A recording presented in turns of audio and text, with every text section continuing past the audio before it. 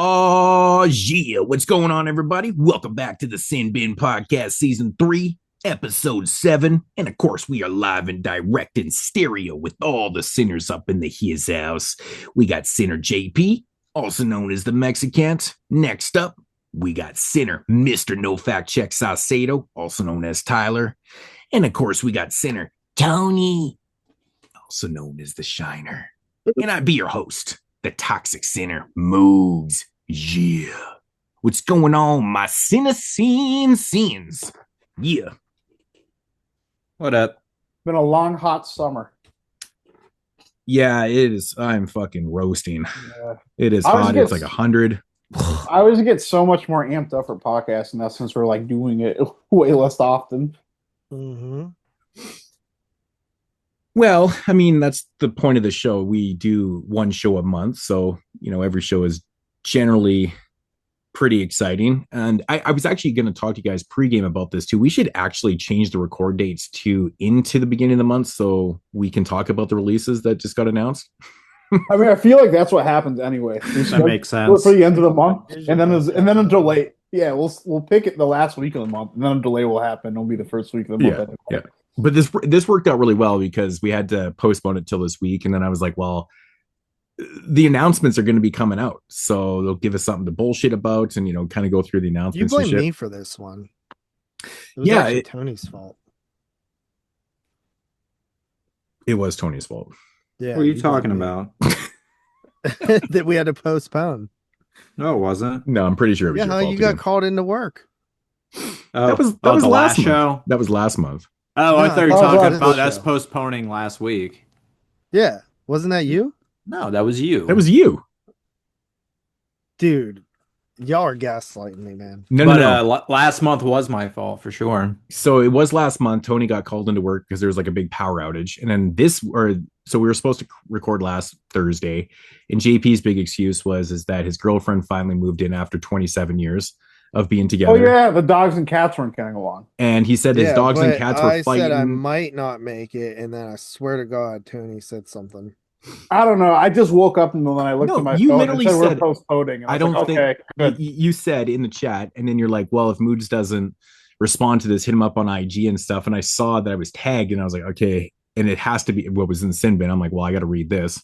And in my mind, I'm thinking to myself, JP's canceling, and sure as shit, it was like, if you guys want to postpone, I'm like, fine, whatever's on big deal. Nah, I think I said that I was cool to postponing because I was like super busy with work that week. Yeah, and I was cool too because I was actually literally thinking about this before all that conversation happened about the announcements. I'm like, why don't we just do it after the announcements come out, and then we have that shit to review on the show? It makes complete sense, right? So that was cool because I already watched the first movie, and I was like, oh god, I don't want to find out what's on the other half of this disc. The only problem is that I'd watched like all my, my 5 films that we're going to talk about and stuff like I watched a week before. The month. Yeah, I watched that throughout the month, so I tried to like pace myself with those. I mean, these aren't going to be like in-depth reviews or anything, but still, it's nice to have them a little bit more fresh. But it is what it is, right? So, But yeah. Anyways, episode 7 here on season 3, and so the announcements for these are the September announcements, right? Yep. August. Yeah, I guess technically the August ones, but it's like our September show. Yeah, so this would be the August announcements, September show. Yeah, because technically this is the July show. Yeah. So I don't even know where the fuck we are right now, and like the timeline. I feel like we're so discombobulated. We'll just call it show 7 of the season. We're on schedule, but it's because of the way we do it, right? It's because we're doing them at the end of the month. I don't know. You guys understand. Anyways, so what did you guys think of the overall announcement, like the Vinegar Syndrome announcements we'll start with? What did you guys think of the Vinegar Syndrome announcements for August? Here, I'll go through them. I was going to say, I can't even recall what they are. So. Okay, so I had to refresh the page to remember too. We'll just go through this. Okay, so they're continuing along with the Lucci Fulci Presents line, and they released Bloody Psycho, which I'm super stoked about because I've never seen it before. And it's one I've always wanted to check out. And they released it in 2 different variants in 4K. So there's like a standard kind of slipcover one, and then there's like an Alternative slipcover, which of course I went for because it's way more money. Fucking stupid. That Right. alt slipcover kicks so much ass. It is kind of cool though. I was like, wow, that was I didn't even really realize that it was the same thing. I was like, oh shit, it's different. Oh, it's alternate slipcover. And I'm like, what the fuck is like $5 more? Like, Oh, is it? Yeah, I'm dude. looking right now. It actually is $3 more. Mine's Wow. mine's in Canadian Yeah. funds. So, So you- like exactly. from, So the from transition. the other, it's $5 more for I was like, what the fuck? But I'm like, I'm going with this one because I actually like this cover. But pretty good announcement though, I thought. Which Yeah, I'm glad they're continuing doing those. I would just be very annoyed if they don't do them all. I think they are. I don't think they're gonna start something and not finish it. I think that would be pretty whack to do that. Especially like as horror fans and Yeah, but like let's say you had like the rights to like 5 out of the 6 or something. Were you just not going to release them? Nah, you're still gonna do it. But yeah, I mean I would be happy with 5 out of 6, but Mhm. I'm putting my money on it that they're actually gonna release all 6. Let's just hope. Anyways, I got some faith in Vinegar Syndrome, so Yeah, you'd hope they come in a package. I'm assuming that they were probably released maybe by the same companies. I have no idea because they're all part of the same type of line. I'm sure that they probably got the rights to all of them. I don't know. I'm not really too sure You on would what think companies so. were putting those things out, but it's probably relative. So, so that's a really cool release. Another 4K release that they came out with is of unknown origin on 4K. It's a really good release for people that don't actually have this movie. It's from 1983, starring the homeboy Peter Weller. Shannon Tweed's in this film actually. Also, I'm a really Who big released fan. the previous version? Screen Factory. Rocker. Mm-hmm. I feel like I don't own that one actually. I don't own it. It's actually one that was on my watch I list had for a long time. the Snapper DVD for years until Screen Factory put out that Blu-ray, and I was super stoked. I'm like, finally on Blu-ray. So I didn't grab this one because I'm pretty happy with my Blu-ray. It's fine. But for the people that missed out, because I'm assuming it's obviously out of print because Vinegar Syndrome wouldn't be released in Region 1 if it was still in print from Screen Factory. So for the people that didn't have it or were just 4K aficionados, there you go. Of Unknown Origin. Great film though. Yeah, I'm okay upgrading it. I mean, it's a cool movie. Yeah. It's a pretty intense, like fucking rat film. It's I actually love rat? it. It's a And rat honestly, movie? Peter Oh, Weller so- has a really great like performance in it. That's too. I thought it was a werewolf film. No, it's literally Peter Weller versus a fucking mutant rat. Yeah, Peter Weller's stuck in Interesting. his house and a rat is terrorizing him, but it sounds really corny and cheesy, but it's actually really good. Like the performances, the way it's shot is really good. It's intense. It's actually It's really a- intense. Yeah, isn't it fucking George P. Cosmatos? Oh, really? That's Yeah. funny. Yeah, who also did Tombstone and shit. Yeah. Well, Yeah, no, Yeah. it's very competently And Cobra, yeah. I know people get Oh kinda yeah, movie. Cobra. Yeah. people get freaked out when they hear about like killer rat movies and all that type of shit, because if you're used to the rat films that came out in the 2000s and shit, it's heavy CG and really bad DV type films and shit like that. But no, this one is very competently made and very good, actually. Very, very good. Mhm. This one actually kind of took me by surprise. I was not expecting this because Vinegar Syndrome doesn't necessarily do a lot of this. But they re-released Ice Cream Man on 4K because they dropped the Blu-ray. I don't know how many years ago it was. It's years ago. yeah, it's been Like, years. a I would say long probably time. maybe 10 years ago. I feel it- like that's not been that out of bad. print, hasn't it? I And they feel just like brought it back. that It's was. been out of print for years. I mean, it's not Yeah. so old that it was not part of their slipcover because they actually came with a slipcover. So it's it was one of their early slipcovers. yeah, I think maybe like 10 years. Don't quote me on that, but because it was a lenticular too. Or no, that's the Jack Frost one I'm thinking of. yeah, it was Jack Frost. So again, I mean, if you missed the Ice Cream Man Blu-ray that came out years ago, here's the 4K, but just in That's- time, right? That's the first time they've like put it towards like a sub package. Because usually when That's they the only upgrade their issue that I 4Ks, have with it is that it's in the sub package. yeah, like give us the choice. Like we already had the first one, so now you're forcing us to have the second one.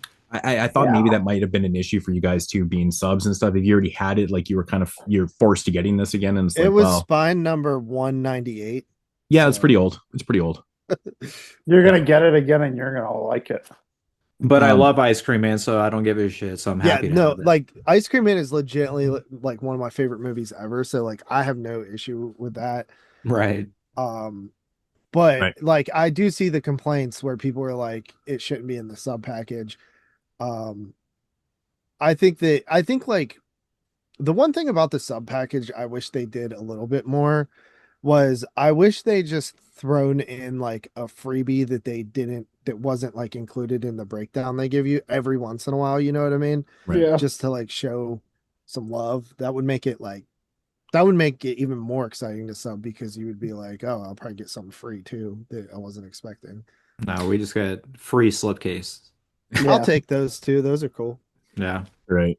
Pretty good timing though. I mean, it's obviously I think that's why they did it. intentional, right? With Eli Ross, not remake of Ice Cream Man, but I guess Is it like completely unrelated? Is it just like a movie called I Ice Cream keep Man? hearing from everybody because I haven't seen a trailer, I haven't seen anything, but most people are saying it's not a remake. So I don't know what that means. It's like the same name with the same premise because it's literally about an ice cream man doing crazy shit to kids. So, Yeah, it's different. I know the premise of the new one, and yeah, Okay. it's different. But is it supposed to be like is it the same property or is it just like an original thing called Ice Cream Man? It just seems like a new ice cream man, something that's completely like different. right. Yeah, name only. Yeah, okay, so that's the Vinegar Syndrome packaged items right there. And then the rest of the titles that they released from Vinegar Syndrome Archive, of course, they continued on the line of the Faces of Death, dropping Faces of Death Part 3. And these motherfuckers are selling because they're all three are sold out.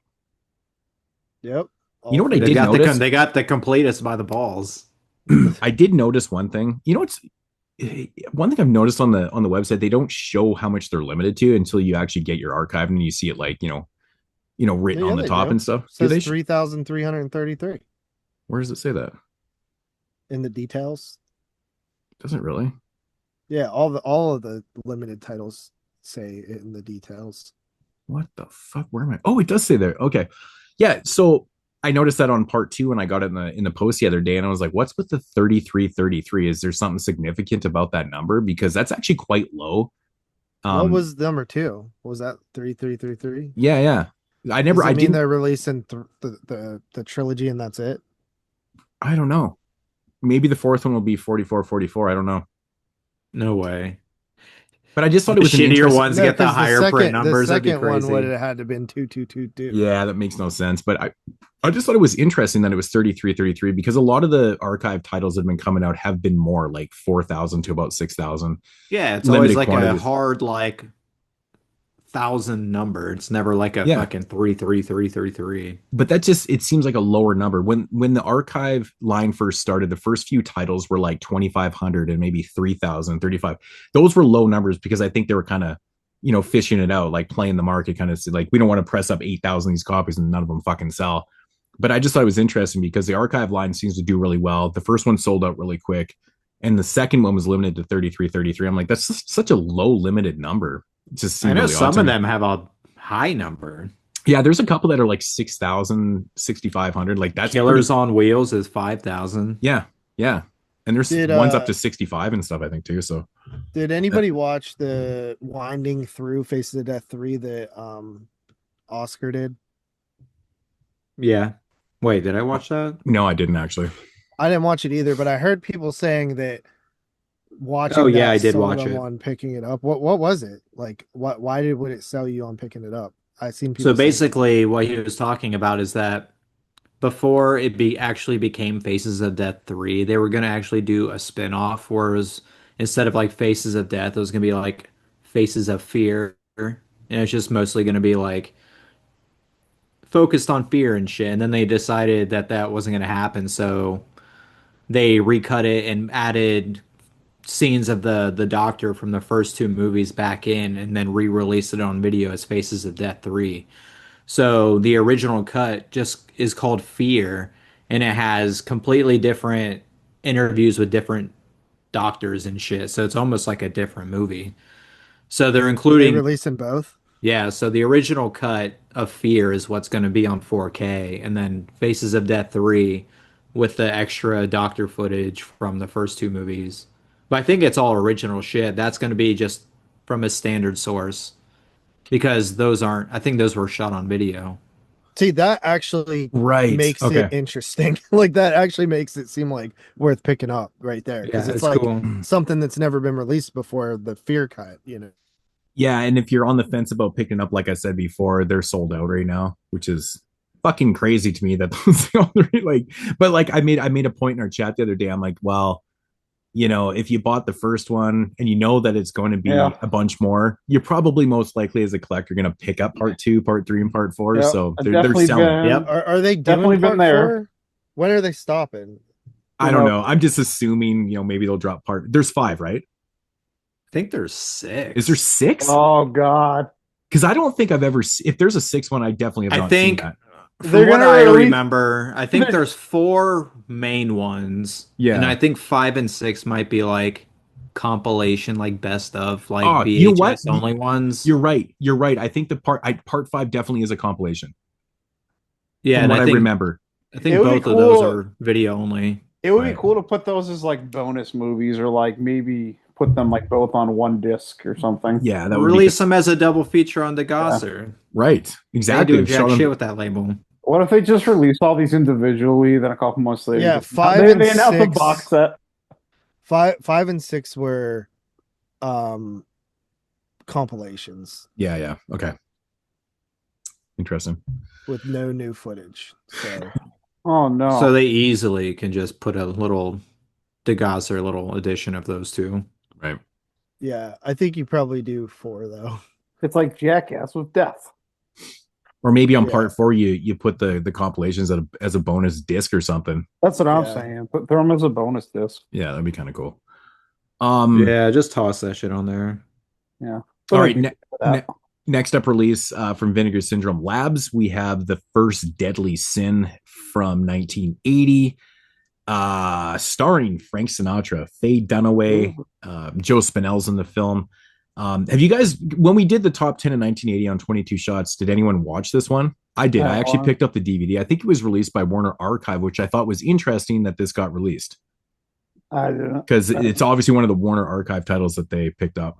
Can't remember if I watched this. Was it good? It's okay. It's a little slow. Did you pick this up? Kind of disappointed. I did not pick it up. Okay, I didn't did. either. No, I'm like, well, this is something that's probably not going to sell too well. it because it's not logged. There's still a lot left in stock, and I was like, you know what, this is a sale item for me because if I ever feel like upgrading, but There's it's okay. 1876 left in stock. Yeah, It's such a heavy ass month. There's so much I wanted and I didn't get. I know I skipped a few partner stuff that I wanted to pick up just because I had too much shit. Well, there was still a couple titles from the month before that I wanted that I didn't end up grabbing that month because it was too I didn't grab the Hand of Night, which I wanted from the month before. So I went back and grabbed that. Yeah, I actually did too. Yeah, so that's Vinegar Syndrome Labs release, and then from the Iconoscope label we have Death of a Cheerleader, Which is pretty awesome. I've always liked that movie. I actually have it on DVD. Oddly enough, I just found it the other day. It was like not even what my movie collection was in in a box. I did not like a watch side this for note. 94 prep. This is like I did. amazing timing I didn't. for me. I passed on it. Because for whatever reason, like in the last month, me and my fiance have gotten into watching Lifetime movies. I think It's funny when we do 90 the 90s and stuff. I always watch the dark Lifetime movies. Yeah. There was a few that I watched for 91 and stuff. Well, the thing I watched a about bunch in those years too. Yeah. I kind of really like the modern ones, and let me tell you why. No. Let me tell you why. Because They're ridiculous. Well, that's the the thing. bad stepfather and Like, They're made by bad mother schlock and- filmmakers like Yeah. David Dakota and shit. Yeah, I know. they are. I know all about them. so to me though, it's just the natural progression from Disney Channel movies. They're just like Disney Channel movies that are PG-13, and they get so unhinged on the new ones. Like every movie, someone gets shot. It's amazing. This one I watched. There's this YouTube channel. This girl. Someone does- gets shot. It's amazing. It's so many cracks. The last we watched last night, they just could not go to the movie without shooting someone. And literally, someone drops a gun and it goes off and shoots someone.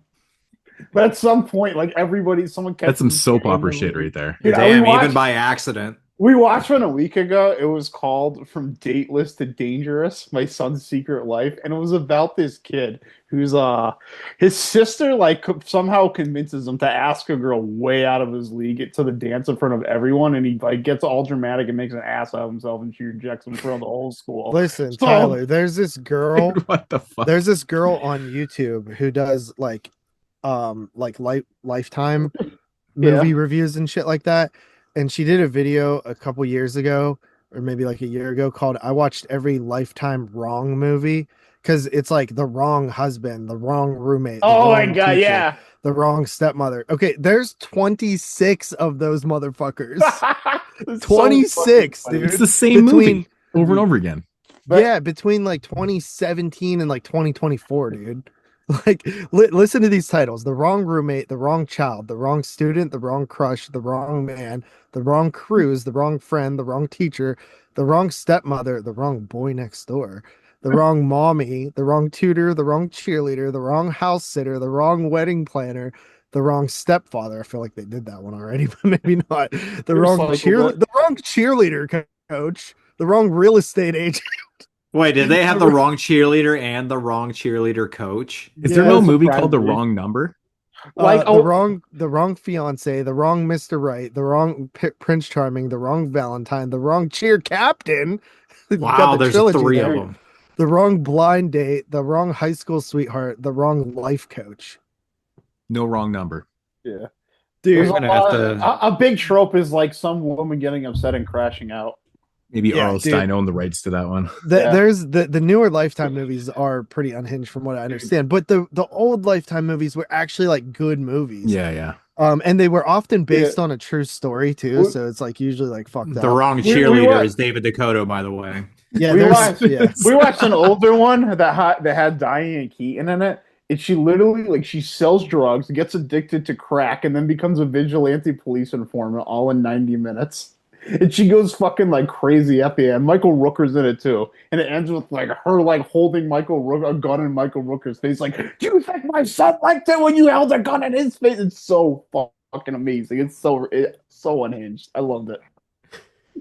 Yeah, then she also did another like one called the I watched every Lifetime cheerleader movie, Oh, there's a lot. We watched some of those. which is there's 20 according to her, 20 movies. I'm that have surprised there's cheerleader in only the title. 20. I'm surprised that's it. Yeah. But her videos are actually really good. Her channel is Jane McKay. I'll have to look it up. Yeah. But yeah, so Death of a Cheerleader is a movie that I watched a lot as a child growing up. Yeah, I think it's a 90s like kid core movie, honestly. Yeah, so I was really happy to see that. Kind of out of the weird wheelhouse for Vinegar Syndrome to get into with like a Lifetime movie. But it is a very like culty Lifetime movie. Like that one has a lot of fans, and also I was like we hadn't seen Iconscope since like January or something, and we were kind of curious. Like we all speculated it was going to be all like Warner Archive stuff. For the most part, because they released a ton of TV movies as well. And we know they signed that deal with Warner. So I was pretty happy to see this and the one that you're about to mention come up instead. I think that back when they released the Television Terrors box sets, 2 of them, I think. Did they do 2? Just one. Just 1. That's sad. Yeah. They released the second one after they became a partner label. No. Television TV Terrors, the box sets. Oh yeah, I was thinking about Primetime Panic, the fucking Fun City thing. Yeah, the Fun Oh. City editions, yeah.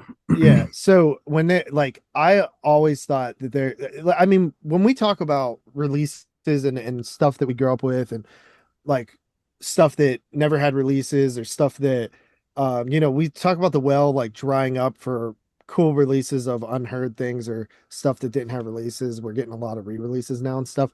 The one like area where there's still a treasure trove of awesomeness is TV horror. There are so many things that have never even got off of VHS.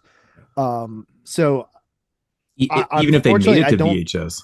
I don't yeah, sometimes they didn't even make it to VHS. Yeah. Some not unfortunately I don't think that like they're the most like the big ones like Don't Be Afraid of the Dark, Bad Ronald, stuff like that. Those are always going to sell, but some of the lesser known ones, I'm not sure they really have a big market, but they should because I think that it's some of like the cooler stuff that hasn't been released yet. So I hope these sell pretty well. Yeah. I definitely picked up both of them, and I want more Icon Scope for sure. Yeah, you know what? I've actually never seen it before. It's crazy, right? So I've of course grabbed it. So It's a good movie. I mean, it's not That like is anything- crazy. You've never seen it. It's such a classic. oh, I've always known about it. I don't know. I passed them. We did the '94 thing, and I don't know. I mean, it's got kind of a crazy cast, like Tori Spelling. Yeah, not the greatest actress, but very recognizable. You know, fucking James Avery's in it. Terry O'Quinn, Kelly Martin's in it. It's crazy. Yeah, it's For TV film. it's one of those. It's based on a true story. I know the story. Yeah, so pretty cool. It's fucking weird, man. Tyler, that you were talking about all the cheerleader movies that you'd watched recently. Like last month I watched the cheerleader fucking franchise, like the Cheerleaders and the Swinging Cheerleaders by Jack Hill, and then I watched Revenge of the Cheerleaders, and then Cheerleaders Wild Weekend, like all those What about Bring exploitation It films. On? Well, these are like 70s exploitation films. I know what they are. I have swinging cheerleaders on. I like all of them, man. They're fun. Arrow. They're fun. They're not as exploitive and like nasty and sleazy as you think they would be. They're actually kind of fun. So, but that's just weird that you're watching cheerleader films, and Comes with the Lifetime territory. yeah, I think we like these are more- definitely not It Lifetime actually films. is funny how you guys went from Disney to Lifetime because it does seem like a kind of a similar type of like production and like release as the Disney Channel original movie, and like sort of like an event thing.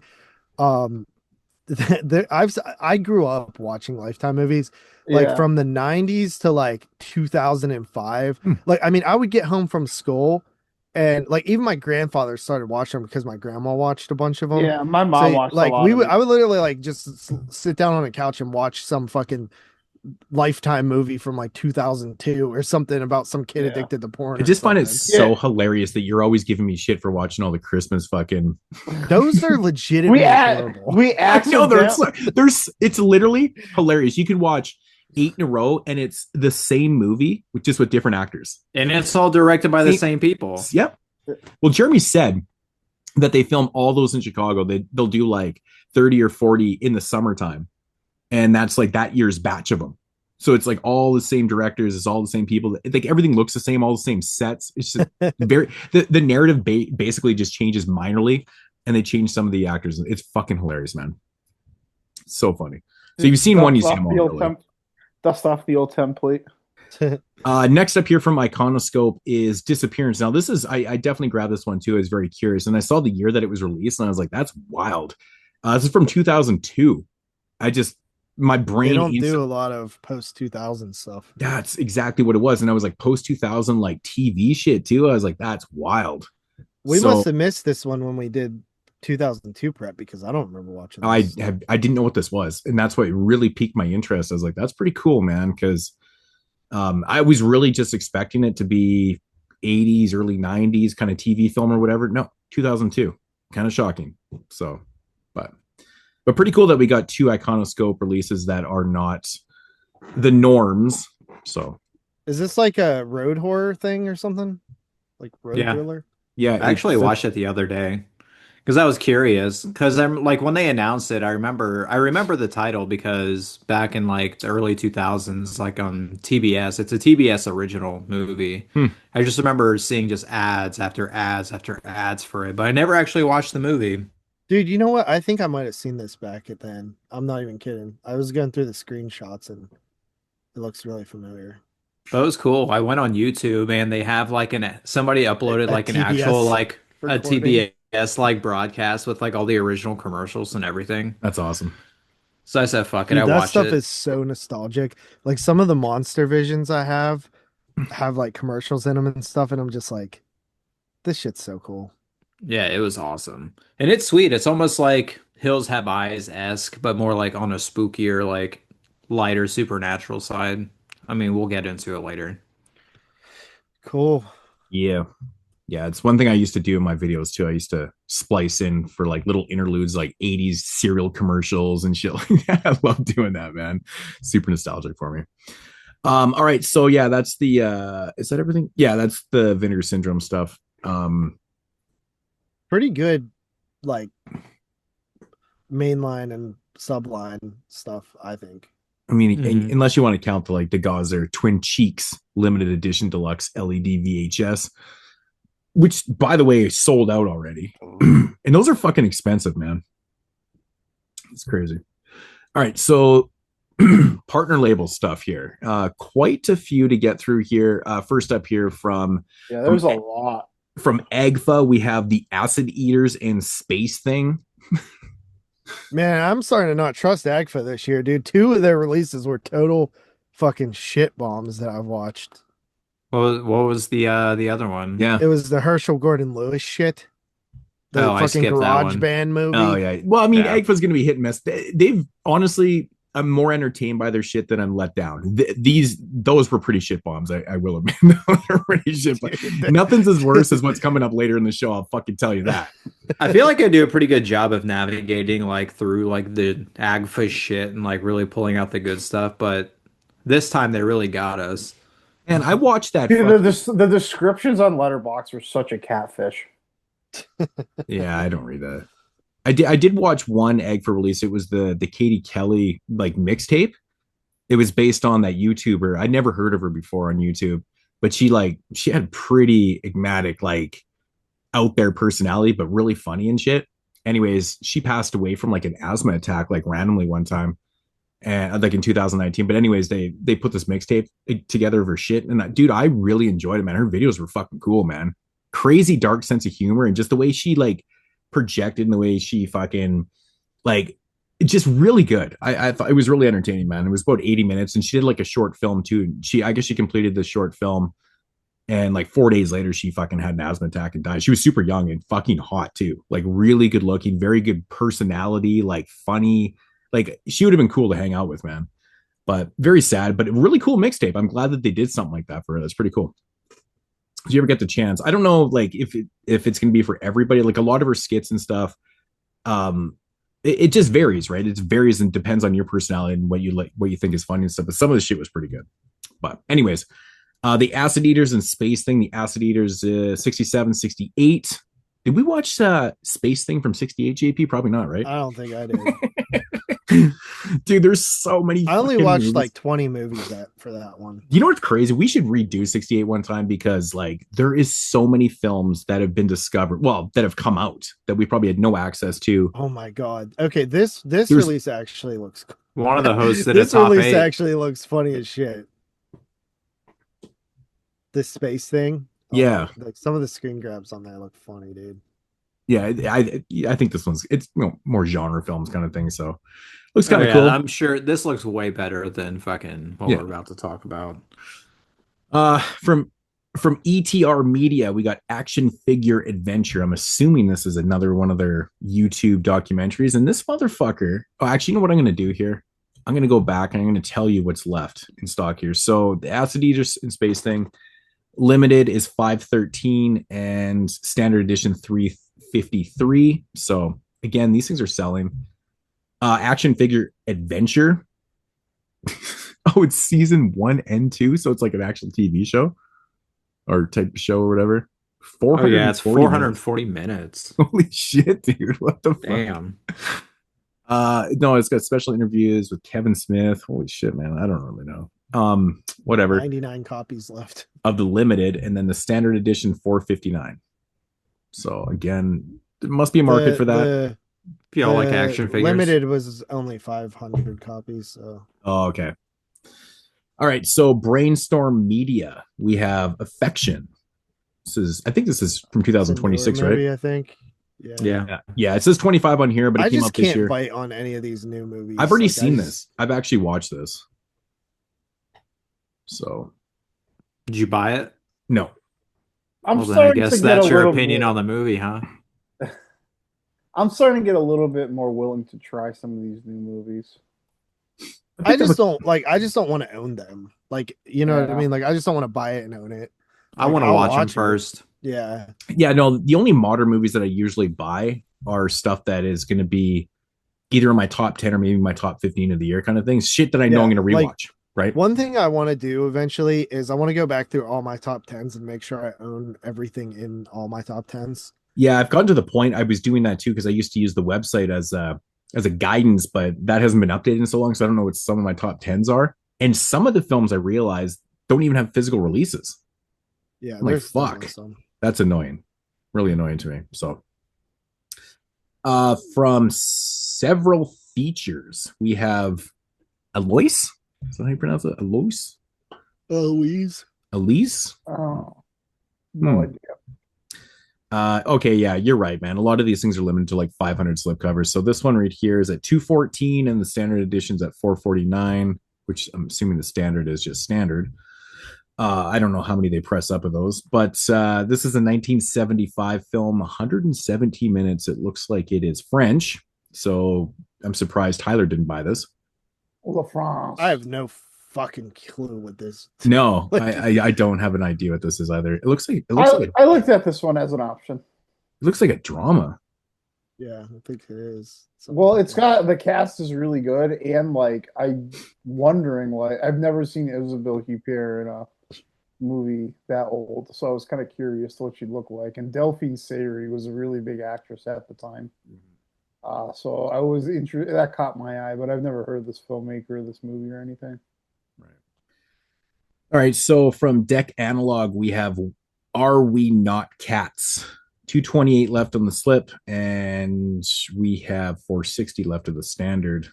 Why? There's so many movies with cats in the title. I'm getting them all mixed up. This is from Cat 2000. Sick Blues, Be My Cat. Yeah, man. Yeah. Don't fuck with cats, which is one of the greatest documentaries. I'm trying to That figure is out if pretty I've seen this. I feel like this Are We Not Cats got like some buzz back in 2016 when it came out. Like I feel like I remember seeing it on lists, but I don't think I ever watched it that year. Yeah, man. It's drawing a blank for me. I don't think I watched this. Yeah, I either. didn't see this. I didn't have Letterboxd then, so I can't log that because I wouldn't have watched it after. But that's from Deck Analog. Then we have Shudder's Black Cab. That was the dude from Shaun of the Dead in there. I Nick think, Frost. right? Yeah. Yeah. So this came out, it says 24. I think it was officially last year. It was from 2008. Yeah, I remember watching it and not Mhm. thinking it was that great. Nah, it Yeah. wasn't, man. Dude, I love the description. It Forgettable. says, after a night out, a couple are kidnapped by their black cab driver.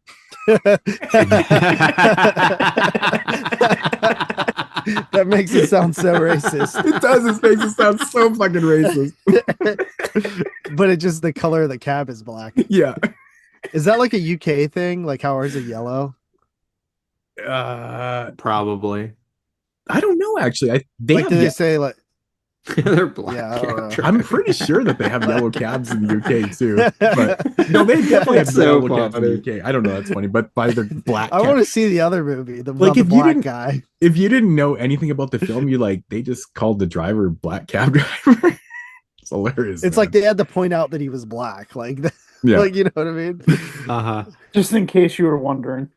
Yeah.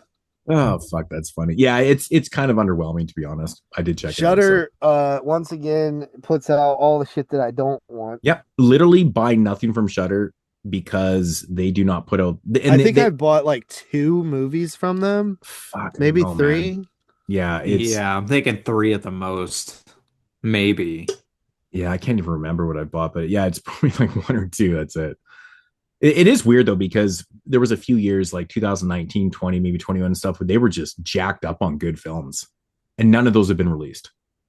It's blowing my mind. All their good movies that they're releasing like outside of the partner label, like through RLJ and shit like that. Right? Yeah, it's like all the VHS films and stuff like that, right? Yeah, like In a Violent Nature, all that crap. Yeah, yeah. Next up here from Yellow Veil Pictures, which mostly releases like, modern type shit. Pretty interesting label. This is actually, it says 25 on here. It's eligible for 2026. And it's a film called Buffet Infinity. You know what? Like this, like actually sounds kind of interesting if you read the plot. I didn't buy it, but it sounds like maybe like WNUF type of like weird experimental type of movie like that. I'll tell you one thing. I absolutely loved it. I watched it. I bought it. Oh, really? You know what's really fucking weird about this? I literally said to Tom Horsball, was it Tom? Yeah, I think it was Tom. No, I said to Mike, I said it was to fucking the snore. I said, man, Buffet Infinity needs a fucking Blu-ray release because that's like one of my favorites of the year. And he's like, yeah, man, that movie needs a release. Literally, it was like 3 days later they announced it on the. I was like, this is fucking amazing, dude. It's crazy. It's not going to be for everybody, but it's really insanely clever how they do this movie. The whole movie is told. The narrative is told by commercials. It's like 30-second commercials. So the whole movie, you feel like you're just watching like 80 minutes of commercials, but the narrative, it starts to progressively get darker and darker, and then the commercials start kind of battling each other. Like there's a whole narrative within the commercials. It's fucking cool how they did it. There's a lot of effort put into this because you think like in 30-second spots, it's, you know, it's different shit every time. Like, it's pretty cool, man. It's hard to explain. Actually, I just don't want to give anything away, to be honest, but it's cool, man. I really enjoyed it. I think if you don't have an attention span like a goldfish, you might be able to handle this one. But if you're one of those people that like needs something very kind of level and grounded and stuff, and, you know, straight up full on blown narrative, I guess, whatever you want to call it, it might not be for you. But I highly recommend it. So I'm assuming I'm the only one that's seen this, right? So, okay. No, I've seen it. Oh, did you see it? Did you like it, Tony? Yeah. Yeah, I liked it too. But I'd argue that you really do have to pay attention to it. You know what I mean? No. Like, I'm just like saying the plot is like kind of thin, and I'm it's just- like, well, it's interesting because I want to watch but it you do again. have to have an eagle eye. You literally have to sit there glued to the TV because there's all these little like fucking like these little Easter eggs in there. It's like there's all these little things in all the commercials, and it kind of all comes together, and you're like, holy shit, that's kind of cool how they did it. And yeah, I'm saying, I was just saying, if you don't have a good attention span, it might not be for you because you're gonna miss shit, yeah. and then you're just gonna fall out of it and be like, okay, I'm done after 20 minutes. I don't know what the fuck's You know going what? on. You sold me. I just bought it. I bought the standard edition for $19. Yeah, And that's what's cool about it. Is Mike like loved if you it too. don't pay attention, yeah, if you don't pay attention to it and you just like have it on in the background, it just looks like random ads on a TV. But if you actually start like really like getting into it, yeah, it's really cool. The pawn shop guys had me in stitches, man. Oh yeah, they were the best part of the movie. They're so fucking funny, dude. I was like, that's really good because like you Like they were the dudes that like really like brought you in at the beginning and like kept you going for a bit. But like if you ever watch like access cable or like local television shit, people always had those type of commercials on your local television shit. It was just like that. So it was kind of cool. It felt nostalgic, but it felt modern at the same time. It was kind of cool how they did it. So yeah, I thought that was really cool that it fucking got released. It's wild. Next up from Film Movement, which I think this is the first of 3 or 4 because Film Movement always comes with the heat every single month, right? I feel like I've heard of this movie before, and it's Chambermaid. I just expected that Tyler was going to buy this one. You know, he does classics, right? Yeah. Classic Film yeah. movement. Classics. Oh yeah, this one's from 22. That's right, because the Film Movement's like kind of more modern stuff. Yeah. But this is a Czech, Slovak, German, Hungarian film. Crazy. Yeah, I kind of stay away from their modern ones, but I don't know. I'm getting a little bit. Actually, They you know what? They put out like 5 a month now. Yeah. I think I heard that this movie's actually pretty good. Yeah, I think I've heard about it too, actually. It seemed very familiar, and I kind of went back and read on it, and I was like, I don't know. Yeah, but anyways, yeah, the Buffet Infinity, the limited or the slipcover is sold out. That's why JP just purchased the standard edition, which is like $242. Which is almost selling out as Yeah. well. So I think people are liking that one because that's kind of That's interesting. why I figured I would just grab it real quick for the $19 because like Yeah. if I waited the standard, there's only 242 left. Right. Yeah, so the limit of Chambermaid 287, which I'm assuming these are all 500. I think everything is 500, so I don't have to keep saying that. And then standard is 422. So again, you know, selling. It's kind of crazy some of these titles that sell, dude. Yeah, I mean, you think like it's the website's very eclectic, like when it comes to all types of film and shit. Like there's a lot of people that roam this shit and that do have tastes all over the place and shit like that too, right? So I feel like it's mostly people just buying it because it's limited. Like I swear there's so many people that just like get like they watch to see how low the number gets and then they pull the trigger on it. Right. Film Movement again.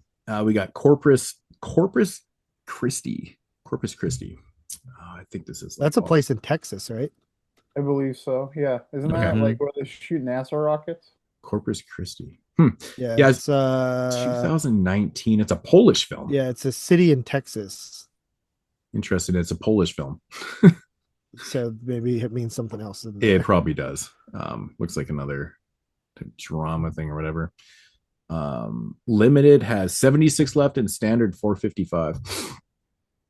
All right. So Wild Eye Releasing is releasing Deadly Dealings. I've never seen this one. This has got to be, oh, it's like really new, like 2022. 2022. Directed by Adam Freeman and Roman Yosart.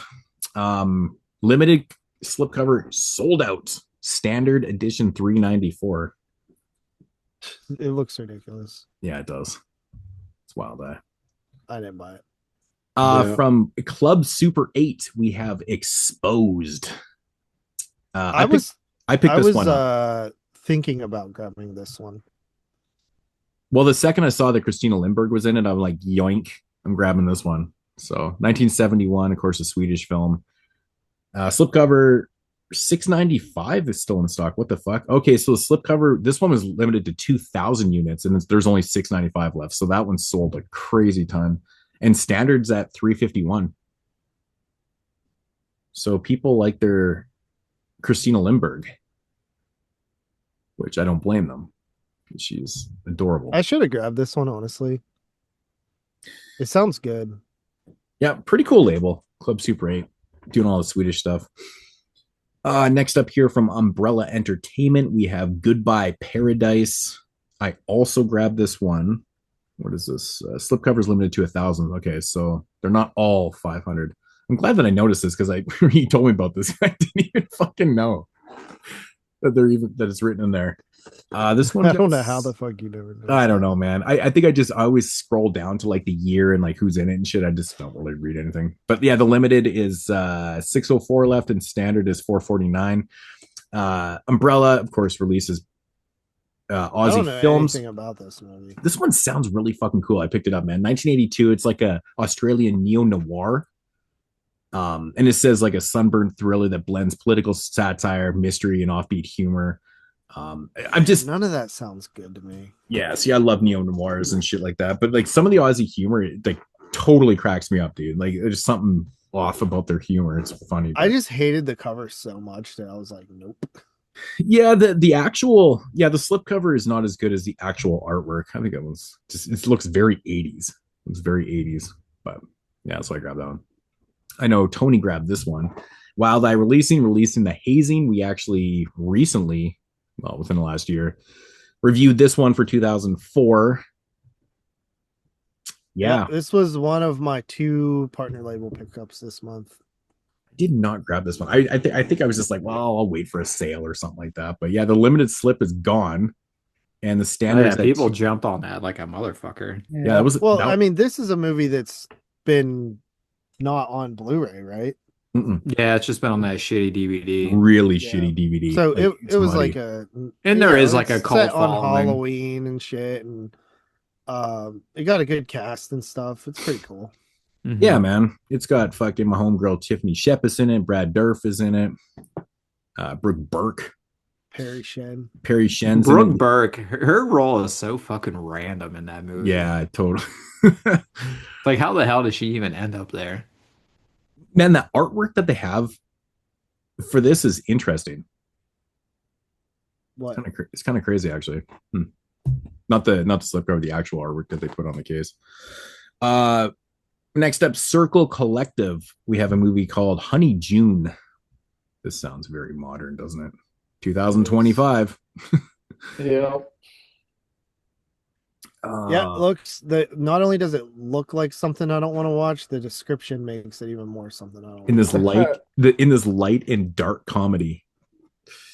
Yeah. Yeah, I'll skip that one. All right. So from Utopia, we got Idiaka. Okay. 288 on the slip, standard 460. Someone's also limited to 500. 2025 English/Russian film. Huh. 6-figure cash prize of Saber Grandma's West Hollywood apartment. Disgraced fashion designer. Okay, it's not for me. Yep. Looks like a skip. From Kim Stim. I don't know. That name always makes me laugh. Kim Stim. I don't know. We got Joan. Sounds like Asian to me. Joan of Arc. So this is a French film from 2019. This The one story of apparently is Joan of one Arc. of words. Yeah, it's Joan of Arc story. It's probably pretty self-explanatory. Where is Arc anyway? What? Where's Arc? What do you mean? Where's Arc? She's from Arc, Joan of Arc, right? I don't know. Arc is not a place, dude. Somewhere is in it? France. Like the fucking Ark? I don't know. The It's some. fucking It's Noah's Ark? I don't know, I man. don't know. I'm assuming it's like. Was Joan a Go ahead. passenger on I that? actually Go don't ask- know much about Joan of Arc, to be honest. I know Go the ask name. some Christian guy. He'll be able to tell you. Yeah, I'm not really too up on the whole. 1-2 special. We got Continental 25. What the fuck is this? 132 left on the slip. Standard 444. This is modern 2025. It's a Romanian film. Interesting. Place to say. No, it sounds very dramatic. That's one thing that they don't put on here. They don't really put the genre. They want you to guess. You gotta They read. give you the most vaguest of genres when they try and like describe it for you. Yeah. That one seems really weird. Saturn's core, we have Love is a Stranger and Love is a Stranger Again. Double feature. I actually that's the first Saturn's core I skipped in a while. I thought this one sounded okay. It wasn't because I didn't want it necessarily. It was just because like I just had too much stuff. My order was Right. like $300. So these slips are limited to 1,000. 476 on the slip, standard 435. 94 and 97, 154 minutes combined. These are obviously shot on video films. Tina Cruz is in it, which is cool. She's in like every movie in that era. Mm-hmm. So I don't know, man. I mean, I bought them. To Of me, course. it's like I'm such a slasher fucking like completist. It's like, oh, a 90s slasher that I don't have. Click. Right. It's like Right. I don't even care what it's about. Like I'm like that fucking obsessed. This next movie looks pretty gay. Oh yeah. So from Connie, we've got Macho Dancer. Yeah. Oh yeah. This one must be limited. So 2,000 on the slips for Connie, 1377 left on the slip, and 445 on the standard. So people are not digging the slip. Oh yeah, it is gay. Yeah, it's wicked gay. It's about gay prostitution. Yeah. The great world of gay prostitution and sex slaves. Right up So Tyler's is it- alley. But it, Hell yeah. And it's over 2 hours long. so it's like it's male prostitution. Yeah. Yeah. Dude, Oh, this dude, is soapy gay clubs, dude. Soapy gay clubs. Where's this from? It doesn't say. Philippines. Philippines. This is Lino Bracca. This guy made the movie that was my number one last year. Okay, that probably makes sense why you picked this one up then. Yeah, that one. Wow. Yeah, that cover. this is like the most notable filmmaker from the Philippine Islands. I was like very excited they announced this. All right. Well, I guess we'll hear more about it next or in September, right? Maybe. All right. Yeah, Phil Movement again. My Sole Desire. Jesus Christ, man. Phil Movement's fucking batshit with the releases, man. 117 on the slip, limited to 5, and then we got standard 414. 2022 French film. Again, this one sounds very traumatic. Nope. This one actually sounds good, Yeah, I don't know. but I'm not gonna get it. Shudder once again with Night of the Hunted. So they're just like the kings That's of missing. actually like kind of a fun one. Yeah, this one from actually Shudder. I didn't mind this one actually. I thought it was pretty cool. It was pretty highly rated for me last year. I thought it was so stupid. I It liked is it. stupid, but it's fun. It is very cheesy and like a very like breezy movie, but man, it is just so stupid. Yeah. It's kind of like one of It those. is probably the best Shutter that they've released in a while on this Yeah. partner label, though. Probably, I agree. Actually, I thought it was That's okay. isn't it Alexander Aja? No. No, Who is no, it? no. It's like Frank. Frank Calhoun. So yeah, his protege or Okay, I thought it had something to do with that. Right, right. Limited Yeah, Slip. P2 Maniac, Maniac. remake. That's his best shit. Prey was okay. So 1,500. These ones are limited to 955 and standard 414. So still quite a bit of those left, but That one's all right though. I didn't mind it. I'm a sucker for stuff in like convenience stores or gas stations too. So I like stuff like that. Yeah, me too, man. I like that shit. This is like a cool release. I like didn't. those I type didn't of siege This movies. was Magnolia. I didn't even realize that. I could have sworn this would have been Umbrella. I know, right? I know. I was super confused. Yeah, by they've it. released this documentary about 500 fucking times and different like extra like snippets. There is an Aussie release, right? Didn't Umbrella release this I like have years it ago? on an Aussie release. Yeah. So not quite Hollywood. The documentary slips limited to 1,183 left standard, 433. Great documentary though. I absolutely love this. It is a fantastic documentary. If you've never seen it, and that release is pretty old now. 2009.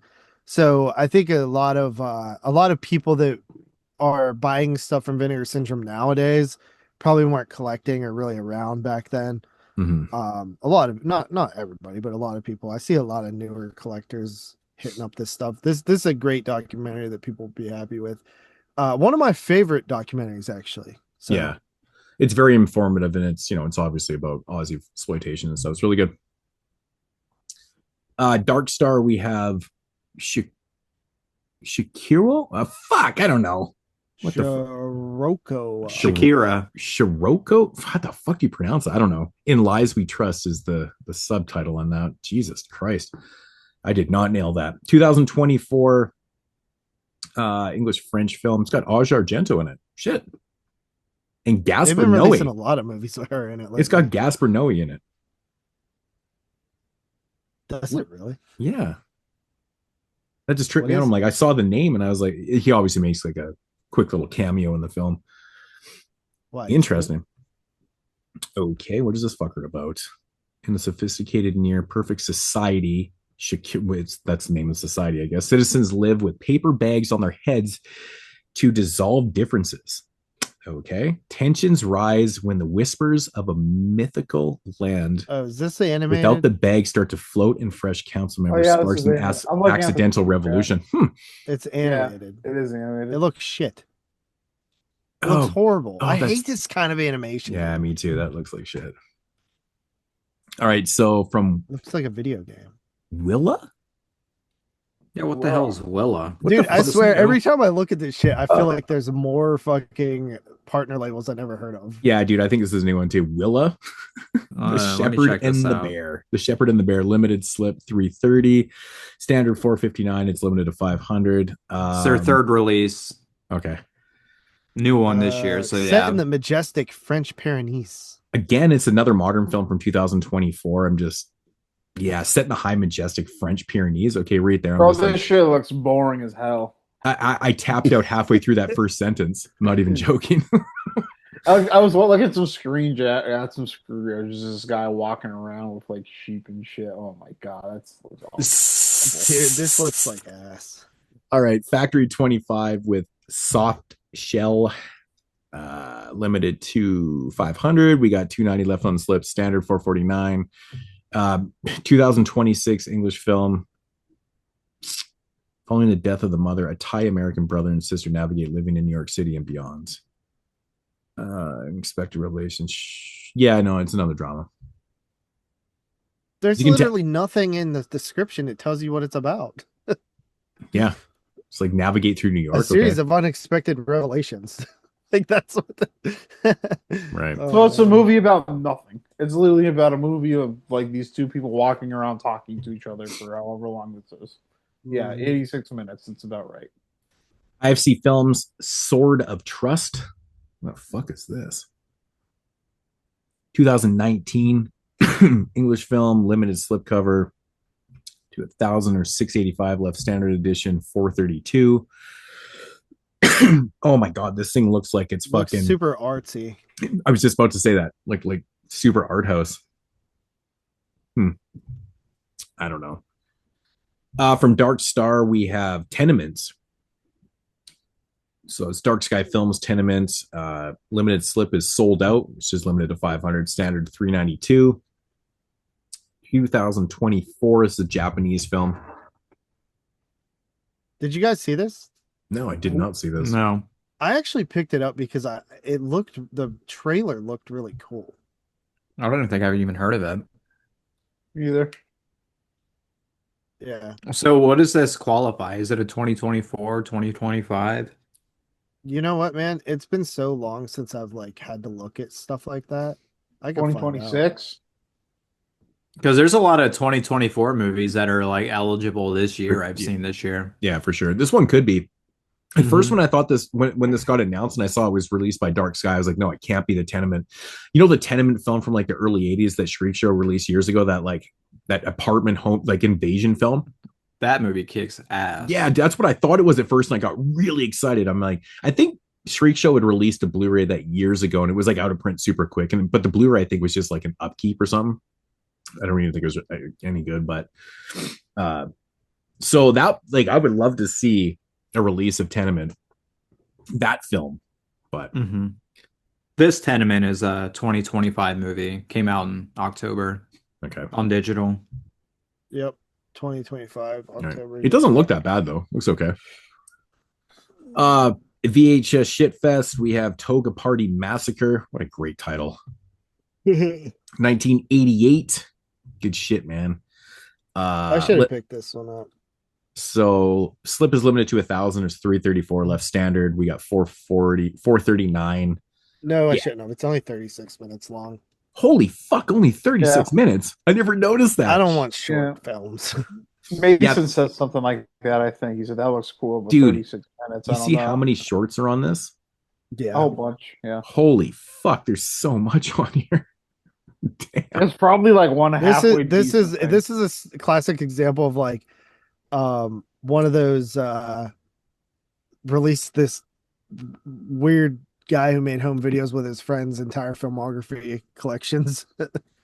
That's exactly what this is. He's got a short on here called but it Blood is Harvest. actually partially shot by the guy from American Movie. That's why I bought this. Yeah, partially shot by Mark Borchardt. So I'm like, instant fucking buy. But it's 36 minutes. Yeah, he's got a short on here called Blood Harvest, and it's from 1983. That's weird. Coven isn't even 30 minutes, and I love that movie that he made. All right, so from Film Movement, we have The Wailing. I thought this was like a remake of the... Is that the 2014 Wailing? No, whatever. No, this is like a new one. This is 2024. It's a Spanish-French film. Yeah. There is a remake coming out of that, isn't there? Yeah, and that's what I thought this was at first. And then I said that to Brandon in the chat today. He's like, oh, I wanted to pick up that Wailing. And I was like, is that the remake? And he's like, no, it's a totally different movie with the same title. I'm like, what the fuck? I'm so confused.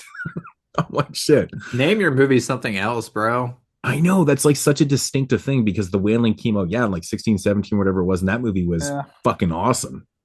They're banking on you not knowing. That's crazy. Yeah. So I don't know. Apparently it's getting waves. So the slips are limited to 1,000. 591 left. Standard 448. So yeah, I mean, it doesn't, like, reading the description doesn't look too bad. But anyways, Utopia. We're all going to the World's Fair. That's the one that the girl yeah, we were actually talking about this before the show because we were talking about our new movie coming out. Did you like this one? I didn't like this movie, but it's a movie I'd be willing to go. Oh, this you is didn't the girl. Like this one, and then the other one made you cry like 4 times. This is the girl that did. The other one ruined my life for a couple months. This is what you guys I saw were the talking TV about. glow. I saw the TV glow. Yeah. All right, so I was gonna pick this one up just because I was curious, but I didn't. So this one is limited to 1,000. There's a variant slipcover that is 498. The limited slipcover sold out, and standard is 84. So this one's selling. Yeah.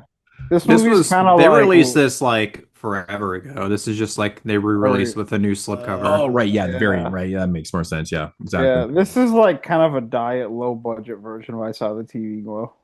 Right. And then last up for the pre-orders, the partner label pre-orders, we have Music Box Selects Young Mothers.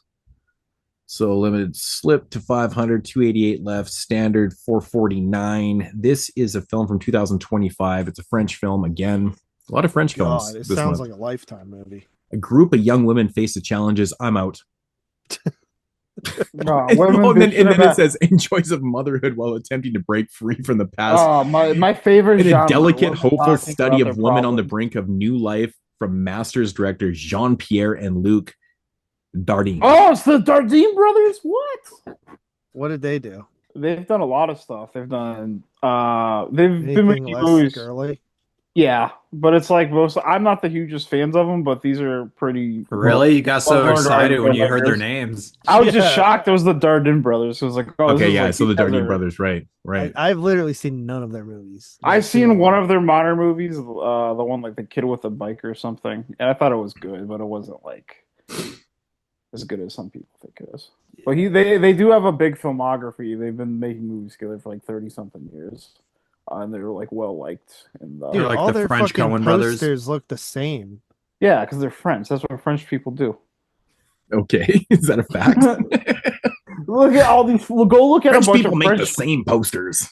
Go look at a bunch of French movie posters, and you're gonna find very similar movie posters. It's just like someone's face with their hair blown in the wind. or yeah, some they shit. think they're Yeah, that's all French movie posters. The French are very pretentious. Right. All right, that's all the partner labels. It was okay. Yeah, I mean, I picked up a decent amount of partner label stuff. I think it was kind of like half and half, I think, really. There's some stuff I would have picked up if I didn't already spend like $300. I just went with the hazing and that tenement movie. I probably would have grabbed like Toga Party. I really didn't feel like I needed another copy of Not Quite Hollywood. Mhm. I would have maybe grabbed Night of the Hunted. I just thought maybe like a sale for Not Quite Hollywood for myself, but I actually thought I grabbed the AGFA title, but I don't think I did. That AGFA title kind of looks pretty cool. Bro, I ain't Yeah, ever it buying does. anything from those people again. Oh wait, never mind. I did get the AGFA title, so I got 3 partner. there is some good stuff, man. Come on. I know it can be hit and miss, but there is some good stuff. I've seen one other thing from them. I have Final Flesh, and like that was like, all right, this is fine. I watched it once, and I'll probably never watch it again. I love that those are the 2 AGFAs that you've bought in Yeah, your that- collection. All the good shit they've released, those are the 2 things Yeah, that you're man. like, this is Yeah. what I'm Yeah, buying. man. Santa Claus Conquers the It's pretty eclectic. Like there's a lot of crazy shit, but I bought Final Flesh at the Vincent store. It was like in their bargain bin for $10, and I had credits. I traded a bunch of movies. It was like, all right, so you pretty much got it for free. Okay. AGFA Yeah. is the prime example of like the titles that Dave Z thinks were retards for buying. Yeah, of course. That's For Of course. sure. That's Because fair. it's like literally just like dipping your hand into like a film vault and just like seeing what comes out, you know? A vault I of just love like that feeling, everything though. cataloged. Like I've watched So it could literally just be like complete shit, but it also could be something cool. Yeah, Yeah, I like the gamble though, because with AGFA, like, you know, they do a lot of double features or they do like 4 Like film quadruple parties. 5 features. And like sometimes the shit is pretty fucking entertaining, man. I don't know if I'm gonna go back to the whole Yeah. lot, but I just think it's so eclectic to the point where I'm just like, I don't know, man. It's kind of cool. It's a really interesting label for me because they do release like shit all over the place, like I said, and you know it is. It's I like mean, putting your it's- hand into a it's barrel and pulling truly out something you don't film- know what's coming. It's truly they film coulda laid- archive. Yeah, they're a really easy company to support just because they have such a cool cause. Yeah, Yeah. they're out there Uh, trying to preserve everything. Yeah, like the old owner, like before he passed Some away, shitty it was commercial cool, from man. fucking Dallas, Texas, shot in 1986. Yeah. They preserve it.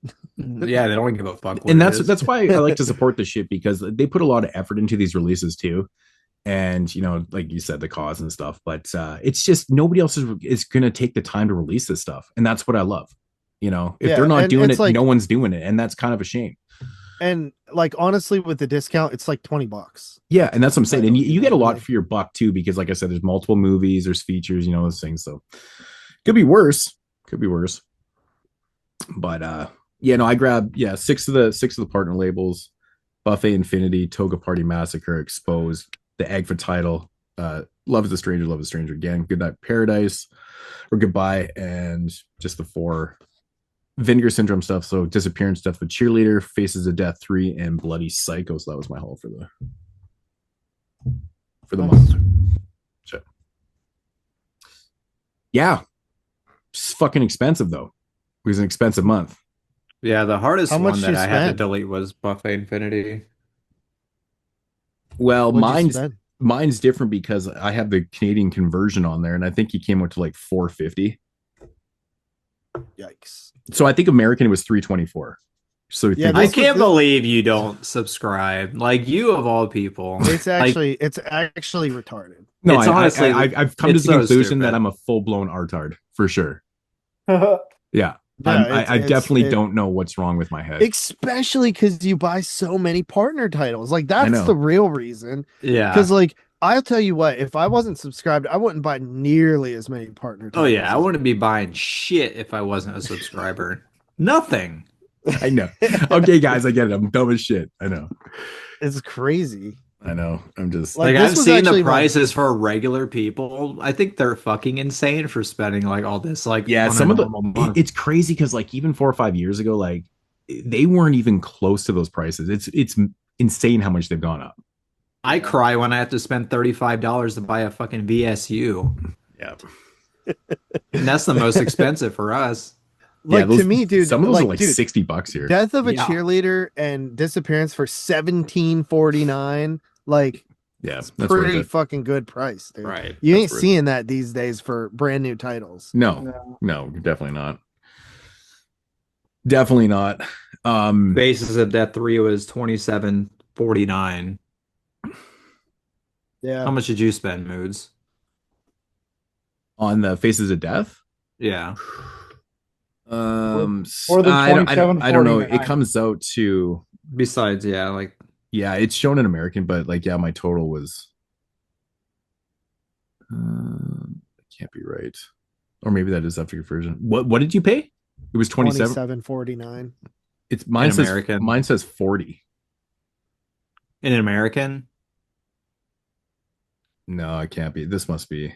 Well, they don't the prices aren't like full retail on there, even like for the non-subs. Like Let me it'll see if this it's like converted. if it's like 35.90, like 34.99, it might be like 28.99. Right. I'm just curious how what like normal people are Oh, paying. no, for that these. that is Yeah, I'll tell American. you. We can't even see the normal prices. I'll tell you, Faces of Death 3 is 39.99. I don't think these price. Yeah, so with the So in you- Canadian it says So, yeah. 56. It says Yeah, you 56. paid $56 for that shit. Yeah, So, because yeah, if you're a subscriber, you're saving like $13. fuck me, man. Dude, my ass. 13 hurts right bucks now. on like a lot of releases, you know. My on butthole almost does not everything. feel You're, good. you're saving like 10 to 13 bucks on Yeah, it makes a every big difference release when that you're you buying buy. 10 things at a time too. You're like, holy shit, that's a lot Yeah. of fucking cash, right? Yeah, I told you you need to calculate everything you would have saved this year and present it to the wife and be like, Mhm. look, it's actually retarded for me not to subscribe. Yeah. Well, anyways, that is Moods the can go on fucking another vacation for the amount he would save. right. Yeah. Yeah, so that's the announcements from or the August announcements, right? Pretty good. Overall, better month than the month before, in my opinion. Last couple, I'd say probably. Yeah. Mm-hmm. So that's always a plus. And I think that I'm assuming October is going to be like super heavy hitter, right? It's going to be like I think we're going gonna have a strong bottom half of the year. I think so too, actually. I think we're getting a couple like Hong Kong horror box sets coming. Oh, that's I will so say exciting. that I think everybody thought the Ice Cream Man tease, everybody thought that was going to be TCM3. Oh yeah, we were Remember talking the about that tease last was like show. an early I remember. 90s slasher or something making Yeah, I remember we were a talking UHD about that. Hopefully that's coming. I wouldn't be surprised if that's going to be like a November surprise, saving like something huge. Because they honestly haven't had like a fucking showstopper for like a Black while. Friday title in a long time, in my opinion. Not since the Keep, I don't think. Yeah, I think Yeah. like the Keep was probably the last one. Because last year was what, Troll 2 and fucking. Something underwhelming. Was it Stendhal? I did love that troll. Yeah, too. Stendhal syndrome, I think. Yeah. But Something like in that. the year before, to go along with the Keep, you had Looking for Mr. Goodbar, which is also like a great, like long-awaited release. Oh yeah, that was a badass fucking lineup. Yeah. Right. All right. Oh my god, am I spilling here? What's Maybe. yeah. I totally just fuck right on my seat. What an idiot. I'm gonna get all fancy, put it into a cup, and none of it even made it in there. Fucking idiot. All right. Or if you're just watching, you just fuck up. Fucking pouring beer all over myself. Okay. All right. So that is gonna do it for the intro. Let's get into our first half top 5 Vinegar Syndrome / partner label titles. I think we'll do it the same way as last year. We'll just go Roundtree. We'll start number 5, go down to number 1. And I did predetermine the order before the show, and it goes me, JP, Tyler, Tony. I seem to go first a lot on this show. It's weird. Yeah. All right. So coming in at number 5 for myself, and it wouldn't be an official Sin Bin show if I wasn't cheating like I did last year too, but you guys probably already know what I'm going to be talking about here. Got to go with the Sato sets 3 and 4, and I'm putting them together because even though the 4th one was a little bit more of a mixed bag, I still enjoyed all 3 films. But volume 3, man, is such a fucking banger, man. It's like incredible. I thought Turtle Vision was absolutely amazing. The second title, which I can't pronounce, that's on here, it has a different title. I really like that one. That's my favorite one so far. That one's really good too, and the Kyrie Ellison one was really good. Like I thought this was one of the all around really great sets. Yeah, again, if you're not into the Sato films, I don't really know what to say. Like, I mean, don't you feel like it's really hard to sell these to people that aren't really into this shit? Yeah, like you can watch one and know if you're gonna like them or not. Yeah, exactly. He does have like the odd kind of. I didn't really like him at first, but like I'm the rare exception where I'm gonna keep chugging through watching stuff I don't know how I feel about. Where most people don't like something in 10 minutes, they turn it off. Yeah.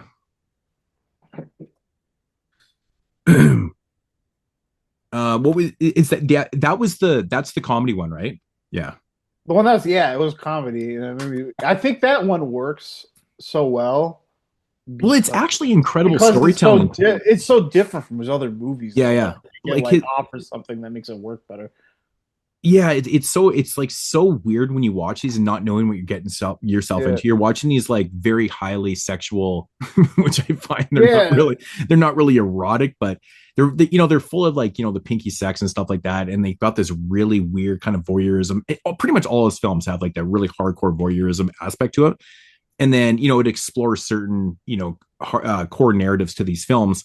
They vary. And then you watch this one and it's like this fucking offbeat, strange, bizarre comedy. Yeah. Works. It has like such classic Japanese humor that it was making me laugh a lot. It like reminded me of like the cringe shit you see in anime, and I just kept laughing. Yeah, man, I was really entertained, and like he goes into places too that's still dark and hilarious and like totally fucked up. Like the dude, like the father and shit, like that whole story. I was like, what the fuck am I watching here? This is crazy. Super entertaining. The one thing I like about Sato films, though, if you are really into these type of films and you're not really too sure on them, they have the replay value because they're so short. They all run like an hour. Like if you're not sure what you watch and you're like, I kind of like that, but I need to watch it again. It's 60 minutes, bro. Maybe 62.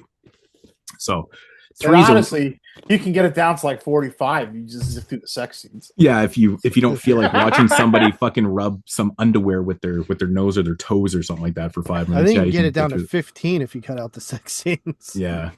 Fucking weirdos, man. Pouring like Coca-Cola over like the white panties and shit. But it's really just a thing because in Japanese culture they can't show pubic hair. Right. So that's why they do the clothes rubbing and shit, because they need a way to film shit that apparently is erotic, but not show anything. I hate that shit. Hold on. So I hate it. Why do they say you can't show pubic hair? It's like this.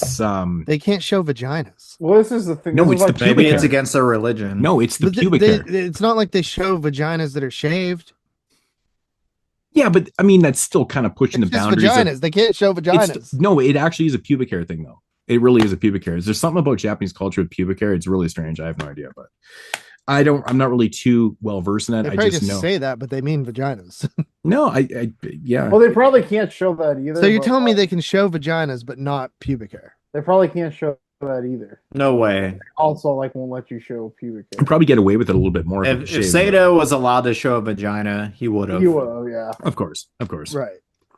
This He guy does has thought everything of- he has thought absolutely of- can. Yeah, he has thought of every way possible to like rub well, it. In that's what makes the cinematography so interesting in those sex scenes, because you have to film it from so many different weird, like almost intrusive angles. And you're just like, what the fuck is going on here?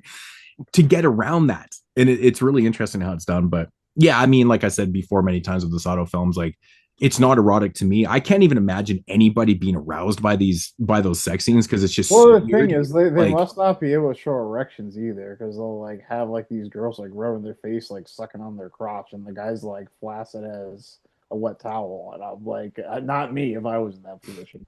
yeah. I was watching a film the other day, and there was like was it one of the voices inside? Was it one of those films where the dude had like a big ass boner?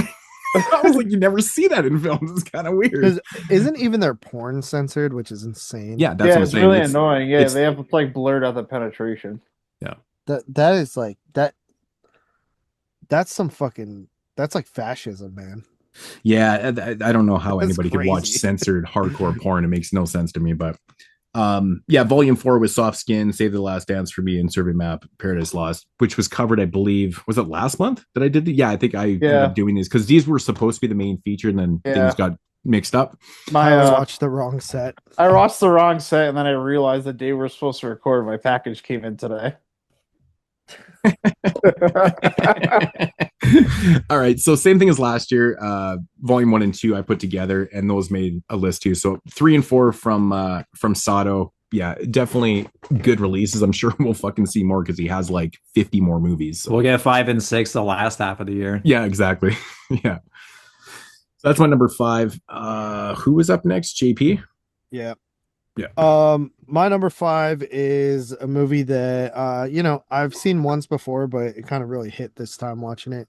And that is Terra Firma. This is a nice 4K edition. I went from DVD to 4K, so that was pretty cool.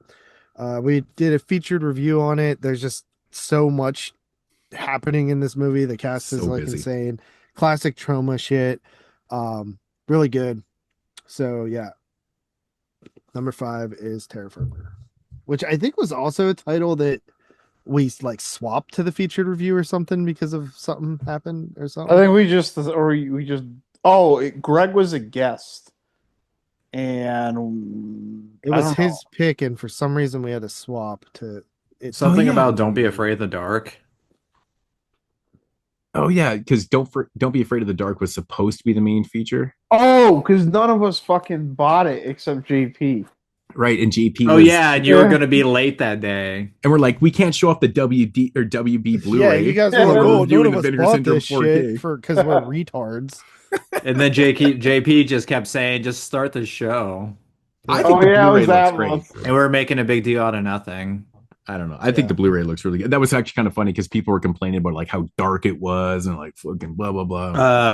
The 4K is so in my much opinion, better than a Blu-ray. I bought the 4K after the fact. It is so much fucking better. Yeah. I bought it because the Blu-ray doesn't look all that good. Like you want it to be dark because of like the little creatures and like their heads floating around and shit. Yeah, I can't even. Is it really? Do they really brighten up the Blu-ray? It's not that the darks look more natural, where the other darks look more blue. Yeah. Yeah, it just doesn't look as natural on an OLED screen. Yeah, honestly, sometimes with these restorations, they accidentally fuck up shit too. That was Wait, no, I'm saying the opposite. It looks way better than the Blu-ray. Well, I mean, like I'm saying, even the Blu-ray restoration, where maybe they lightened it up too much, like they made it. I guess it also depends on what like. Wait, what kind Tony, of TV you're saying watching. the Blu-ray's better? No, he's saying the 4K is way better. But See, I'm just saying, with restorations in general, sometimes they like lighten it too much and fuck it up. Where this might have been the case with the Blu-ray. I wonder if it looks different on like the LED TVs than just like a standard like 4K. Like just given the type of TV you're watching on too, and maybe even the settings. Like that was one thing I was thinking about. I was talking with Buddy at work the other day because he was asking me about TVs and shit like that. He wants to get a new TV, blah blah blah, and it just got me thinking about like transfers. and how people set up their settings on their TV. If they're watching a movie, they're watching on this time, like if you fuck around with your contract, all the type of shit. And then also depending on the type of TV that you're watching, like the LED could be like it could be really bright, or versus standard kind of like, there's so many different types of 4K TVs and shit like that. And maybe that's why people have such different perspectives on transfers too sometimes, because they're just seeing it differently, like literally. Oh yeah, you're probably right, 100%. So. But anyways, Tyler. All right. Damn, that was already 5 for you? That came out quick. All right.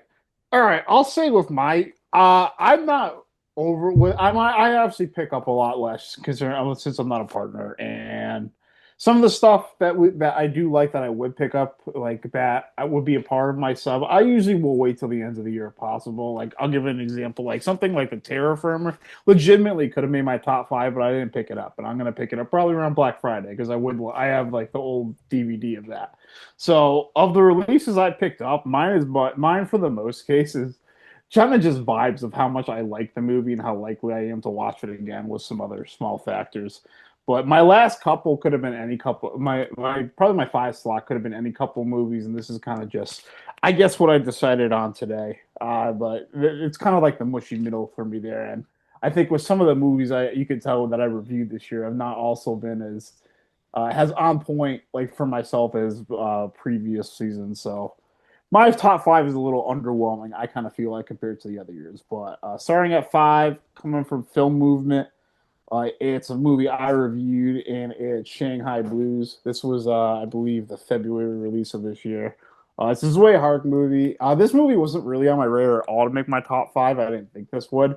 But funny enough, last week I watched the movie Way Hark made after this called Pecking Opera Blues, and I really, really liked that. And it made me like this movie more because I could kind of see the foundation that he set down in this and how he transitioned it more to like this female-led John Woo type movie that it kind of turns into. And it just made me appreciate his earlier, like really like first like big film more. So it made me want to like it made me feel like I would revisit this more than anything else that maybe would have made my list.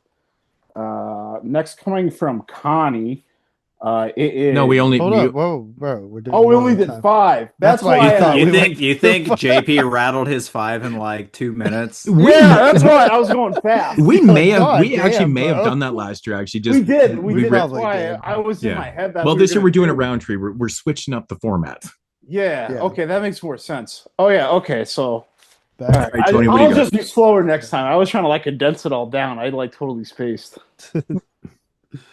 Okay, well, my number 5 is from Film Movement Classics, and this was reviewed earlier, and we completely blew this movie. I think obviously this was a Tyler review. Yep. It is The Great Silence. I was waiting so patiently for this to come out on 4K, and it finally did in January. Sold out almost instantly, and people got completely pissed off. It. But yeah, amazing package, fucking, it's one of the greatest Westerns ever made. Number 5, I don't even want to talk about it any more than we already have. If you haven't seen it, you're an idiot at this point. Like, it's so perfect. Klaus Kinski is just a complete piece of shit in this movie in just the absolute best ways. I love it. One of my favorite characters ever. And one of maybe the best ending in a Western movie, in my opinion. It's just... Yeah, it's fucking awesome. Strictly ending, yeah, I don't think I can think of a movie with a better ending than The Great Silence. That's a Western. Like, you're left in silence. Like, yeah. Yep. Okay, so number 4 for myself, JP's favorite movie of the year, and that is Deadwood Park. You love this one.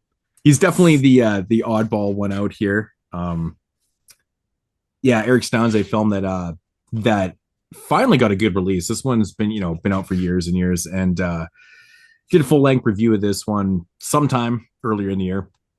Really love this one. Love the ambition. There's just a lot of really good stuff. To me, this is like, what I love to see in low budget filmmaking. It just works all the way around for myself. But it's awesome to see Saturn's Core giving this the love it deserves because I want to see the rest of Stanze some stuff coming out too. They did Scrapbook earlier in the year or last year, or was it last year or the year before? I don't know. They did Scrapbook sometime. I But think the gap between Scrapbook and Deadwood Park was huge. yeah, but there's still other films in the, he's got other films that need some upgrading. Let's just put it that Oh way. So yeah. Eyes from the Sun, bring that bitch. yeah, yeah. I've got that 2 disc DVD version of it. But yeah, Deadwood Park, love this one. Awesome stuff. Kyler even liked it. Yeah, it was all right. Shut up.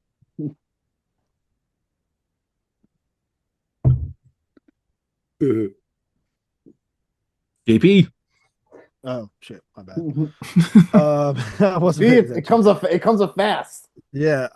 Yeah. My number 4 is a movie. It was the first time watch. I did it as a featured review, and I really enjoyed it. It is Mutant. This was what year was this? 1984. Cool little like regional flick, zombie film. Pretty dope. Um, it's kind of interesting. Doing like top 5. I actually kind of struggled a little bit because I only had about 6 movies that I felt really good about. There's a ton that I haven't watched, so my top 10 will be probably completely different by the time I get through all the titles. But I pretty much only watched stuff that we reviewed and then maybe like 5 other random titles. Um, and most of them I didn't like. Tank Girl and stuff that I not a top 5 for me. But yeah, Mutant, really fun. I was actually like surprised I'd never seen this film because uh I went through a stage where I watched like a ton of like zombie flicks back when I first like really started getting into horror, and this one just like kind of escaped me. But yeah, great transfer, good release. Yeah, that went way up on a second watch for me with that 4K. Yeah, I think also like these are the titles that I'm gonna rewatch. You know what I mean? Mm-hmm. I might, if The that's still zombies are around, so cool. I might actually upgrade that one. I still got the code red with the awesome fucking artwork on it. It Mhm. makes no fucking sense. Makes no fucking sense. I know. I think I remember that actually in the forums back in the day when Code Red was releasing that. Everyone was like, "What's with the fucking artwork?" Like that was the biggest complaint, man. It was kind of funny, but yeah. Tyler. All right. Number 4. This one comes from Connie, and it is A New Love in Tokyo. This is not a film I reviewed. This came out, I believe, last month. But yeah, I picked this one up. This one was probably, if we had picked main reviews for this month, this is probably what I would have picked.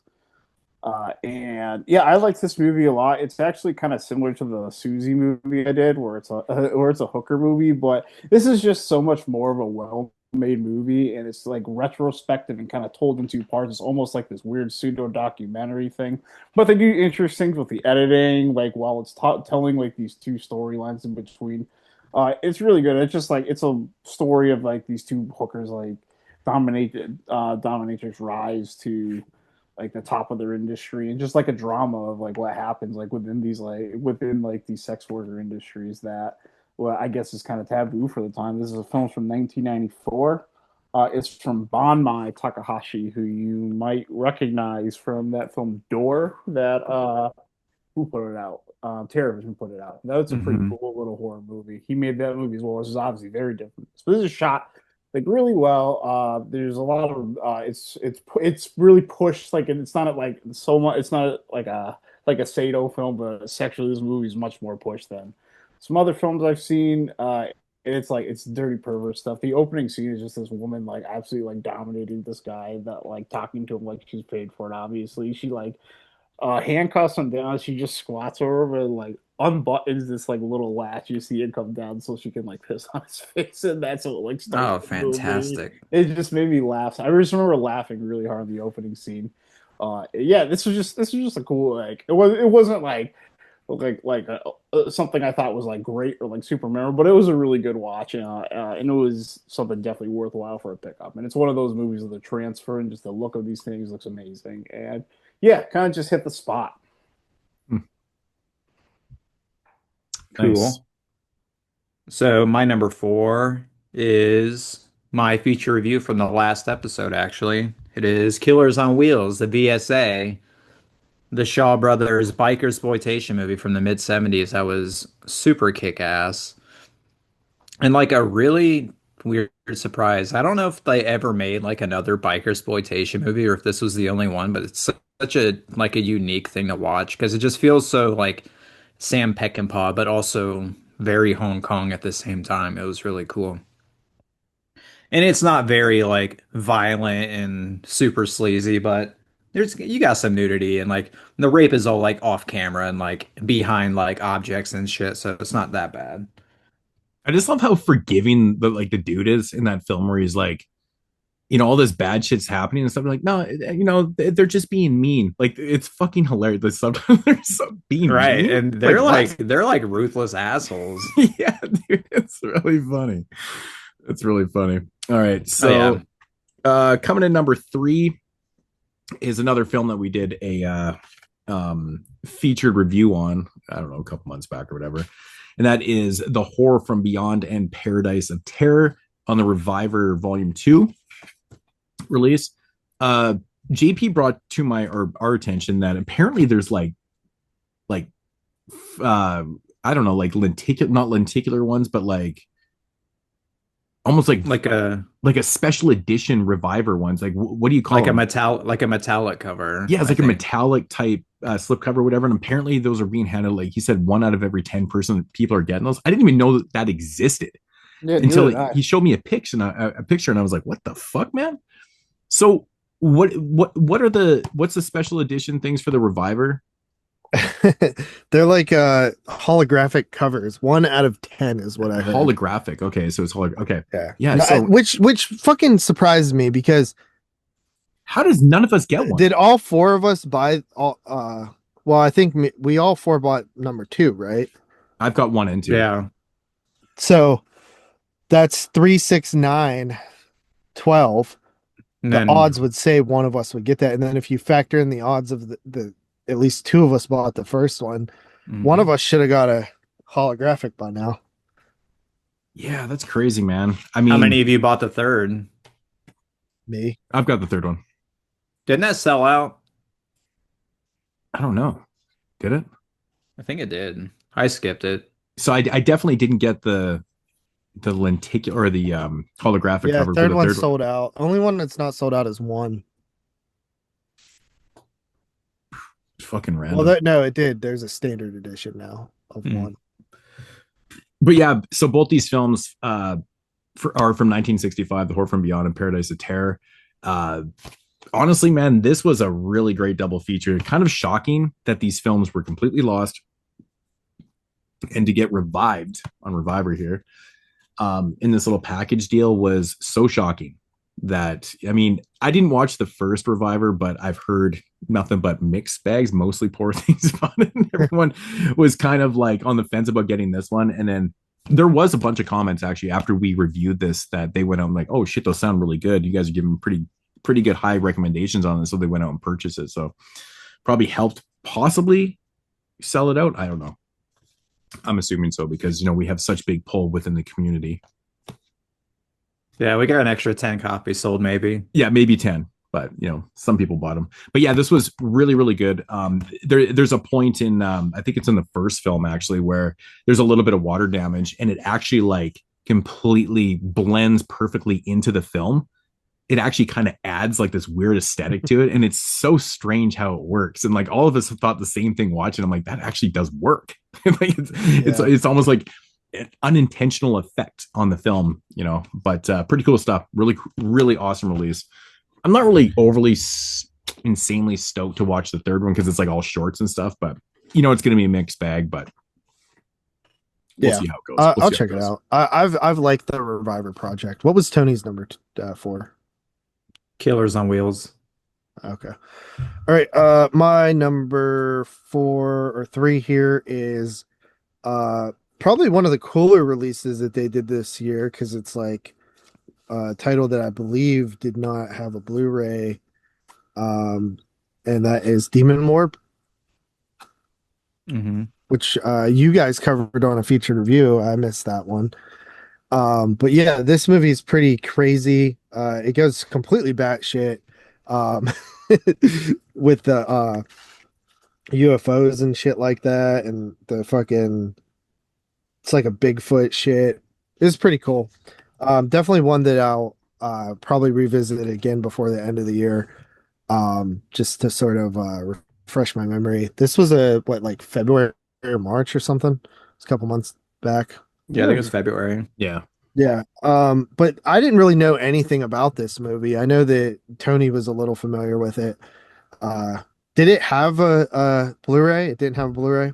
Never had a DVD. It No. just Didn't have went a DVD. It was on VHS to VHS. 4K. It Yeah, used to be that's- on. I mean- it was on YouTube years ago. I watched it years and years ago on there, but I'd seen it before though too.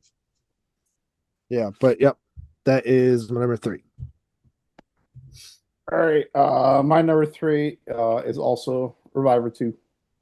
Yeah, it's just that factor of finding two like completely hidden movies that no one's ever seen before, like destroyed by time, refurbished and available for us to see. Just be the experience of really being the first people to like see this in like a watchable format in 60 years is pretty cool. So good job. And that they were actually like decent movies. Like Yeah. that Right. factors in huge. They're both films I want to go back to and rewatch. I liked them both. Mhm.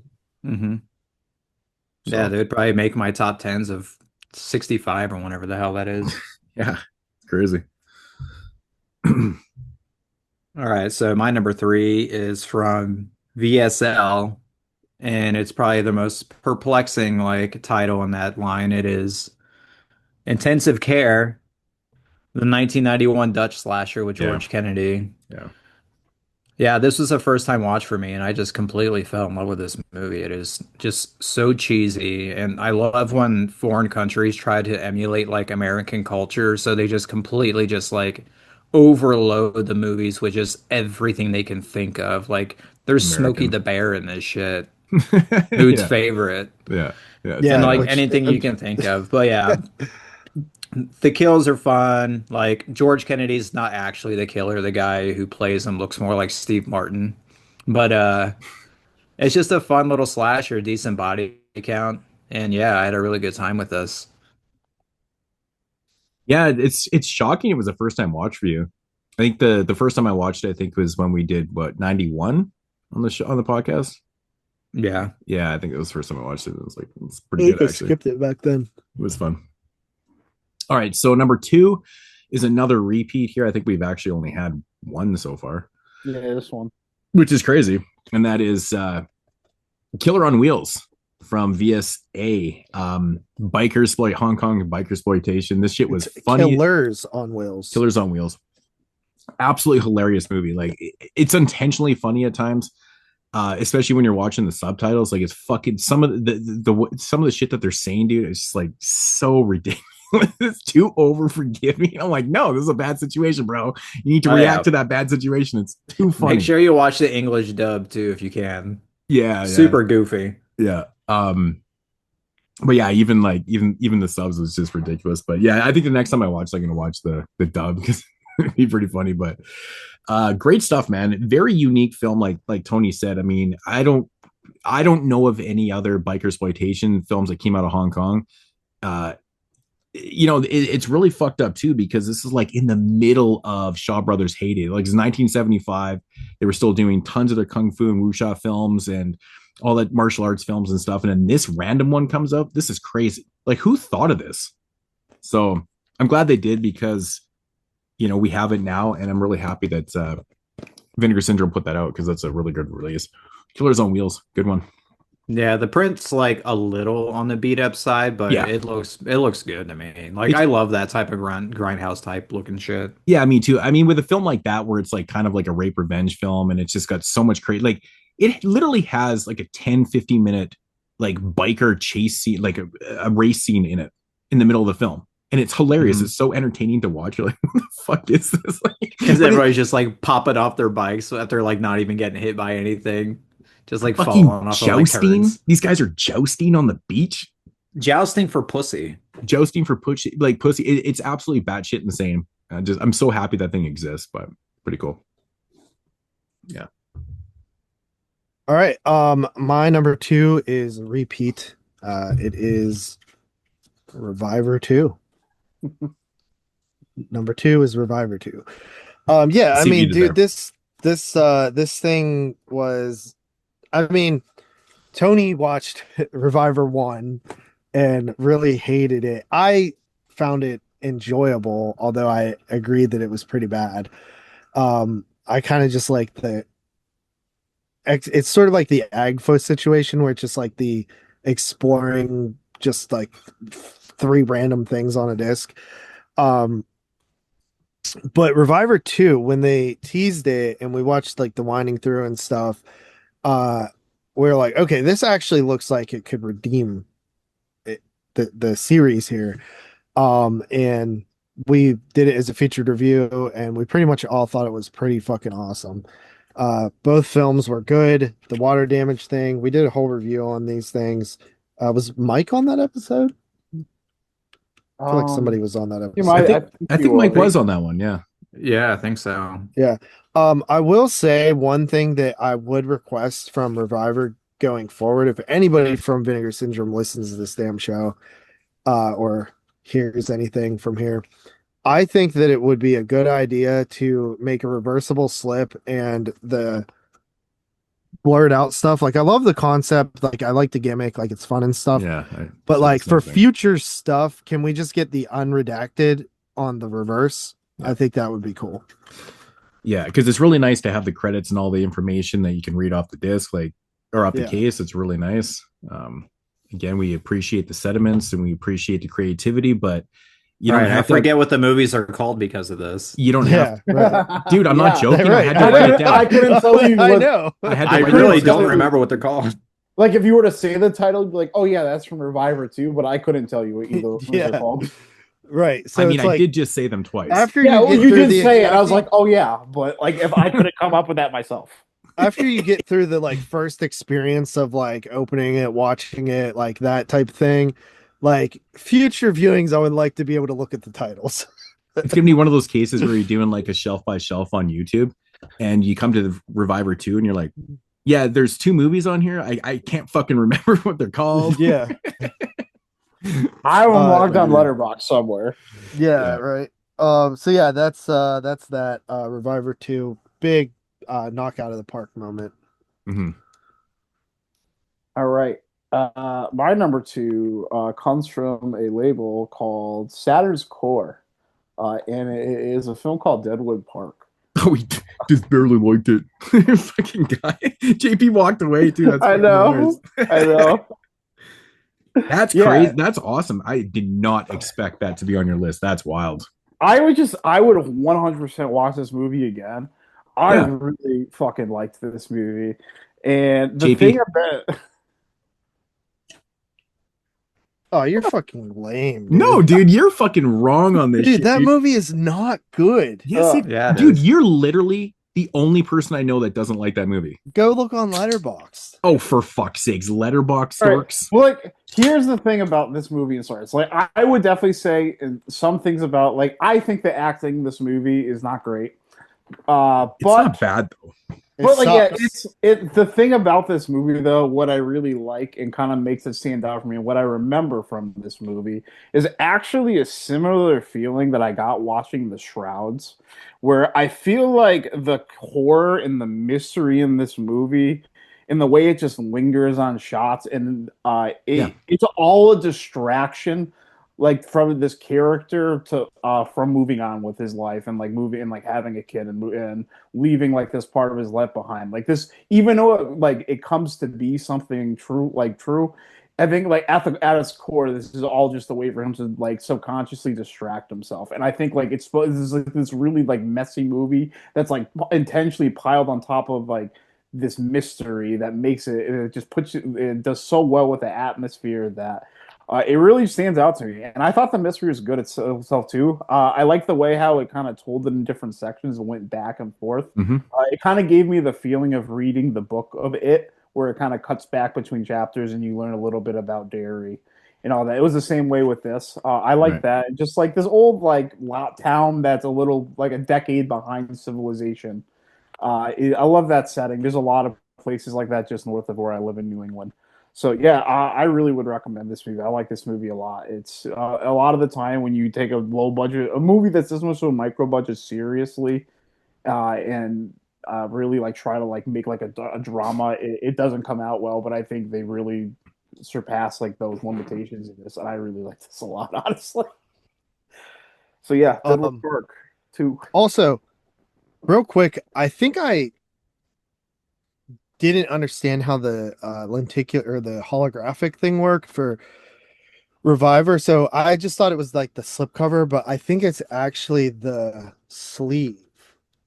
So I figured I have Reviver 3 here. Let's actually check to see if I got one. Oh shit. So I guess you have to actually open it to see, because I just thought that it was, the slip cover, but I think it's actually the sleeve inside. It's like a fucking Pokemon card. So yeah, no, mine looks pretty fucking normal. Number 2. I'm about to watch JP cry on live air. Yeah, right. It's like in the golden squishy. Yeah. I'll probably get 10 Revivers and not get one, because that's my luck. Yeah, It's the glitter okay. dumpling. All right, let's see here. Nope. Damn. Nope. Normal. See if they put your the unredacted on the other side.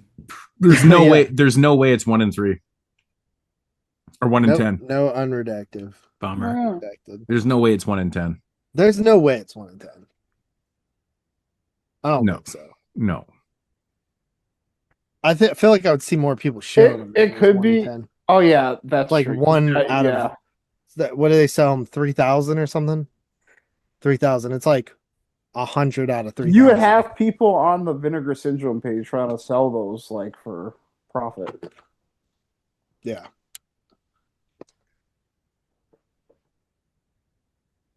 All right, so I guess we'll move on from there. My number 2 is also Reviver number 2. Woo! And yeah, like what a nice breath of fresh air after the shitstorm that was Reviver number 1. But yeah, I pretty much echo everything everybody else says. Everything about this is cool. The water damage is sweet. And it's interesting because it's like no other company would ever restore damaged film like this film has been restored. So it's like seeing the damage being restored is probably just another thing that you wouldn't, I don't know, just see anywhere else. It's just that unique. You know what? Like, we really should start reading these fucking details, because I'm an idiot too, because it said this on here. I didn't realize it, but in the spirit of the hunt of lost films, each limited edition also includes a 1 in 10 chance of featuring a holographic variant sleeve artwork.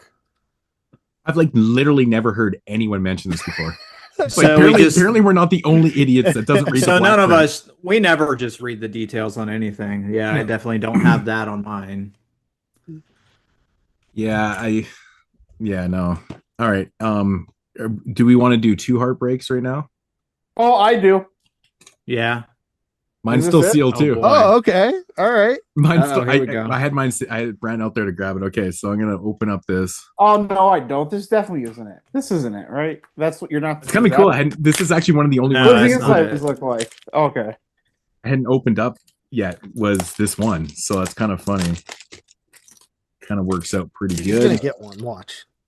Oh god. JP's gonna cry now. Well, No. Nope. Fuck. is it the reversible? It's kind of fun. Damn it. But is it the reversible side? Listen, when Reviver 4 comes out, we gotta wait till we're recording to do No, our like reveals. crack it open. Maybe it's maybe they have it on the reverse side.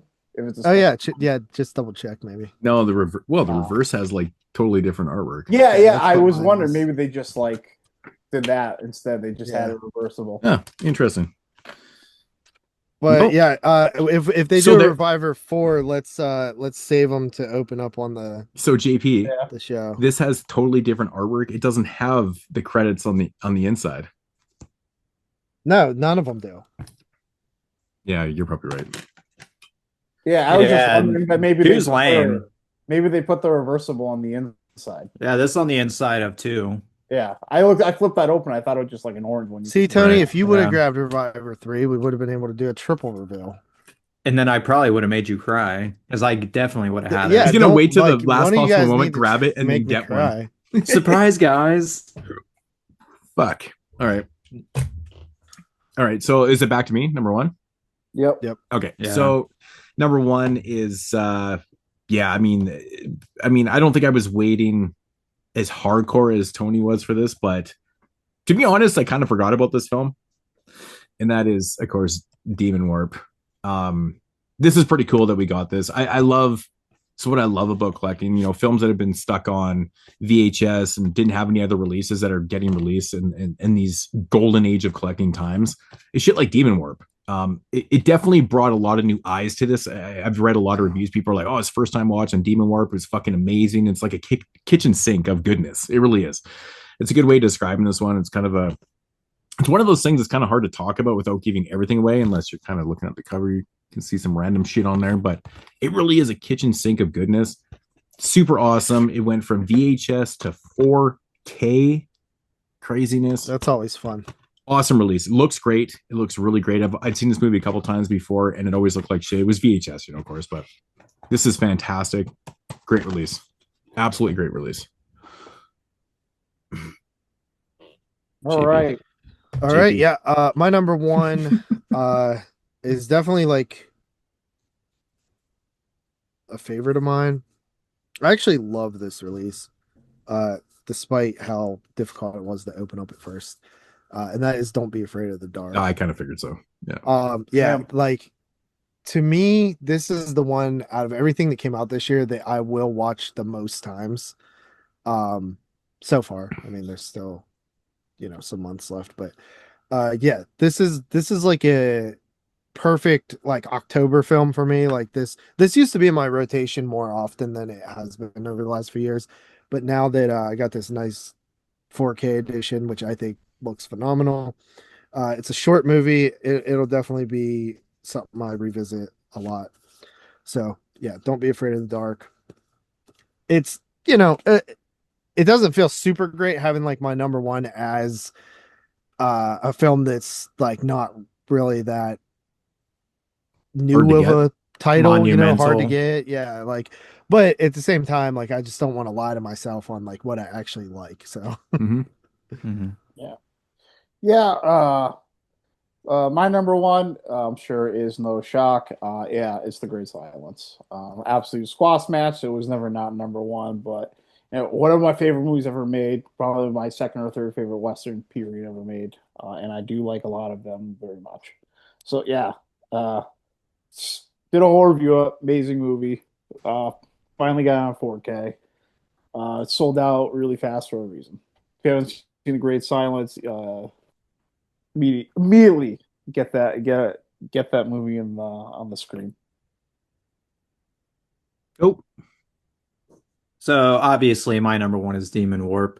And it'll honestly take a miracle if this isn't my number one at the end of the year too. I've been begging for this movie for years and years and years and years, and I finally have it. So yeah, easily my number one. And the fact that it just looks so good in 4K on top Yeah. of that is just icing on the cake. right. Amazing release. Yeah. cool. So How are you guys curious to doing? see what our top tens will look like in Right. a couple months. How are you guys doing on your like all your purchases this year? Like how many of you Watches. like your watches from your Pretty much I've watched just stuff that we've reviewed on the show and then maybe like probably about 10 other titles. right. But honestly, I watched a lot of like the partner stuff that I picked up, the more contemporary stuff. Like I watched I Sell the Dead the other day, which is actually a pretty fun movie if you've never seen it. Mhm. I've seen it. Some of the stuff like Boarding Gate and I think I watched one of the Bleeding Skull titles that came out. But I'm definitely I did a couple of the cinematographs, Boxcar Bertha and stuff. Tank Girl. I really don't like Tank Girl. Do you guys like Tank Girl? I like Tank Girl. I think Tony does, yeah. I I love haven't Tank seen it Girl. since I the don't love 90s. Tank Girl, but I I like love it. Or whenever it came out. I saw it when it came out, and I don't really remember it too well.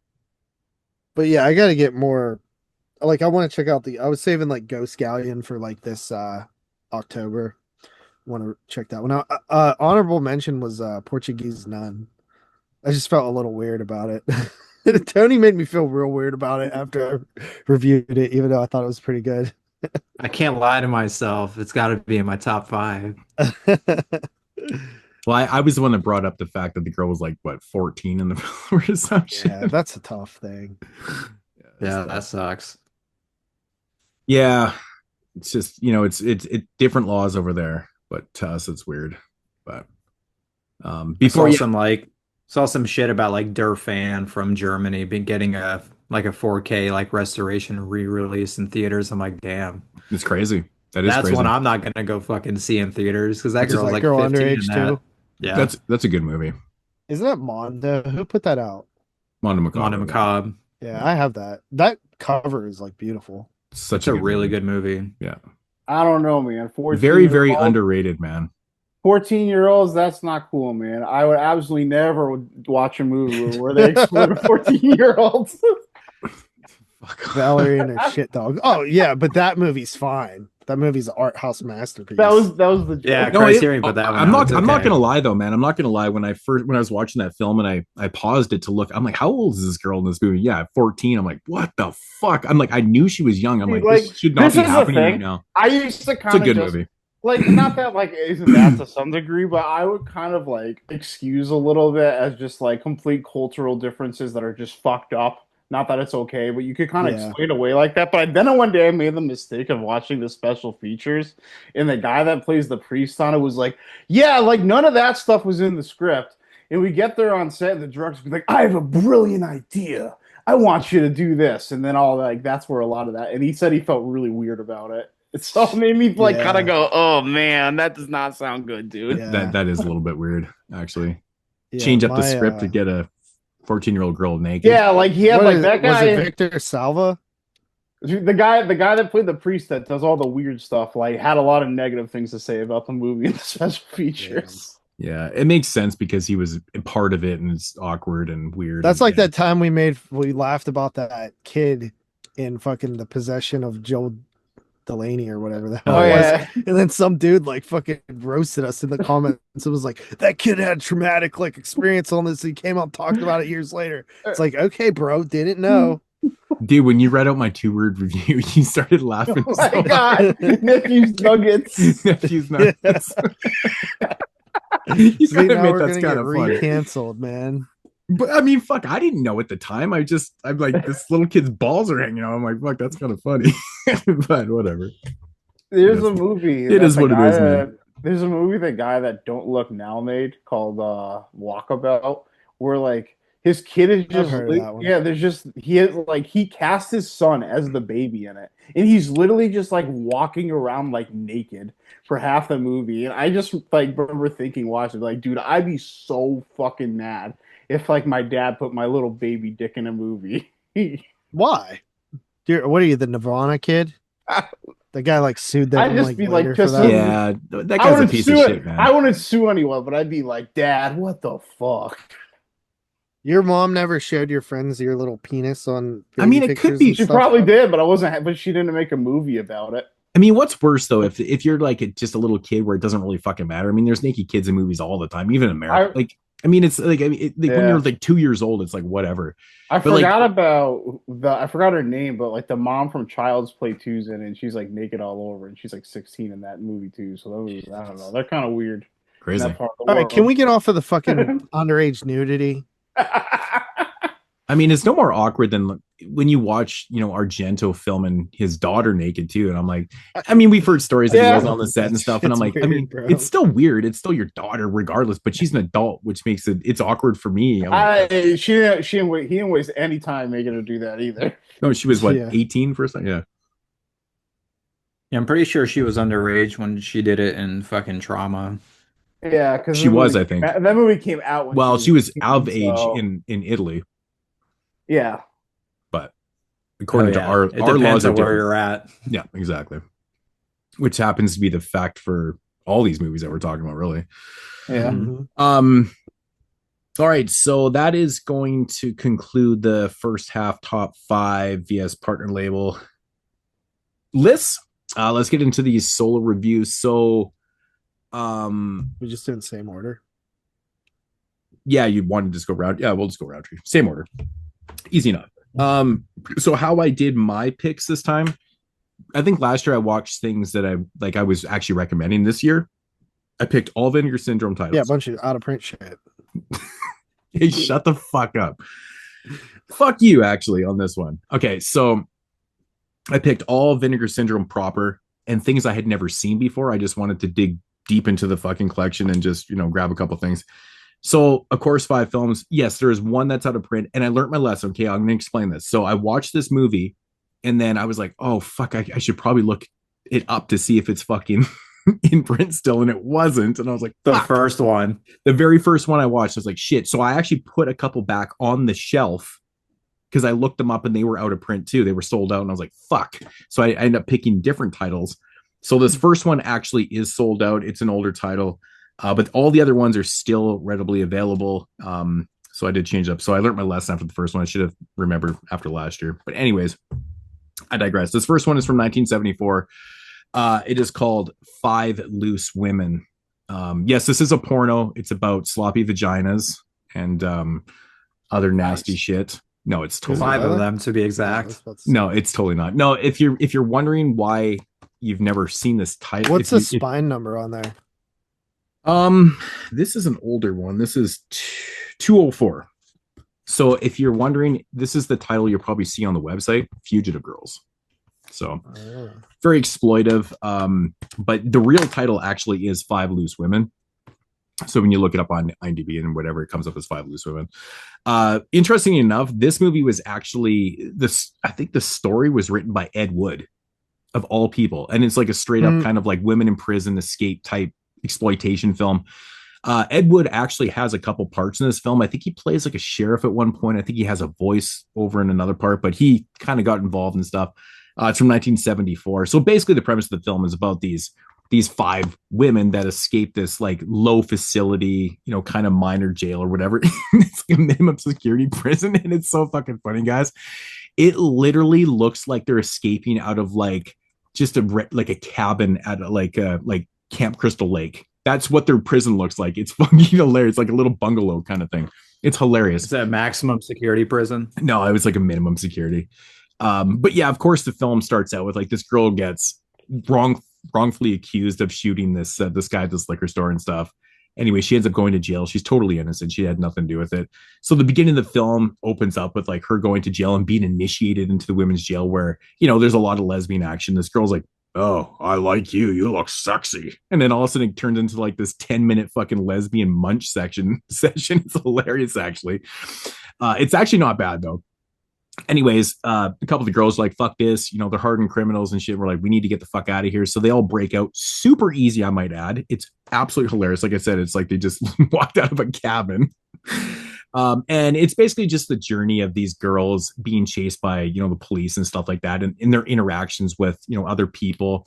It's pretty basically the premise of the film. It's, it's directed by, who the fuck is this? AC Stevens or something. I think he did like a lot of kind of like softcore roughy films around this time. It kind of makes sense. I think this is more of his attempt to make like an exploitation film without like, straight up, just straight smut and stuff. Even though it does, it veers off so many times in this movie where the girls will meet up with these people and all of a sudden it'll just cut into like some like there's a scene where these 3 girls rape this dude in this fucking in like the woods. It's like so crazy. I'm like, what the fuck? So it has its moments. It's like, I wouldn't say it's like a pinky film where it's like all fucking sex and a little bit of narrative kind of thing. But there is scenes where, it's got that exploitive kind of softcore sex and stuff like that. And then it kind of goes into there's even like a home invasion scene in this film where the girls break into this place and it kind of goes real batshit in there and stuff. Overall, it's not a bad watch. It has its moments. The acting's pretty decent. I think one of the girls actually that's in this film ended up being an actual hardcore porn star. Like after this, it's kind of fucked up. But yes, there's some pretty cool things. It's sleazy, it's exploitive. It definitely has its moments, but it kind of teeters on the territory of like almost like blaxploitation, but it's not.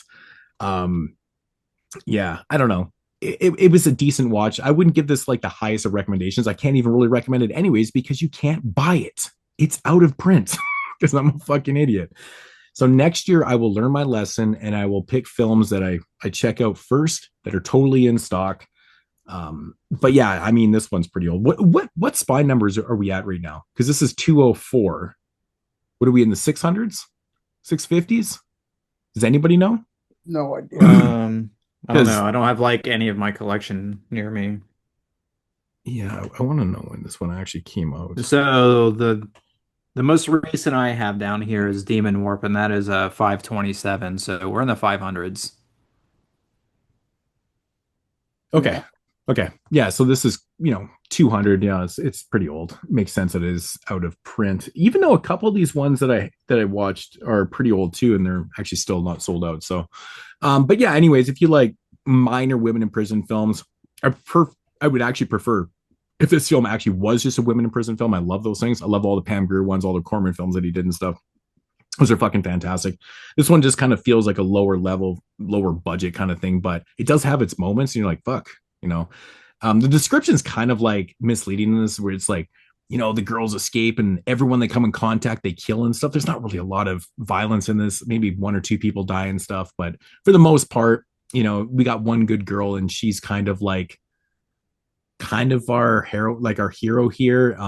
She's trying to basically kind of break away and stop these girls at certain times and stuff. It's kind of one of those things, but not bad. Five Loose Women. Okay. It was worth the watch. I liked it. Been in the collection way too long, but I'm glad I watched it. So, All right. So how I did mine, is so I actually watched 8 movies. But I'm only going to talk about 5 of them. So I started by just randomizing them, like myself, and then when Carly came over, uh, I had her randomize a letter, and then I just went because it was like hard as fuck to randomize all these titles. So what I did is I just randomized a letter, and then I let her pick between the alphabet, like whatever titles come up under that letter. These are all stuff that I haven't watched before in the collection from Vinegar Syndrome. And then I sort of mixed it in with, she kind of got bored, so I just ended up randomizing the letter and then randomizing the title within the letter. So these aren't in the order I watched them or anything. I just grabbed the stack. The first one here is one that I actually picked up on like a Black Friday sale one year that just sat on the shelf forever. And that is Psychos in Love. It is, I didn't get the slipcover version because it was like old by that point. This is 185 spine number. So, pretty older release at this point as well.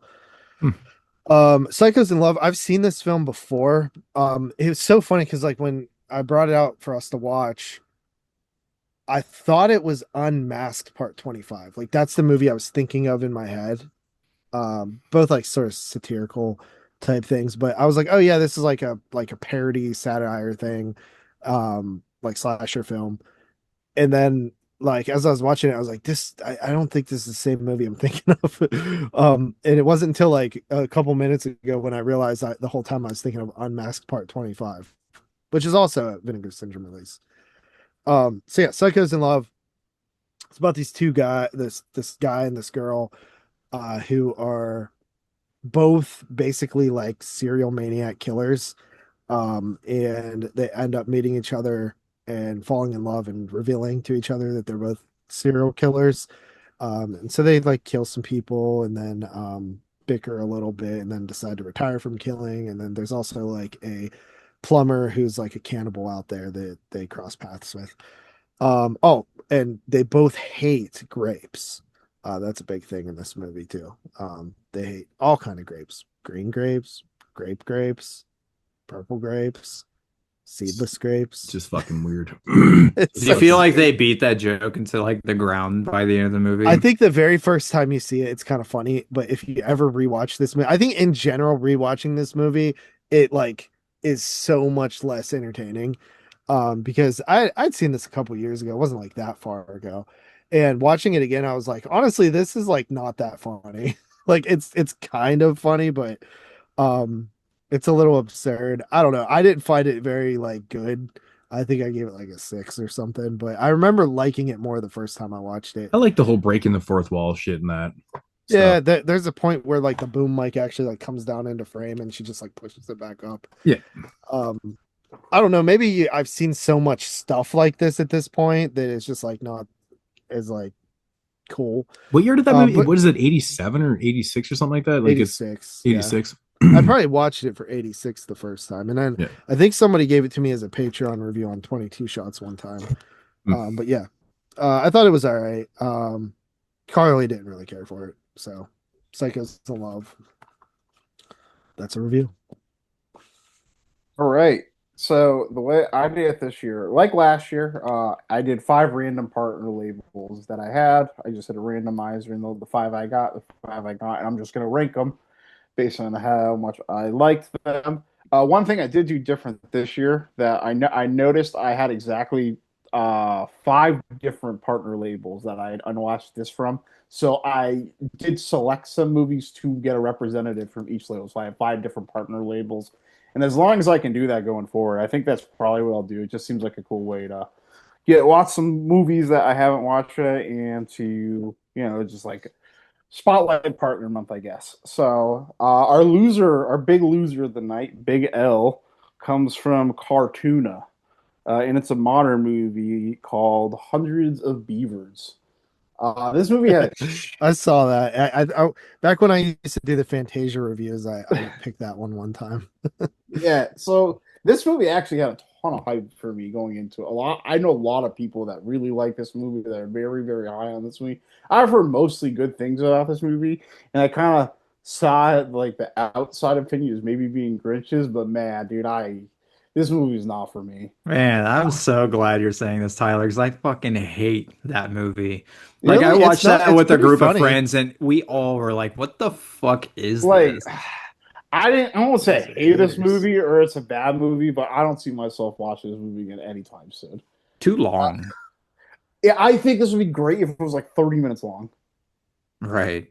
But yeah, That's a bad sign, man. essentially it's the story of this apple cider brewer that farm gets destroyed, and he's forced into the wilderness where he becomes an adversary to, you guessed it, hundreds of beavers, and becomes a fur trader, and lives with his family while he trains to be a fur trader, and eventually tries to face off against the beavers to win the heart of the fair young daughter to be his wife. Yeah, so it's kind of like it's intentionally got that kind of goofy classic story to it. Well, it's what's interesting about it is it's black and white and it's a silent movie. It's very vaudeville, but like humor is so slapsticky that like I get chuckles here and there, but it's just not my type of humor. And it's like a lot of the jokes are just very repetitive, and it's something I got burnt out at pretty quick. And it looks amazing. This movie shot like super well. It's very interesting from that perspective. Like someone did a really good job with the art design of this, with the cinematography. Like that stuff is all great, but you can't make that's just not enough sometimes. And this is the type of movie that if it's supposed to be funny, and I'm not laughing very much, and it went on way too long for me that I wouldn't care to really watch this movie again anytime soon. I won't call it a bad movie. It's just more of a not for me movie. But like, if you're into the movies I usually talk about, like this movie's probably not for you either. That's from Cartoona, my number 5.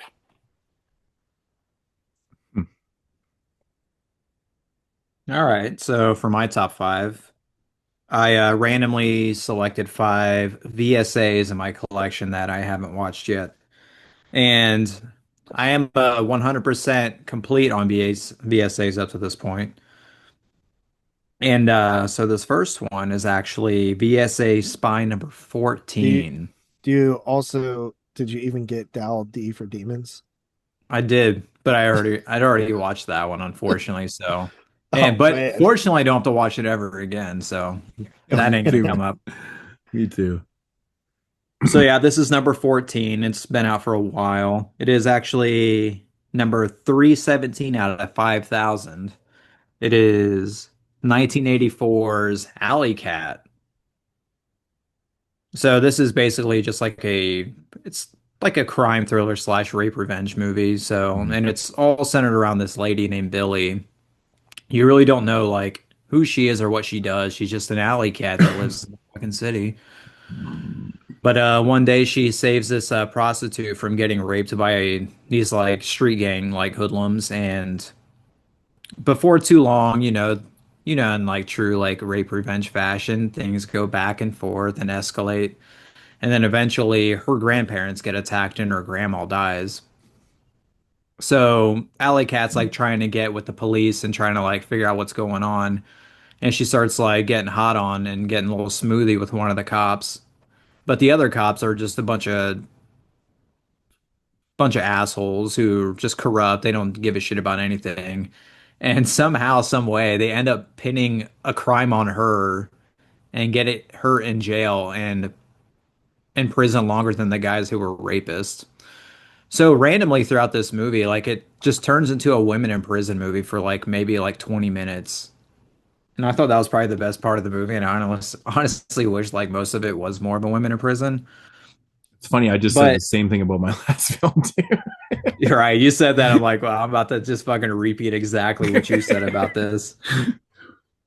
But overall, I thought it was decent. It's not like an amazing movie or anything. Like it's very light on the violence and light the on like the actual like rape itself. Yeah.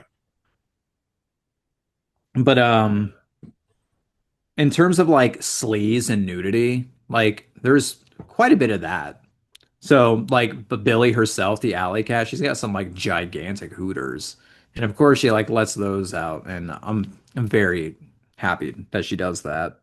I remember But she's pretty hot in the film, though, besides right? that, like the actual like carnage and the actual like, yeah, she's hot. She's got kind of like this weird like Freddie Mercury thing going on with her teeth, where like you know how people have like their teeth that stick out, so like when they close their mouth with their lips, you can tell like they're like trying to like forcefully keep their mouth closed. Yeah, yeah. She's got that going on with her mouth.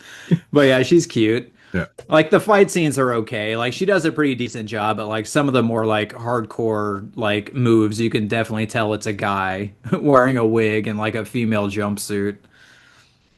But overall, it's decent. I would say it's a very, very like C level, almost like B level, like rape revenge movie. I'd probably give it like a 6 out of 10. Yeah. Yeah, it's been a minute since I've watched it, but I remember being kind of like okay, passable, but nothing crazy. Hmm. Nothing crazy at all. Yeah. Yeah, just the fact that the violence is so like toned down, Yeah. like it was kind of just like off-putting to me. It just sounds like it should be so much more violent and crazy. Like Alley Cat just sounds dirty and dark and just filthy, right? Alley shit. Hmm. You know what I Yeah. mean? And you don't really get that. So yeah, I know. Yeah, and then the gang members are kind of a bunch of pussies. So it's like the way they kill the grandma, it's like they stab her once and it's like, oh, run away. And it's like, Yeah. eh. Right. All right. All right. So my next film here is from 1977, and it is in print. You can get this one. This is spine number. Oh shit! It's like 350. So it's old, but it's still available. I'm not sure how available it is. Um, and it is a film called Death Promise. Has anyone seen this one? Nope. Nope. I don't even I haven't think I watched know that. one. Yeah, I've had this one sitting on the shelf for a long time. I kind of forgot about it. I was like, oh shit, I haven't watched that one yet. And Still sitting on my shelf unwatched. I knew I didn't watch it because it was still wrapped underneath. I was like, holy shit, man, let's look at the plastic on it. But yeah, anyways, Death Promise is like, it's set in New York in the 70s. It's pretty gritty and grimy and shit like that. And it's basically about like this corporation that is devising a plan to like basically kick out all these tenants of these apartment buildings because they want to build their own shit there. They're trying to get everyone out there. So they're like hiring all these street kids to go and infest these apartments with rats and fuck up everything. They're turning off the electricity, all the like everything is turning off, and like people are just fucking had enough. They're like, what the fuck is going on here, man? Like who's doing this shit? And of course, they're sending out people to bribe the landlords and shit, to kind of get these people out of there and stuff. Anyways, one thing leads to another. You've got our like two main characters in the film. They're both like martial artists and stuff. They go to the dojo and they're all karate kung fu dudes and shit like that. Anyways, the one guy's father is one of the landlords, and he ends up getting, he doesn't take a bribe from these corporation dudes. Anyways, they end up killing him. So it turned into like a revenge film. The son takes upon himself to go and get trained by this like high, this fucking, this kung fu master and shit. Basically, he goes there to get trained to like kill and stuff. And his goal is to get a list of all the big heads that are responsible for, killing his father and trying to get them, evicted and kicked out of these apartment buildings and shit like that. So anyways, yeah, him and his buddy, they end up getting this list of these guys and just go on a hellbent revenge fucking, just go for revenge and stuff. And so it's cool, man, because it's set in New York and it's like the 70s and it's like feels gritty and grimy and shit like that. So once they get the list of all these big wigs from this, like, I want to say they call it like a dummy corporation. They don't really know who they are. So they have to like investigate and figure out who these people are. The ways that they start picking off these corporate members are fucking hilarious, man. I don't want to give anything away because you have to watch it. It's pretty damn funny, but there's this one kill where it involves like a fucking fishy line and poison and shit. I was like, oh my God, it's crazy.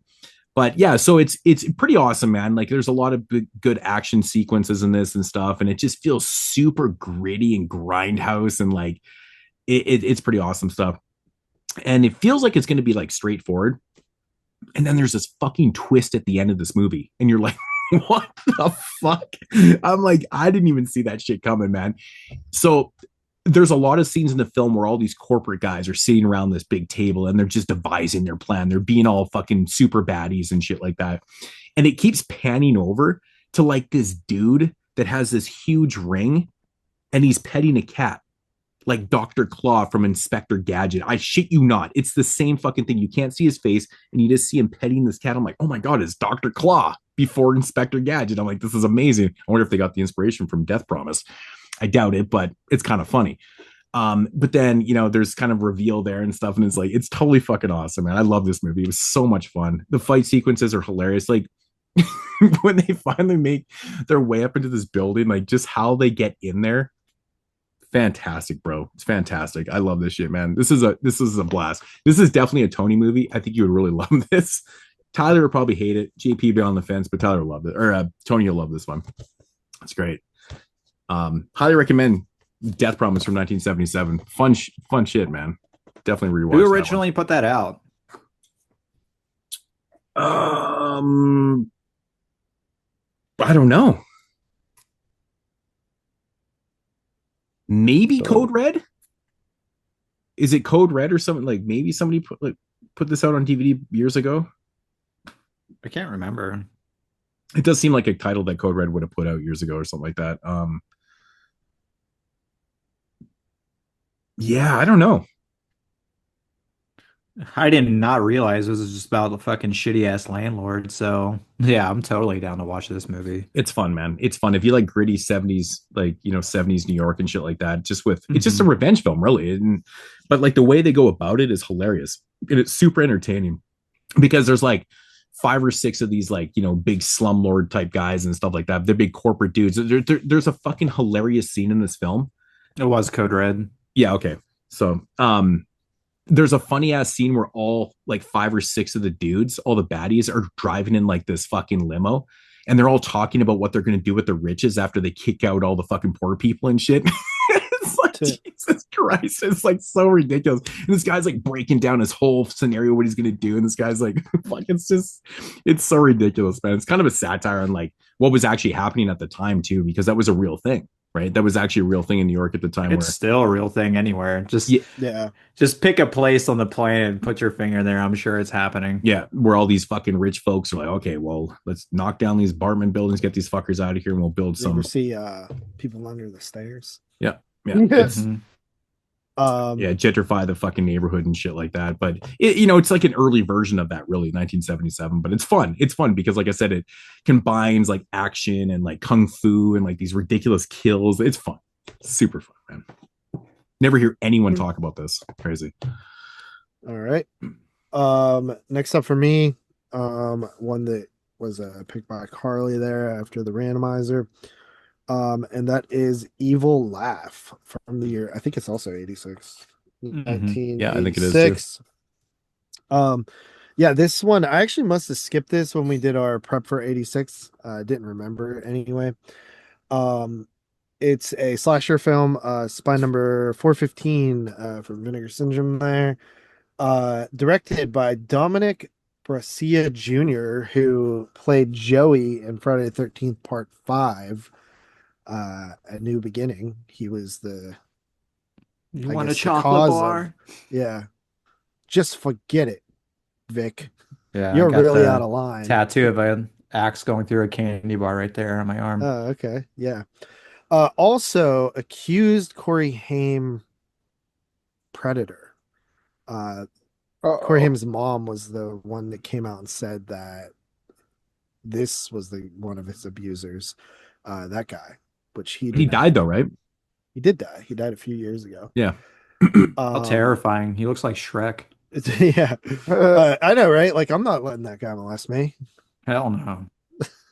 He probably had a But no, chocolate bar. yeah, right. Right in the butthole. You can only have half, but I need half for later. Yeah, but Only you half know, the Snickers goes in there. which is surprising that he directed it. I don't know. Like, I didn't know this guy made anything, but He's got another movie called Hard Rock Nightmare that's pretty sweet. Yep. yeah. So yeah, it also stars and screenplay written by Stephen Baio, who's Scott Baio's brother, Yeah. which is kind of weird. Yeah. Basically about these, I think they're medical students. They go to this building, for the weekend to like clean it up and stuff. This building used to We're be professional, you guys. an Dude, orphanage. I clicked on a tab and I something completely started missed playing. what's going I'm on. sorry. I'm sorry. Like, dude, I clicked on a tab and something like just immediately started playing that. Tyler playing some dumb shit over your How review. the fuck is it not just playing in your headphones? I don't know. I didn't know it works like that. 'Cause I remember one time, like we were on the pregame, and I was listening to music or I was listening to a YouTube video when you came on, but I was muted, and you like both could hear what I was watching. Yeah. I mean, that happens to me sometimes, but I have another computer next to me, which is what I do like my pull up my tabs and stuff on, and then this one is just recording. But yeah, so I think that this was an orphanage, this building, and there was, I think, some molestation going on there. Molestation in the script. Um, so yeah, by the custodian. Now there's somebody, a psychotic mass killer who actually does have an evil laugh as they're killing and stuff in this flick. It's funny because like me and Carly are watching it, and I'm like, by like the 10th time, I'm like, dude, this movie is literally just people about to have sex and then like not doing it. Like this entire movie, like everybody in this movie is trying to have sex and just doesn't complete. Like there's one scene where this dude is like under the bed and like sticks his hand up through the bed and like grabs his bro's butt for as like a prank while he's about to bang his chick or whatever. But it's a totally cheesy, like low tier like slasher, but it's oddly kind of fun. Actually, there's a scene in it too that's like straight out of Last House on the Left remake. No, I was gonna say this is the origin. They stole it from this movie. Yeah, where they kill someone with a microwave, Yeah. like putting the head in a microwave thing. But somebody in the movie actually says that's not going to work with the door open, but it does. So that's kind of funny. Kind of absurd, like reveal. Even though you kind of can see it coming. It's just ridiculous. I had fun with it, honestly. I don't think it's a good movie or like great slasher or anything, but it's one of those that's very fun to like make fun of and like watch and like comment on while you're watching it and stuff. So I actually enjoyed it quite a bit. But yeah, that's Evil Laugh. I think I gave it like a 6. Actually, you know what's weird about that? I actually pulled that movie out because I have my DVD copy at my cabin. keep a lot of my extra copies out there. And I pulled that out a couple weeks back to watch, and I ended up not watching or whatever. But it's kind of weird that you're reviewing that right now. It's kind of, I think it's fun. You're right, though. It is really cheesy and kind of shitty, but it's fun. The ending was great. Like there's like a prank at the end, which is like cold-blooded as fuck, but I thought it was hilarious. Yeah. Man, I forgot that Vinegar Syndrome put that out. I have it on I have that Blu-ray too, and I just I've had that forgot shit about that. forever. Yeah. And it's Was just that sitting a there. Black Friday title? Like a surprise? I feel like it might have been I like think one it of the may have secret titles. been. Yeah. Yeah, I don't know. See, there's like it's like really weird because like Vinegar Syndrome, like I picked up a couple of their early releases, like their first ones, like Christmas Evil and stuff, and then I stopped. Like I just picked up the oddball title here and there, and then I missed like a ton of the middle, and then I started buying like the monthly packages. Yeah, that's like- when they started like their VS A like line. 6-7 years ago, and pretty much got most of them. Yeah. Yeah, I started like 15 titles into the VSAs pretty much. Like started picking up like everything. Yeah, I'm so happy I collected those because that's a fun line. But So I'm missing like a lot of the middle stuff. right. What's Did you the have spine Alley number Cat? on that? I was like 4 or something. It is 4. Yeah, or okay. 15. Yeah, that's one of the later ones, yeah. But how many releases do they do a year? I mean, they do like about 3 or 4 a month, right? So you're They've talking been doing a years lot this year. for VS straight. Oh, I thought you were talking about VSA. No, I'm saying like VS, like regular VS. It's Like like usually like 3, 3 or maybe 4 a 4. month, right? Yeah. So you times that by 12, like to get 10. 100. Yeah, 10. To Fucking get last 100, month I you're- didn't even get any VS releases. It's weird. No shit. It was all like sub label stuff and like sister label stuff. It's crazy. They were all just upgrades. I can't even remember what the fuck even like was released last month. Oh yeah, Night School, Body Snatchers, Lady in Mangler. White. You know the Mangler glows? Yeah. Yeah, I fucking had to sit downstairs and all of a sudden I looked over and I have another like a Jason mask thing that glows too. And I'm like, why I'm like, what the fuck? I'm like, oh shit, my fucking Mangler's glowing. I'm like, sweet man. That's why Oh yeah, it felt was all weird. Night School and Body Snatchers. I Yeah, forgot yeah, about that. yeah. Yeah, I was Lady hearing in people. White. I heard a fucking rumor that on Night School the decapitation scene was like missing from the 4K. I was like, what? What is it? I don't think it is. I think people are tripping, but don't quote me on that. Don't might need to fact check that. I already watched the 4K, but I wasn't like fucking paying attention with the magnifying glass, so I couldn't tell you whether or not. Yeah. Mm. I mean, I think that kill in general is kind of off screen, anyways, right? Like they don't really actually show the decapitation in Night School. They don't show any of the decapitations. It's all like aftermath things. Yeah, yeah. As far as I remember, like you'll see like the head like float off into the fish tank or in the toilet or this and that. But Right. yeah, I don't remember seeing any like live decapitation. Nah. So I don't know what they're talking about because, yeah, I don't know, man. That's interesting. But that was the big uproar because there's always one big complaint from every month's releases, right? There's always going to be something someone's Right. bitching about, right? So Mm-hmm. that was the one I heard this time was Night School was missing a scene. I was like, really? I'm like, that's fucking crazy. I can't imagine Vinegar Syndrome putting out something like that where it's like missing a scene. That's crazy.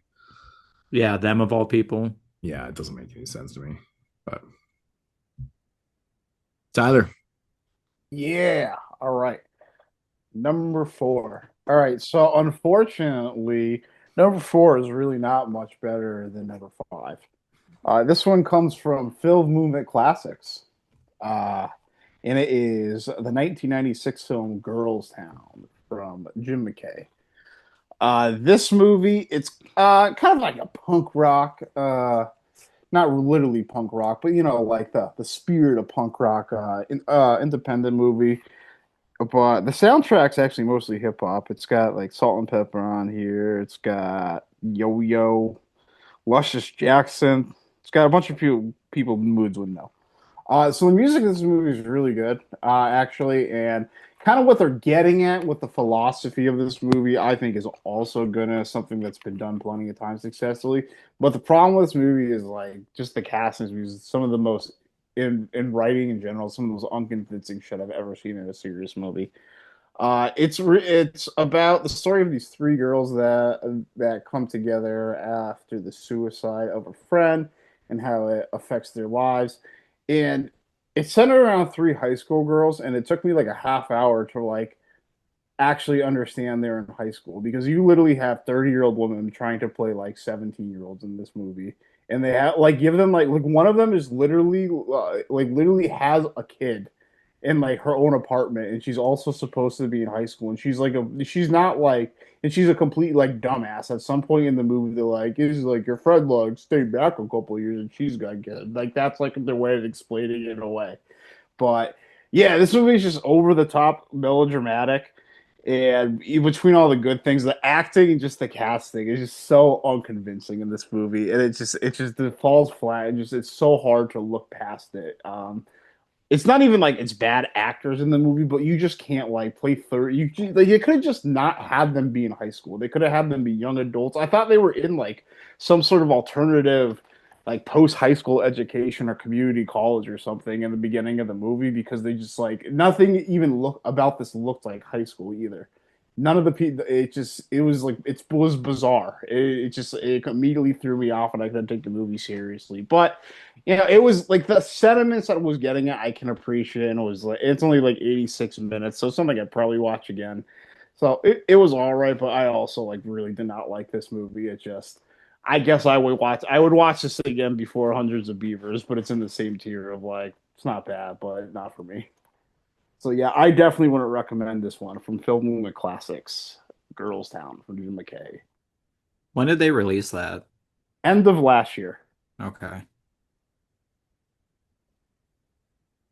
All right. So my number four, random VSA. This is spine number 26.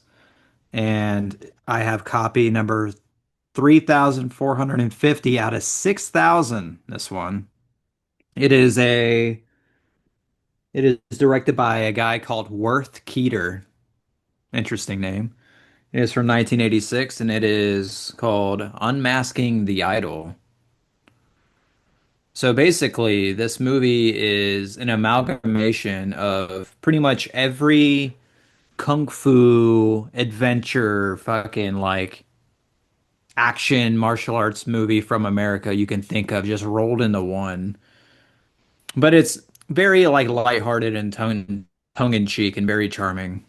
So I guess basically the whole story of this movie is that you have the bad guy who is a ripoff of the Cobra Commander from G.I. Joe. The person here's name is the Scarlet Leader. Okay.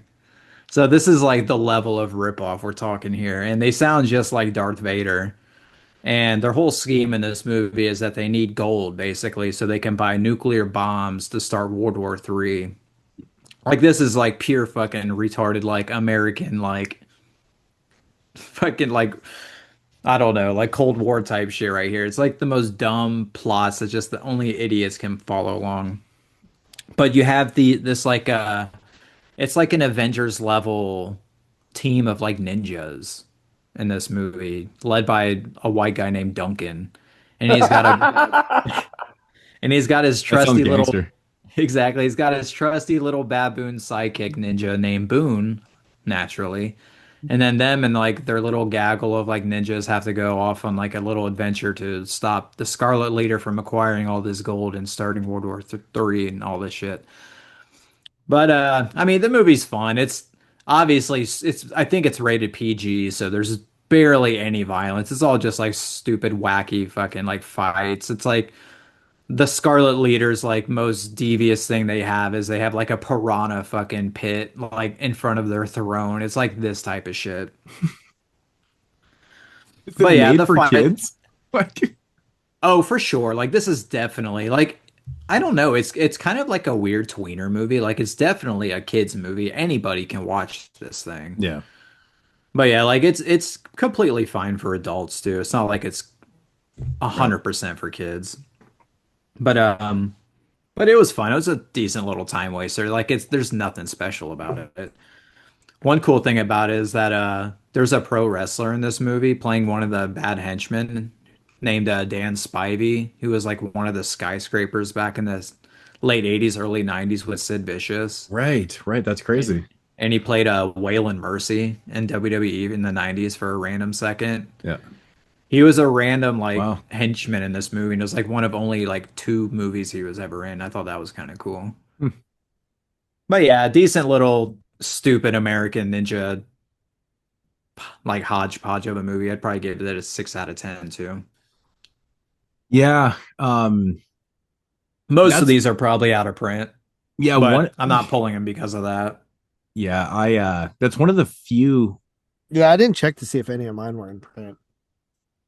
Oh, and you're my giving me arm, shit for fucking having out of print shit, man. Jesus But fucking you Christ. did recommendations. I'm just doing reviews. Yeah. Well, I guess I'm not yeah, these are just random anyways. But I just didn't I because I at the end of the day, I still kind of recommend most of these. So I'm like, well, I kind of want to have fucking imprint shit. But yeah, don't Tony. That's one of the ones that I actually haven't watched. I've watched pretty much all the VSAs, and that's one of the ones I have not seen yet. I would call it like a Sunday afternoon type of like Yeah. movie to throw on. Yeah, I actually want to watch it now. Sounds interesting. I didn't really know what it was. I never really looked into it. I just kind of, this VSA, I'll pick it up. There's Um, actually a sequel. Shit. Yeah, but I'm like What year was it again? 1986. The sequel is called Order of the Black Eagle from 1987, and it's got the same people and it's got the baboon and everything. Fuck. So I don't know Crazy. why they never released that. Huh. Let me see if Interesting. it's still in print on Vinegar Syndrome. It's interesting. Yeah, I never did. Okay, I don't. Are we doing ratings on these things? Because I completely I forgot. just been doing it. I haven't been rating them. Yeah, I mean, Five Loose Women, I gave like a 6.5 kind of thing. Death Promise, like a 7.5, like in that range kind of thing. If people are wondering, if you're wondering. So yeah, it's my go. All right, so next film, I didn't rank these. I'm just talking about them in the order I actually watch these things in. So we got to do it all differently. This is one from 1973. And it's a film that I never originally picked up because I thought it was a porn. And then I remember someone messaging me or leaving a comment or whatever, and they're saying, no, Pets is not, or this movie Pets from 1973 is not a porno. For some odd reason, it just looked like a porno to me. I was like, I'm not really. It does look like a porno. It does. And it was named Pets and stuff. I was like, okay, And so I was informed that it's not a porn. They're like, it's more of like an exploitation film. I'm like, oh, for fuck's sake. So I ended up grabbing this on a sale for really fucking cheap. You would have bought it if it was a Kino. Because then you wouldn't have thought it was porn. If it was Kino, I would know it's not porn. But with Vinegar Syndrome at the time, like this spine right here is like 220. It's 228.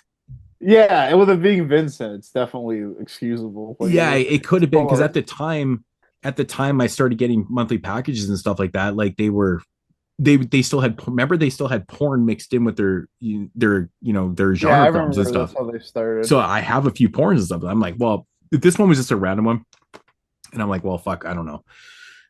So I was informed it wasn't. I'm like, perfect, grabbed it on sale. Watch it. I've had this one in the collection for years. So I finally watched it. It's a really fucking trippy ass film, man.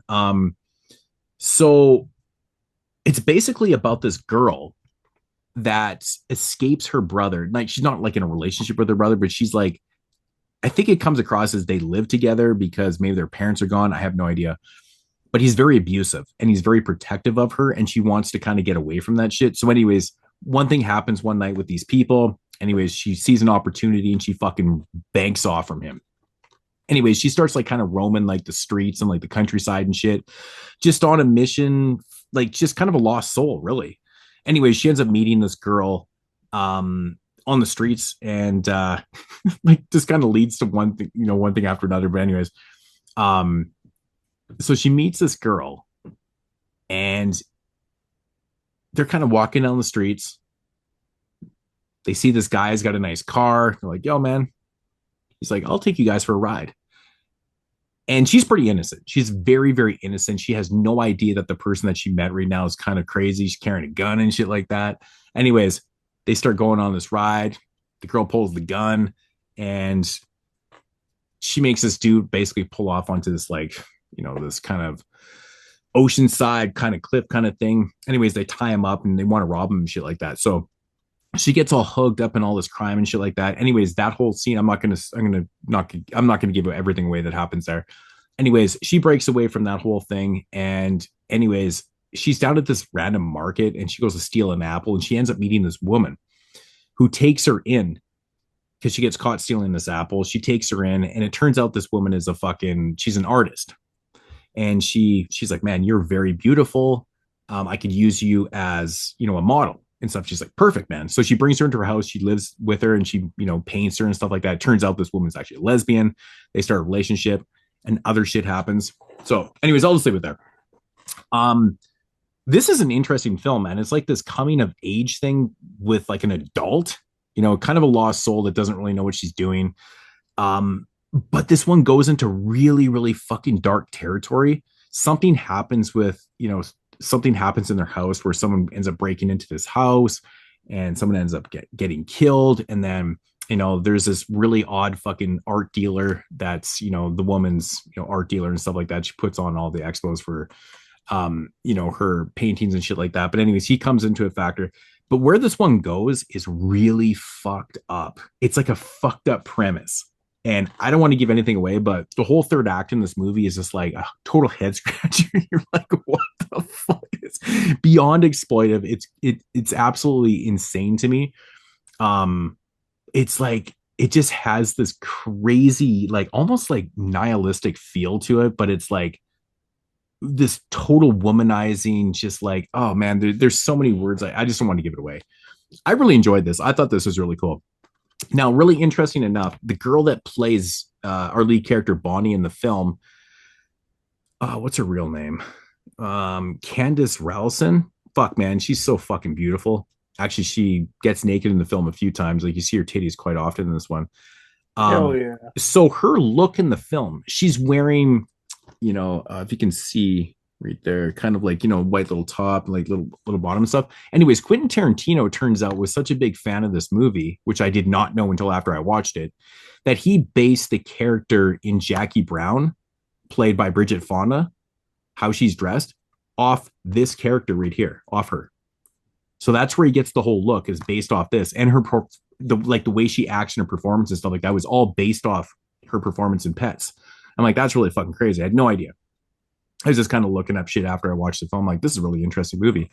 I've just never really heard anyone really talk about it, because it kind of feels like it's kind of like the standard thing, and then it goes real crazy. Like, it goes into an area where you're like, what the fuck, man? Like, it's just maniacal and weird. It's straight exploitation, but really odd and quirky at the same time, but really good. Really good. I really enjoyed Pets. I thought this was a fucking fantastic watch. I'm kind of sad it took me this long to watch it, but I enjoyed this, man.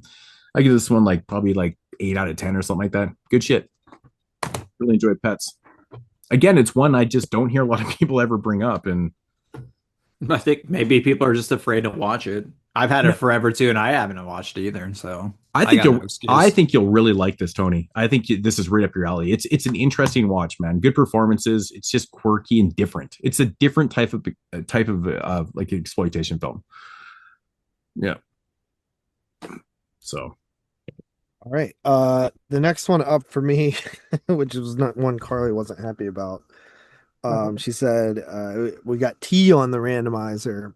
And I didn't actually, it's funny, I did not have a single title in Vinegar Syndrome regular that was T that I hadn't watched yet.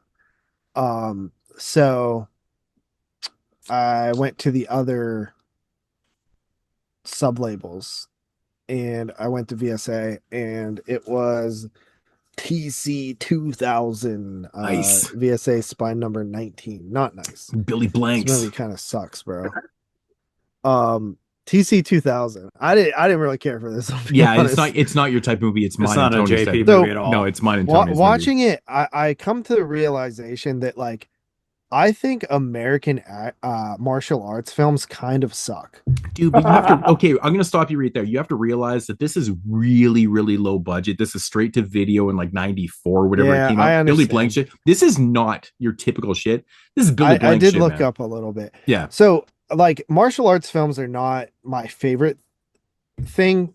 I think it's probably too because like from a very young age, like you guys grew up before, like some of you guys grew up before martial arts like competition was like an actual thing. Yeah. I mean, like it was to an extent, like karate tournaments and stuff like that, but like mixed martial arts didn't really start until the UFC in the West at least, and Yeah. it didn't really get popular until the late 90s early 2000s. But I was born in 91 and the first UFC was 93. My uncle was a big UFC fan, so I was watching UFC Mhm. at a very young age. So like I think that like just being super familiar with like actual martial arts fighting, there's always this level of like extra cheesy and fakeness when you see like the choreographed stuff.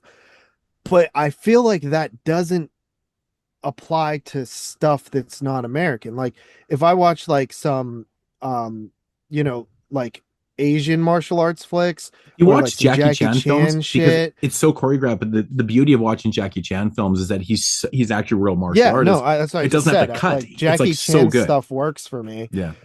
Jackie Chan shit, like It's because Americans didn't know how to fight until they discovered martial arts. That's literally right. all it is. But yeah, so like Yeah. I tend to like the Asian variety of martial arts flicks more than the American stuff, which is usually opposite in any other genre of anything. I tend to like American more than anything else. So I think that's part of it. Um, so this movie basically it's set in the futuristic world of 2020. Where where What like number do you have, JP? yeah, good question.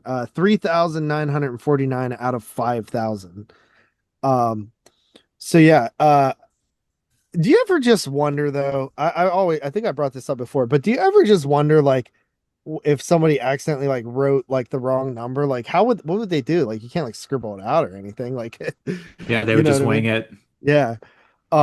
So I've always been waiting for a day where like two people have the same number. The same number. Yeah. It's Yeah. had to have happened. But so yeah, set in the futuristic world of 2020. Um, the basically like it's a dystopian future. Um, all the rich people went underground, and there's like starving people on the top of the world, in like barren wasteland, basically, and they sort of this the Billy Blank's character is like what would you call that?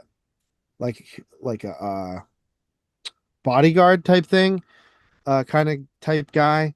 And he has a partner. She dies. They bring her back as like a cyborg, um, new prototype, like defense weapon type thing. Um, then there's some other shit where he starts like he meets like this other dude who's like a martial artist and he helps him and shit. I don't fucking really know, honestly, dude. I couldn't really follow the plot. I was pretty bored with this one. Carly was extra bored with it. Didn't even watch any of it, I don't think. Um, but yeah, it not really my cup of tea, honestly. Some of the martial arts stuff was okay, but even like honestly, like I've seen way better. And maybe that comes to the budget a little bit, like you were saying. I've seen like way better martial arts like fighting. The yeah, I don't really know, man. Wasn't my cup of tea, but there are some really funny letterbox reviews that I noticed. So I'll share those instead. This one I thought was really funny because I have no fucking clue what it even means. It said, "Ah, yes, future, half naked men bathed in bisexual lighting, grunting at each other while doing something resembling fighting." What the fuck is bisexual lighting? The lighting Pink in and this blue. movie, apparently. That's Pink and blue. Is that what it They is? probably Is had that a bunch of like bisexual pink and lighting? yeah, pink and blue neon. Why is that bisexual? Those are just the colors of the bisexual flag. It is what Yeah, it is. pink you associate with women and Oh. guys. So Yeah. like, yeah. I just figured they Oh. instead of the lighting was kind of gay. I figured that's just what they were Yeah. trying to say. That's funny. What it was there's another review that was really funny too. Oh yeah. In a world lacking flat tops, a man with a flat top steps in. That's a good one. So yeah. I gotta say the cover is pretty cool looking. There's a score in here that reminded me totally of like Terminator. Um, I thought it was gonna be like a Terminator ripoff, like judging by like the back of the cover, which is the front. Well, the title is TC. Yeah, and that, not really super Terminator-y, but No. yeah, not I mean, I didn't think it was like horrible or anything, but I just like didn't care about the plot at all and was just waiting for the next The like, the fight plot scene. is kind of nonsensical a little bit, man, to It be really honest. is. I'm, It I'm really kind of is. sad that they got away from like the Cynthia Rothrock stuff and like all the 90s like straight to video action stuff. Those are a Like, little better. I've seen some of For hers. real. We need to get back to the 90s straight to video action. they had this one little era of the VSAs where they were putting all that shit out, and I was like, oh my god, this is perfect.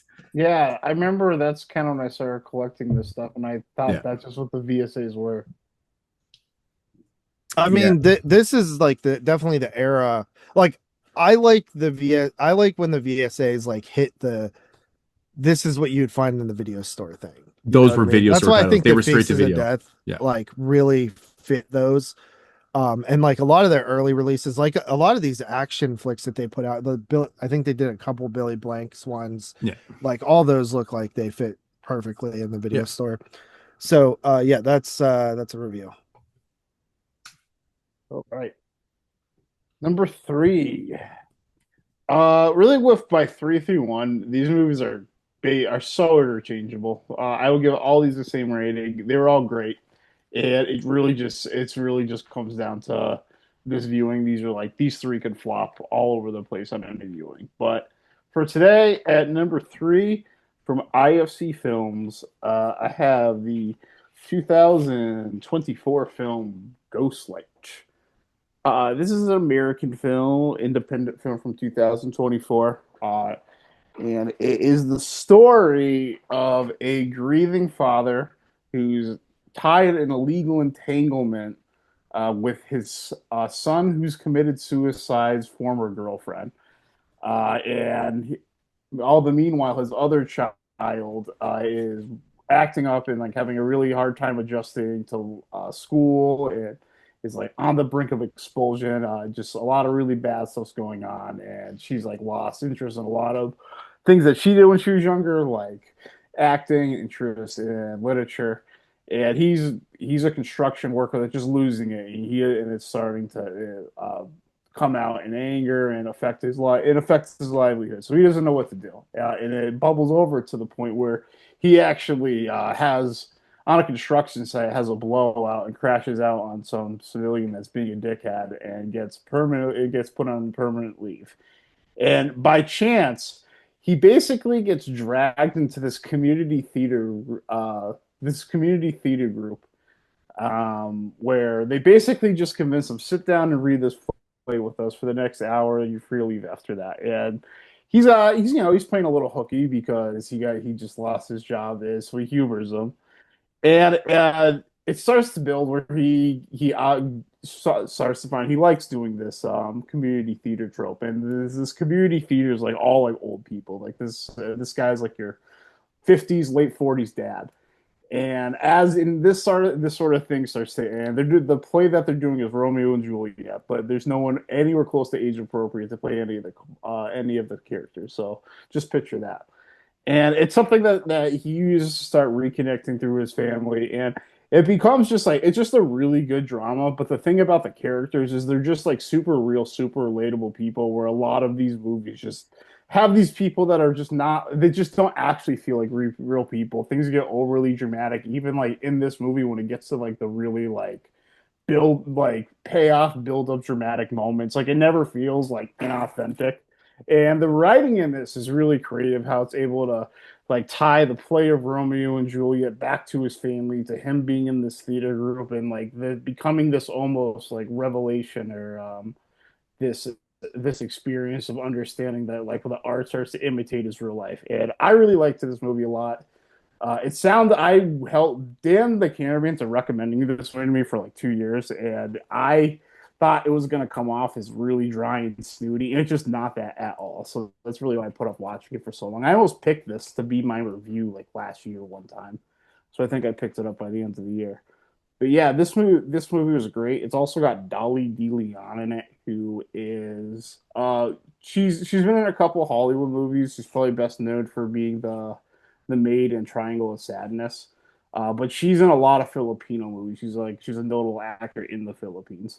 So it's pretty cool she's in this. She's really good. The father and daughter in this movie are played by a pair of real life father and daughter. So their chemistry is really good, and the whole family just feels authentic. And yeah, I really like this movie. It's one of honestly, I think one of the better like modern movies I've seen in the last few years, or movies that come out in the last few years, I should say. And I would definitely recommend this one. That's Ghostlight from IFC. Cool. All right. My number 3 VSA.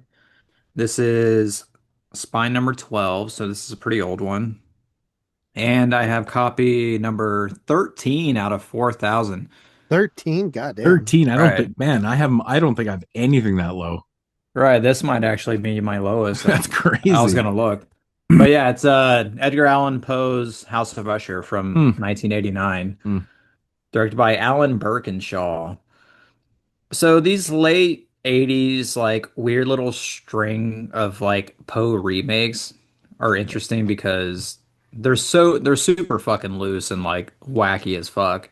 Half of them are just like basic slasher movies like Buried Alive and Mask of the Red Death. But this one's a little bit more on the traditional side. Um, so it starts off with a guy named Ryan and his girlfriend Molly. They're driving out to his uncle's house for whatever reason, the house of Usher. And they get into a car wreck before then, and Ryan, quote unquote, dies. You don't know if he's actually dead or what. You just don't even see his body. But Molly's taken to the house, and of course, the patriarch of the house is none other than Oliver Reed playing Roderick Usher. And this guy in this movie is an absolute fucking menace. Like, late stage Oliver Reed is like one of the nastiest, like sweatiest, like sleaziest actors like you could ever put in one of your films. And this dude is just like hamming it the fuck up in here. So basically, like the plot is with Ryan out of the way, Roderick needs to further along the Usher like family bloodline. So throughout the entire movie, he's just trying to impregnate this Molly girl the entire time. So he's walking around in like robes and shit, trying to like jump in on her in like the fucking shower. He's just disgusting. Like there's a scene where he like shoves cake in her mouth and he shoves cake in her mouth and then he starts like making out with her with like the cake all like within each other's mouths and shit. It is absolutely disgusting, and I know that he just reveled in that shit. But besides him, his brother in the movie is played by Donald Pleasance, and he's kept him like stashed away on a floor by himself for like 15 years. So Donald Pleasance in this movie is like completely psychotic and unhinged. And he's got like a drill that's like a drill mechanism on his arm, and he like escapes and goes on like a fucking wacky ass little killing spree in the movie. But it just like turns into complete fucking lunacy in this House of Usher, this movie. It might honestly be my favorite of all the Usher movies that I've seen. Like I was never actually a really big fan of the Usher story. Like I do like the Vincent Price movie, but I had a blast with this one. But there's really nothing special about it. Like there's a lot of good like splattery kills in there. Like there's a scene where Oliver Reed has a rat try and bite a guy's dick off. Like it's like that type of sleaze. But yeah, I really enjoyed this movie. I'd give it a 7 out of 10. Cool. Can't get that one anymore. I don't Yeah, think I you was get looking any at of these mine. anymore. I think I gave it like a 7. Same thing. I think I gave like all these like late 80s like Poe remakes a 7 out of 10. They're stupid, but they're fun. Yeah. Oliver Reed, fucking. He's so disgusting in that movie. He's so sweaty. Yeah. All right. So the next one here is coming from the Camille Keaton in Italy box set here. So this is a film I'd obviously never seen before. Actually, the only film I'd seen in this collection before was Tragic Ceremony, which we had covered on 22 Shots. Yeah. So I still need to see Madeline. But I watched Sex of the Witch because it's called Sex of the Witch. Right. From 1973. It's a little disappointing because Camille Keaton's more of like she's more of like a secondary character. Like she doesn't really have a lot, like she's in a lot of scenes in this film, but she doesn't have a lot of dialogue and shit. It's kind of disappointing a little bit. I read a really funny factoid on this though, that Camille Keaton was on set and she actually asked one of the other actors, she's like, do you have any idea what the actual narrative is in this movie? And the guy replied, no. They didn't even know what the fuck was going on when they were filming. It's kind of funny. Speaking of Camille Keaton, I think it was the beginning of July, Joe Bob did one of his final Shudder specials. I think he has 2 left. And it was like a summer episode, and the first film was I Spit on Your Grave, which was really cool. It's a movie he's been trying to show since he started doing these shows, which was back in the 80s. And no network would ever let him show it, obviously. And he actually had Camille Keaton on and interviewed her. It was really good. It was cool hearing her talk about stuff. I didn't know that she actually dated Mir Zarchi, the director. But yeah, I don't know. Really good episode. Yeah, I always have weird memories of Camille Keaton because we were at Wasteland together when Camille Keaton was there, and yeah. I ended up not meeting her because she was like super expensive. I was like, whatever, wasn't really whatever. But I remember the night that you ditched me and went back home, and actually everybody ditched me at Wasteland, and I was there by myself. And I was sitting there fucking eating matzo sticks and wings or whatever in a Caesar salad. And I look over and Camille Keaton is sitting at the bar too. Still never talked to her. Just whatever. Because I was fucking I was super depressed that y'all ditched me like a motherfucker. But anyways, you're a fucking dick for that. But anyways, Sex of the Witch. So this one's from 1973. And it's basically it's kind of like your typical 10 Little Indians story. It really is, you know. A big patriarch of this family dies. He's like an uncle. Anyways, like all the nieces and nephews gather at the house for the will reading and stuff like that. Anyways, they read the will, and in the will there's a stipulation where if any of the nieces and nephews die before they're 30, you know, their inheritance will be, you know, it'll be dispensed through the rest of the survivors and stuff like that. So it right there, it just kind of gives you motive to like start knocking off family members and shit like that. What kind of separates this film from a lot of the typical, you know, Agatha Christie type story is this one has like a supernatural element to it, and it's really fucking it's kind of stupid, but you know, it kind of works at the same time. It's super sleazy. There's a lot of sex, hence Sex of the Witch and stuff, which actually is kind of descriptive for the film itself. Yeah, there's a lot of sex scenes. There's a lot of like kind of supernatural elements that are happening and stuff, but it kind of plays out like your typical 10 Little Indians with a twist. It's really what it is. Is it entertaining? A little bit, not the greatest. Camille Keaton, like I said, is kind of more of a secondary character. She's in a lot of scenes. She doesn't really have a lot of dialogue, which is kind of shitty. You know, it's funny that she's in a box set because, you know, it's not a leading role for her by any means and stuff. But yeah, I mean, it's an all right film. There's not really a lot to say about this one at all. It's kind of slow. You know, it has a lot, like I said, it's sleazy. You know, it's got this decent little twist with the supernatural stuff, but otherwise, not great. Kills aren't great. Not like a lot of, you know, great effects and stuff like that. It's honestly a little bit boring, to be honest. Very disappointed with this one, Sex of the Witch. I wouldn't recommend this one by any means, but you know, it is what it is. So, like I said, there's really not a lot to say about it. It's pretty standard stuff. We've seen that story so many times. It just has the one little different angle to it. That's it. Not great. Not great. All right. Next up for me is another random letter pick here. It is Spine 373, so older release. Had it on the shelf for such a long time, didn't know really anything about it. And it is The Laughing Dead. I do have a slip. Sweet. I have that one on the shelf too. It does have a slip, but it has titties on it, so I pulled out the regular thing, which the titties are covered. So yeah, The Laughing Dead. Man, this is a weird one. Directed by Sum Tao. Which is, I believe, I don't even know. I can't remember what it is. It's not it. Thai. Is he Thai? Is it Thai or is it Spanish? I can't remember. Yeah, or Thai. He's Thai. So it's a weird movie because it's a Thai director. Yeah. Making a film in basically Mexico. Yeah, Mexico. Yeah, right. Make an American movie with Mexican culture. It follows a busload of travelers who are going on a guided tour. A bunch of different people in there. There's some like weird like I don't know what you would really call them, like not Wiccan, but they're two characters that are into like crystals and shit. I don't know what that would be.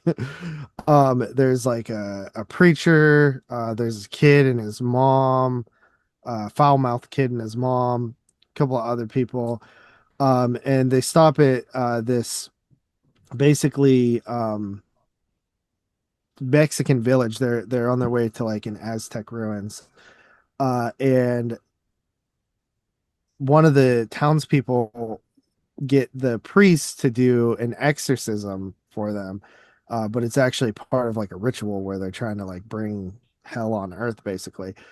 And it gets pretty freaking crazy after that. I mean, there's just like wacky shit in this movie galore. Yeah. There's at one point a dinosaur, demons, zombies, decapitations, some fun gore and stuff like that. Some zombies play basketball with a decapitated head. Just a lot. The kid's like really foul mouthed and funny because like the mom is like seeing the preacher and the kid's like not having it and shit like that. And talk shit to his mom a bunch. Honestly, it's pretty fun. Like I would say this is like the highlight of the stack. Just because how like absurd it gets. It gets like very almost like Italian in its like craziness and shit like that. So it's like a weird mishmash of all kind of different things going on. But yeah, I thought it was really fun actually. It's also like part of it's set during like it's like set the day before Day of the Dead or something, or like the evening before. So it kind of goes into like Day of the Dead. So it's kind of a holiday film as well. Maybe your Day of the Dead watch. What else happens in there? There's like a weird ass like Slimer, like from Ghostbusters, like a Slimer looking thing. There's some dream gore sequences and stuff in there too. But yeah, I thought it was really fun. A very weird movie. I didn't know what to expect. I didn't really expect it to go in the territories it went, but I think it's definitely a recommend. I don't know if this one's still in print or not, but I don't remember much. I think it is. I actually looked it up. People talking about this when it came out. I think it is actually still in print because when I was going through finding some titles and shit like that, I pulled that off the shelf to rewatch. It's actually sitting on my table right now. I didn't rewatch it yet, but it's sitting right there. Yeah, late 80s, 89. I looked it up. I think it still is in print. Yeah, It's pretty a fun ass movie. Yeah, like, it's like kitchen sink horror. Yeah. Like I say, it's like it's in the same vein as like Demon Warp. Yeah, it's completely batshit, man. There's so many crazy things in that one. Like you said with the dinosaur, I don't remember the Slimer thing, so I need to rewatch it. But I remember loving it when it came out. Though I was like, I'd never even heard of that fucking film before. Yeah, So it's fun. very weird. Yeah. But yeah, pretty fun. Hey, coming in the number 2 spot from Connie, I got the 1983 film Carnal from director Marilu Diaz-Abaya. I thought you said Carl. I picked that one up. I was like, Hot Uh, Carl? Hmm. this is a Filipino folk horror film, and Marilu Diaz-Abaya actually won last year's partner label playdown, so she almost went back to back. That's pretty Oh wait, crazy. so these are ranked? Yeah, Oh, these are okay. ranked. She almost Pretty went cool. back to back. And so this is, from what I understand, this is a super stacked cast in terms of Filipino actors in 1983, and I recognize a bunch. The crazy dad from Kiss Up Nada's in this, playing basically the same character. There's a character in this as a young man who was the star of the 5 hour movie I did last year. So there's some names in this, and 5 hour. yeah. So what this is the story of a man that comes back with his wife that from the big city in the Philippines, Manila, where he kind of failed to make it there. That's where he met his wife, and so he goes back to his poor provincial fishing village to stay there for a while, basically to ask his dad for his share of the inheritance so he can sell it and like go start a business in Manila. That's what this eventually builds to. But there is, yeah, as you might guess, there's some big cultural differences that come with living in the most civilized, educated part of the city, and then the poorest fishing, the oldest like old tradition fishing villages, and in the Philippines. So it's really a clash of like being in the wrong type of world. And it's like a stern, like horrific patriot. Like it's basically Kiss Up Mata, in set in the 30s in a poor village. It actually has a lot of the same beats. It's got the same actor that does like the same messed up shit that builds a similar type of conclusion, but that's not like the end of the movie in this. That's just like a thing. It's really hard to talk about this movie without just like blatantly spoil it because really like they come here from Manila, they go to this village and the tensions arise and without just like blatantly spoiling what happens like throughout something that happens like halfway through the movie, it's kind of hard to like really go into detail about this, but this is a super tense like real life imitation horror movie just like Kiss It Nada. The acting in it's super good. It does this really interesting folk thing with the way it connects the characters with the present and like brings the story back to like pronounce the meaning and what's getting at and like focus on the themes of what living in this culture at the time was and how it relates to the future. And it just the way it was able to tie these in, it was very good and like very almost like silencing and immersive that just it really like put this movie over the top for, and I already liked it quite a bit. Me and Parker actually just talked about this for 83. It's an 83 movie. I think that video, if it's not up already, will probably be up by the time this one's up. So there's a more detailed spoiler breakdown of that if you guys like want to hear a full review of that and a little bit more about it. But this movie's fantastic. We kind of went down to 83, and this would probably be like my number 3 of 83 without doing any of the prep. Uh, Damn. yeah, I like this movie. That's not the craziest year or anything, but I like this movie a shit ton. Obviously, I'm pretty biased towards the Filipino movies, and I already like this filmmaker. But this movie was great. It's if you would consider Kiss It Mata a horror movie, you would find it the same way, but it does kind of lie on that same fringe way. But it really is just like a folk horror film. I would definitely recommend this movie. It's the transfer on. It's great. It's a must see for horror fans. I'd say this movie's awesome, and you really don't get a lot of notable movies out of the Philippines. So you got this company dishing these out.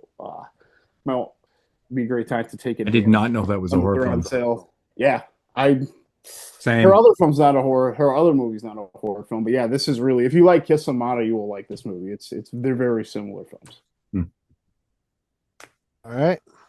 Interesting.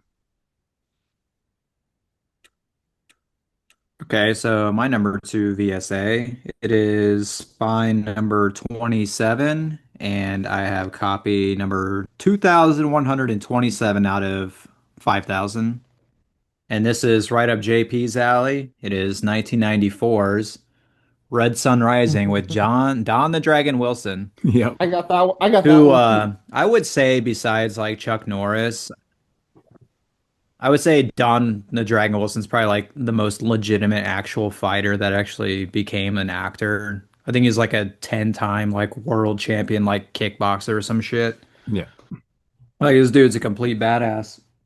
And I would say he's probably in my top three 90s straight to video action stars. The dude is prolific as fuck. He just has movies after movies. Hmm. He was one of the poster childs, I guess, lack of a better word, of PM Entertainment, one of the best 90s like actual action labels out there. What's that crazy franchise that he has? There's like 7, 8, or 9 films. Blood Fist. Is it? Yeah, Blood Fist. Right. Yeah, he's got the Blood Fist movies. He's got like the Ring of Fire movies. There's only 3 of those, but yeah, he's got a bunch of shit. We need a But Blood Fist box set. I have that movie as well, Tony. For real. But yeah, this movie is honestly really cool. It's not PM Entertainment. I don't even know who the hell released it, but he plays a cop who at the beginning of the movie his partner is killed by the Yakuza, and specifically there's this one fighter in it who is so skilled above everyone else. He learned this move called the death touch basically, which is you know how it is. You touch them anywhere and then they'll die. But what's great about this movie is that like it's got like a nice little optical effect on it when he does it, and then they add like a stupid little laser like sound where it's just like pew, and then that's like the death touch. But what's cool about this is that he can control how long it is until you die. It can be quick or it could be long and painful. But he kills his partner, who is played by the guy who was chosen in Karate Kid 2 and Johnny Tsunami's dad. But he dies, so he basically tracks this Yakuza all the way back to Los Angeles, and he finds out that they're in cahoots with local gangs to take over like the weapon smuggling, like on the coastline of Los Angeles and whatnot. So he starts getting with the local cops, and the main cop that he becomes friends with is the girl who plays Joey in Hellraiser 3. I forget her name. It's Yeah. Terry Farrell, but yeah, she's really cute in this. She's honestly really racist in this movie. Like she'll like do the whole like instead of saying really, she'll be like, "Oh, Riri," like talking to Don Wilson.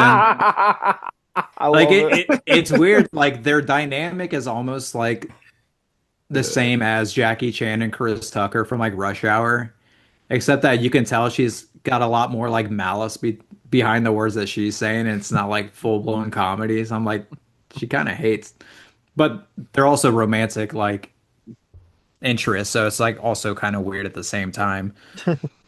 But you find out that, of course, like the Yakuza is in bed with the local police and the local gangs and this and that, and Mm. just like typical 90s action, it's all corrupt bullshit, and then it just blows up at the end.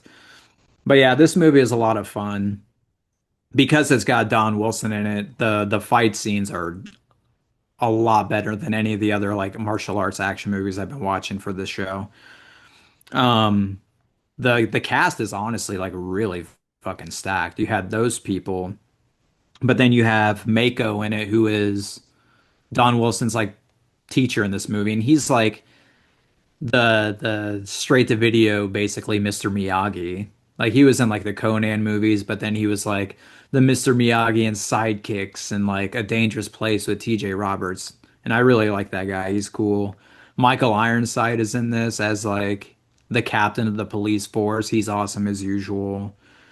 And then another guy that I really like is Stoney Jackson, who he's in like a bunch of like movies like Trespass and like Knights of the City. He's got like a really cool look to him. I've always liked seeing him in movies, and he's the leader of one of the LA gangs in this movie, and it's Who's really he in cool to have him in it. Trespass? He's like He's Ice Cube's second man. He's the one with the slick back hair and like the pencil thin Oh, mustache. okay. Yeah. That guy. Yeah. Yeah, I always liked that guy. He had a good look about him. But yeah, overall, it's just like any other typical 90s Don the Dragon Wilson action movie. It's just great fights and That there's one a sounds good better than time. TC 2000. I'd say it's a lot better than TC 2000. Like, Yeah, I like Billy it's good. Blanks, It's good. but Don Wilson's like a couple notches above him, in my He opinion. totally is way better. Yeah. All right. Oh, all right. So my last one here, we're gonna take it to the 80s because everything has been in the 70s, man. So specifically 1989 for the first of two films, and that is Vacation of Terror Part 1. Anybody seen this one? Yeah. Mm-hmm. Yeah. Vacation of Terror is, it's your typical I don't know, man. It's like Annabelle before Annabelle kind of thing. Possessed doll. This movie's fucking kind of bad. In a funny way though. I mean, it's basically about this dude that like inherits this house and they go to this house on vacation and stuff like that. Anyways, the daughter ends up finding this doll that's been possessed by this witch that was burned at the stake like hundreds of years before and stuff like that. Typical setup. What follows is just pure hilarity to me. I don't think I've ever seen a film like this where literally no one dies. There's not one fucking person that dies in this movie.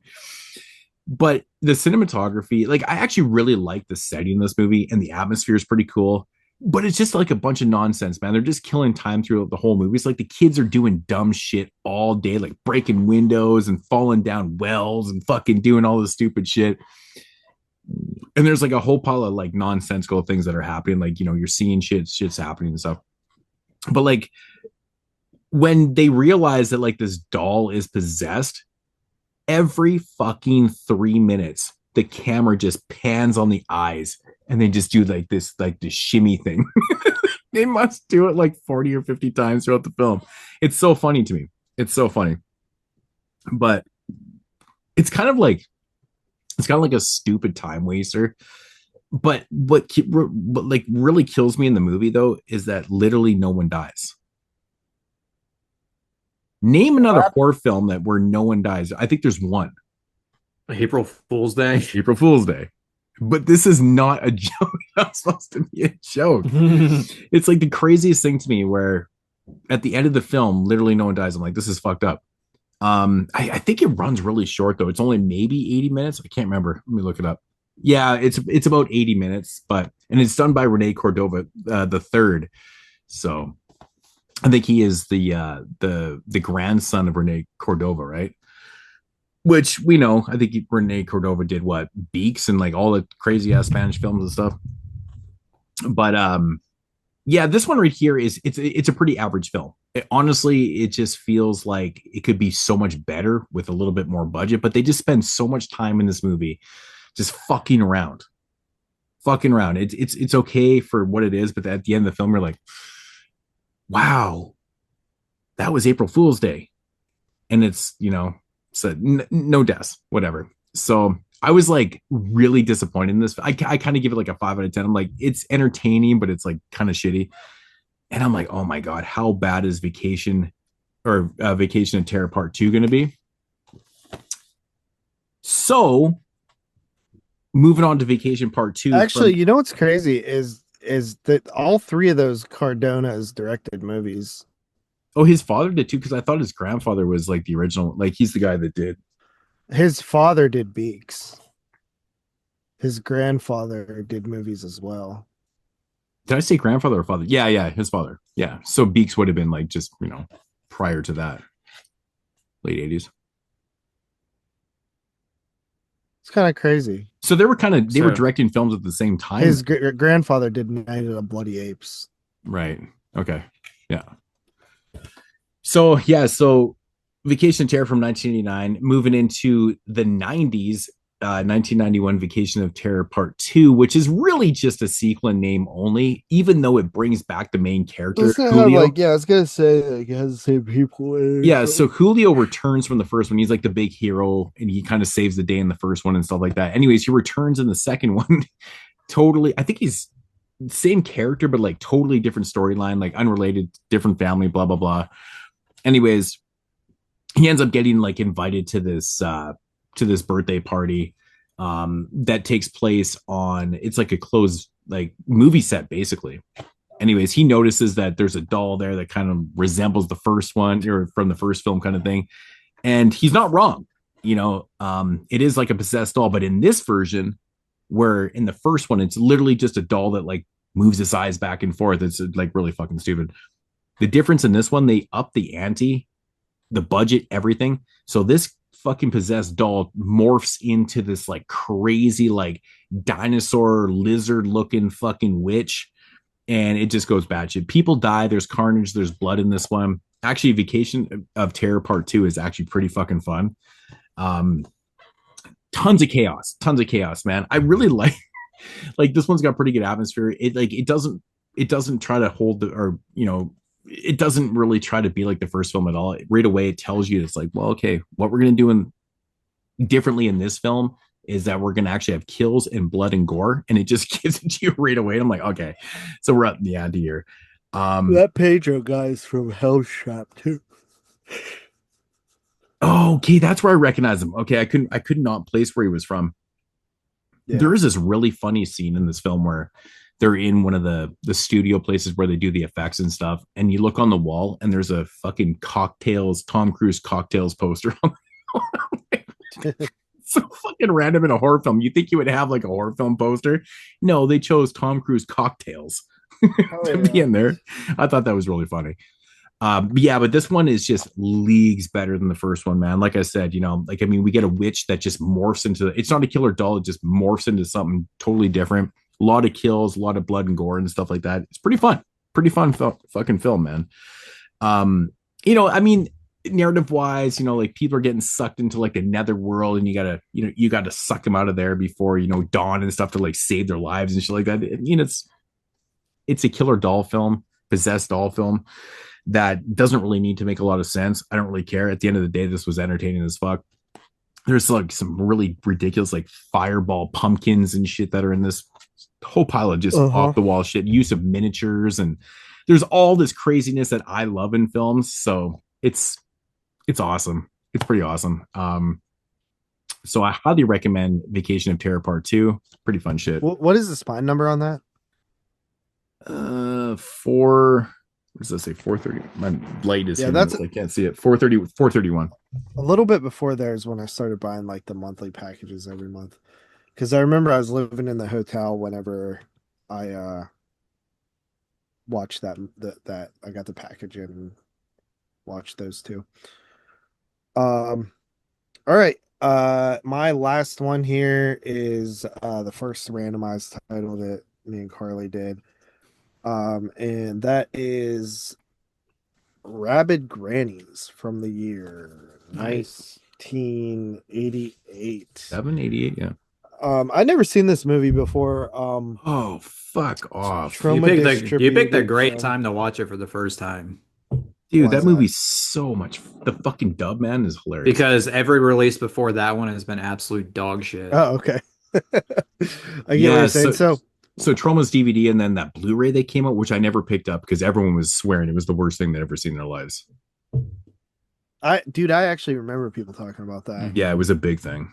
Yeah. But yeah, so Rabid Grannies, I had known about this movie forever. Like I've seen people show it off in the collection, and obviously it being a Troma, probably one of the more notable Troma movies that I remember hearing about.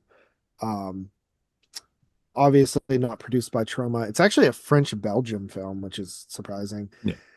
It even more surprised me because like you ever just like think that you know what a movie's going to be about and then it's like not that at all. That's like kind of this with this film. Like the original poster that I always remember seeing is like there's two grannies and like the little girl in front of them, like you know. And Like the actual, like not painted one, just like the pictures. yeah, the picture, yeah. Mhm.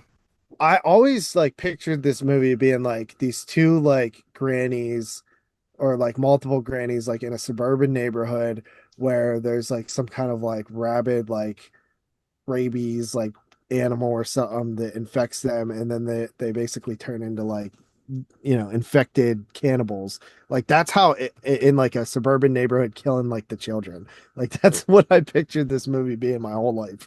So I was shocked to see it's like this like European fucking like wealthy posh like family thing. I was like, what the fuck is this? And I gotta say, like, for somebody who's never seen this before, I was fucking hating this movie for like half of it. Um Both me and Carly were like, this shit sucks, it's boring. There's just like so much bickering and bitching and just like this it's basically about these two elderly sisters who invite their nephews and nieces, not even grandkids, to uh their birthday. And all these like fuckers just basically want them to die so they can inherit their wealth. And then there's like a black sheep nephew who's not invited, and he sends like a black box type of, or like black smoke in a box that transforms them into basically demons. um so like the first like half of this movie I think is like super boring and nothing really happens. But then it goes like really almost like Evil Dead, like Peter Jackson, like demons, craziness in the second half of the movie, which gets very splattery and just like honestly pretty great effects. And the grannies and like they almost like look like witches too. Um in the movie, and there's just all kind of like absurd crazy gore and stuff like that, and that's where it really gets kind of fun. I think Carly was like completely tuned out by the time we got there. So I ended up enjoying it a lot more in the second half. But that first half, man, is a slog. I don't know if you guys actually remember how sloggy that shit is, Yeah, it's but a little slow. It is. it's Yeah. pretty rough. I've seen a movie multiple times. um and then what else I want to say? Oh, the dub.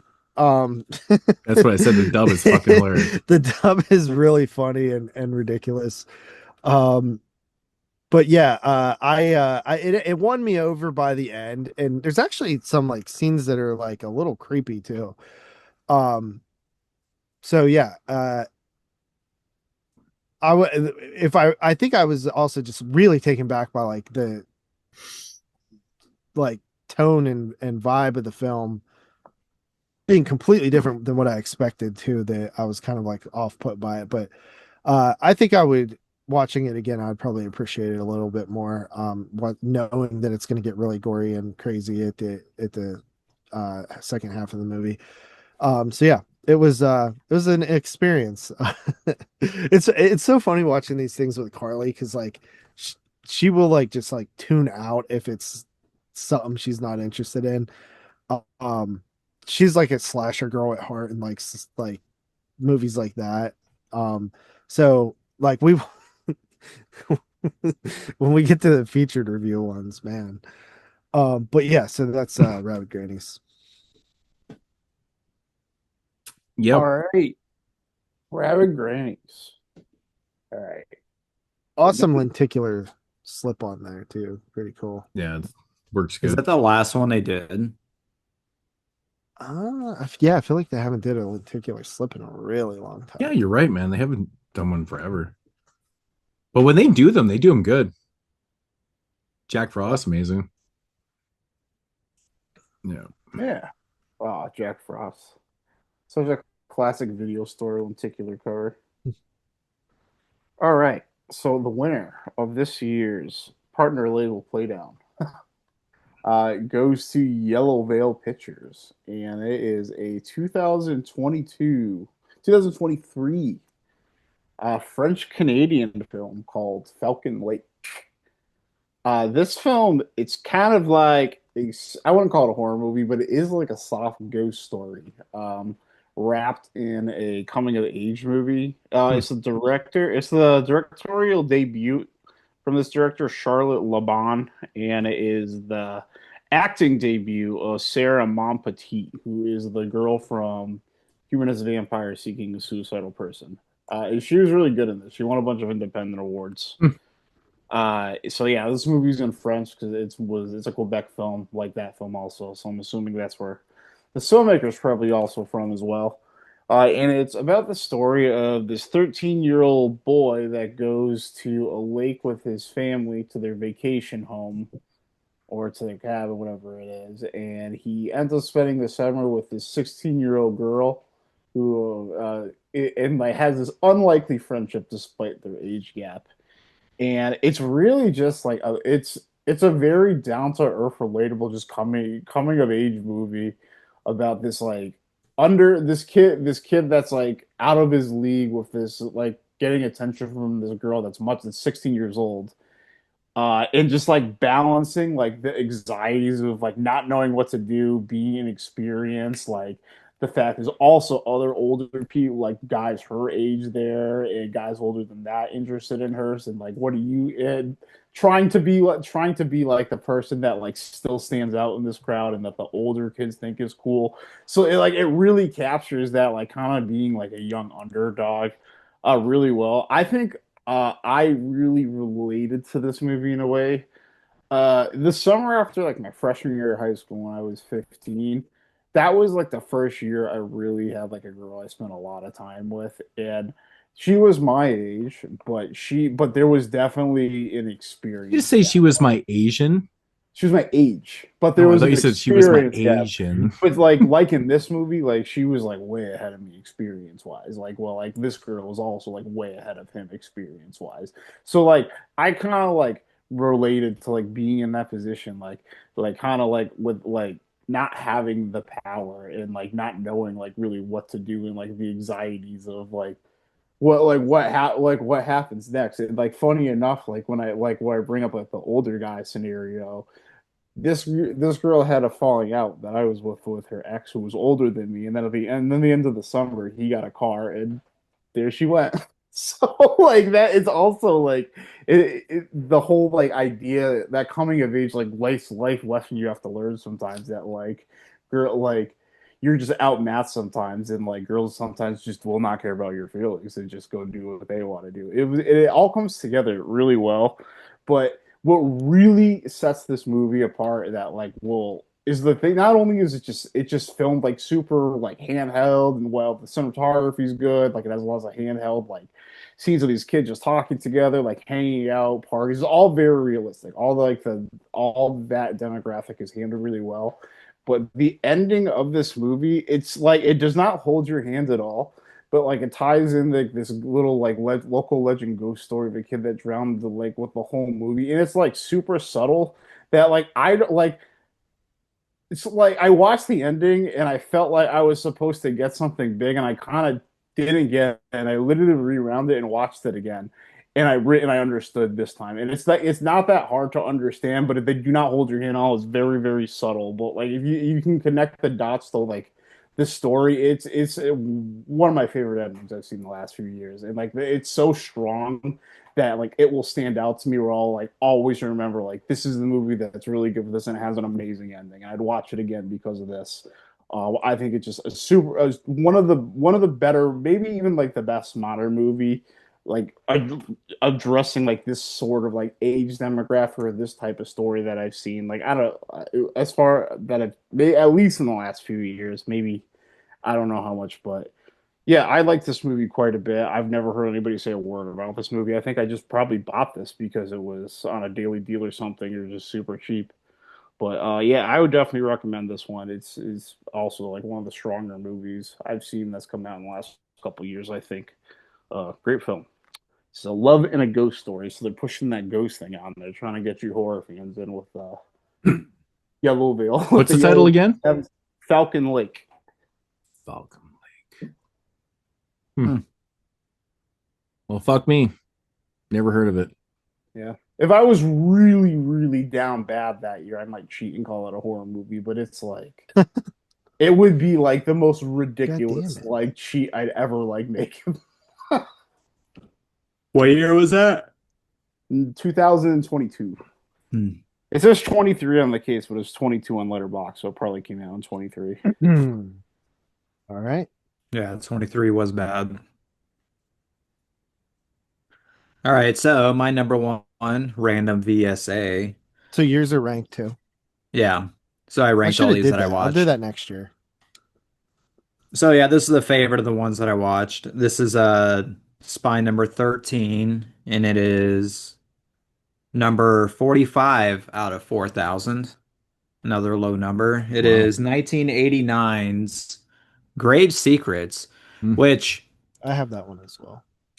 I'm honestly like kind of surprised to see like how low people are rating this online because I thought this was like kind of like a really cool little atmospheric kind of like ghost little story. Yeah, it's pretty cool. I feel like it So was easier to get low numbers back when they first came out because I don't think I people need were to check buying my them like they numbers, man. were. I don't know. Do I have You have some anything low under numbers. 100? Fuck. yeah, I feel like I haven't gotten a really low number in a long time. My Yeah. Killers on Wheels, which I have down here, is 704. So what do I have? Let me see what my Now lowest that you number bring is. that up, because I have it sitting here. I never look actually. It's weird. What do I have here? 2042. That's not low. Right. So like what I've like come to find out with VSA is that it is purely random. Yeah, I think so too. Yeah. Yeah, it doesn't matter if you're the first person, doesn't matter if you're the last person. Yeah. But this movie is cool. It's about this woman who is played by I forget her name. She's a Dutch actress, blonde. She was the star of Paul Verhoeven's The Fourth Man, and she was Oh, I know who you're talking about. like the Terminator lady from like Eve of Destruction. Very like uniquely looking woman. But she runs a bed and breakfast out in the middle of nowhere basically, and she's being haunted by like a malevolent ghost.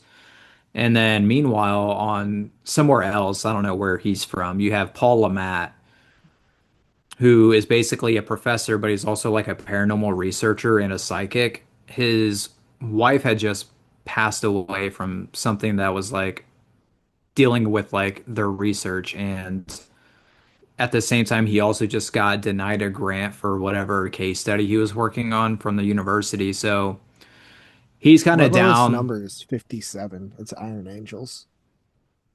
Wow, that's a like a pretty recent one too. That's last year. Yeah, but like literally like most of mine are like 2000. Like it's crazy. Yeah, that's crazy.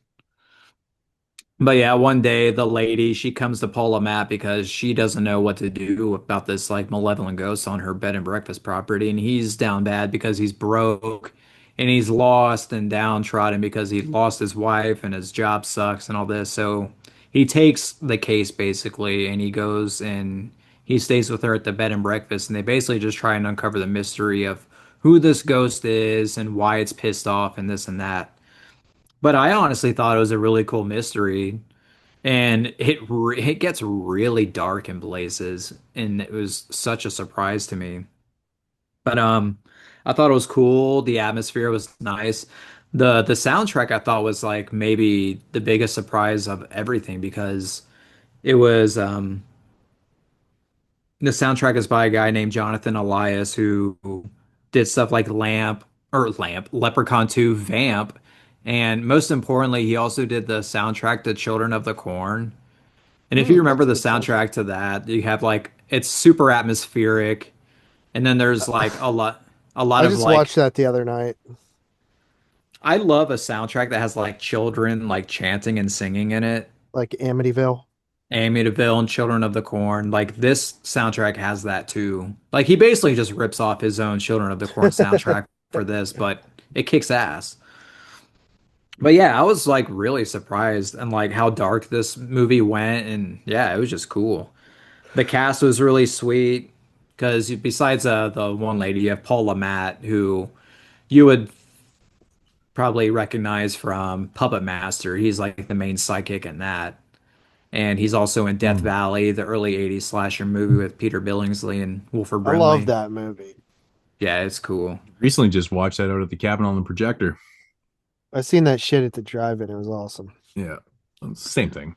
Driving. But then you got like smaller, like little, like lesser known faces like Olivia Barash, who was in like Repo Man and Doctor Alien, and David Warner, who you've seen in about 300 fucking things, from The Omen to Ninja Turtles fucking Secret of the Ooze. Yeah.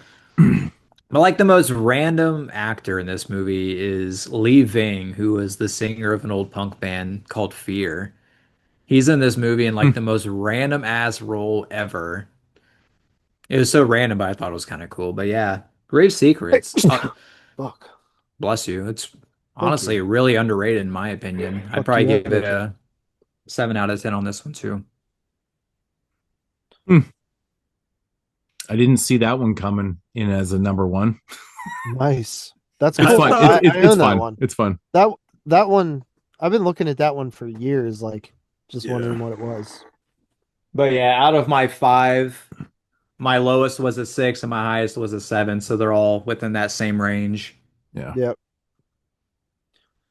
I think mine are the same way. I think my lowest was a 6 and my highest was a 7. Yeah, I'm not like over the moon about any of them, but they're all fun. Yep. Yeah. Vacation in Terror Part 1, low. Sex of the Witch was low. The other ones are all really fun though. I would give my first two like Pets five, is really good. like 5.5s, maybe a soft 6, and my last 3 all 8.5s. Right. Nice. You had a banger one. I like doing this show, this yearly show, because it's just cool to like dig into the collection and watch shit I haven't seen yet. Yeah, that's why we started this show, to force ourselves to watch this shit. Yeah, that's literally why we started the show, was to just fucking make ourselves watch our collection. But I guess that's it for that. Yeah, that's going to conclude the round robin reviews. So that's what we did, round robin reviews. So moving on to the double AGFA feature here. The double deuce. I think it's the first time we did Is it the first time we did AGFA as a featured? I think it is. I think nope. so. Did we not do an another one AGFA before? I can't think. I know I've done a few solos. I don't think so. Yeah, I don't I've think done we've a done couple solos too, I think, but I don't think we've done one as a feature. No, I maybe won't not. ever again. Well, there's definitely better ones. It's too risky, man. All right. So, How sad is it that this was like the best choice we had? Well, that's the thing. In our opinion, who the fuck who brought this up? You, motherfucker. No, I think it was You my literally fault. picked it. No, I it thought wasn't. Moods picked it. No, it was not me.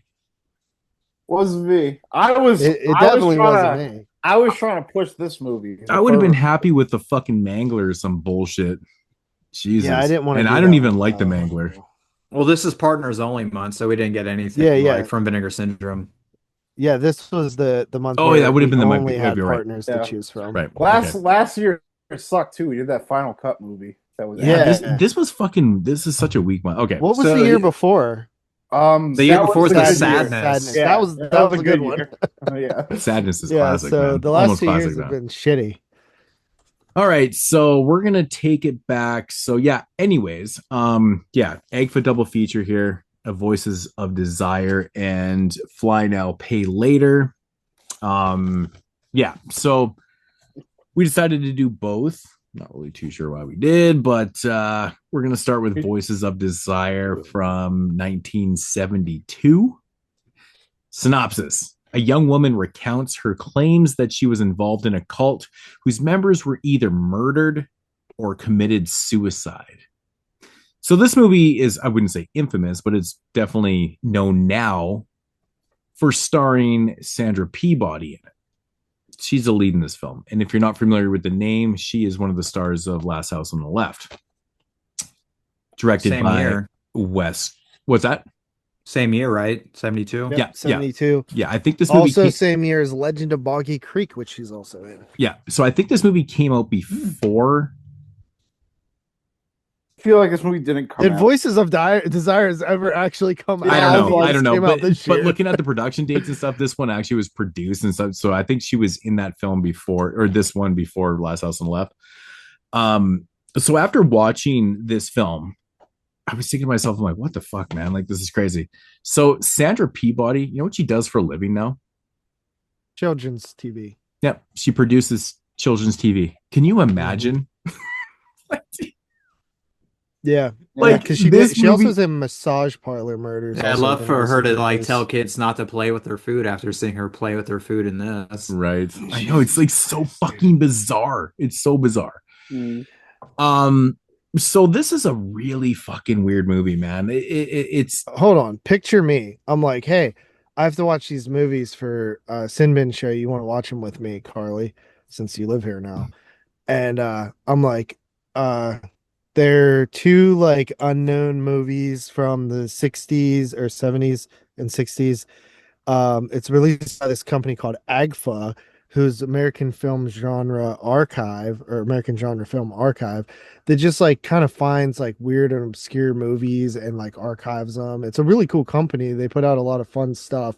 There's usually some like just weird random like oddities on their releases. Like they're a lot of fun. Okay, pop it in.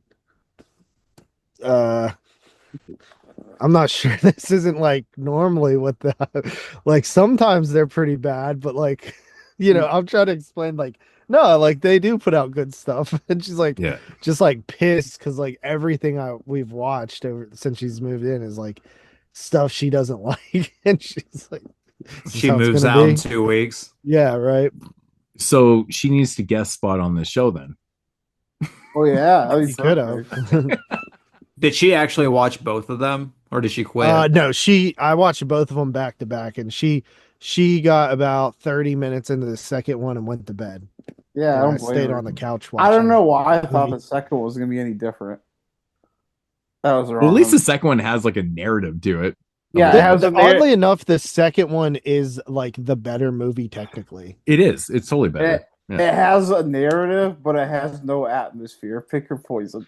The first one has more atmosphere because it has like I'm like, this guy literally made this first movie he's like, oh, I picture like some creepy people standing around this girl with like knives and it looks creepy.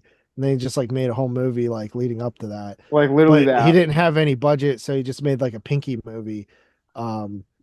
In between that, just like before Pinky movies were a thing.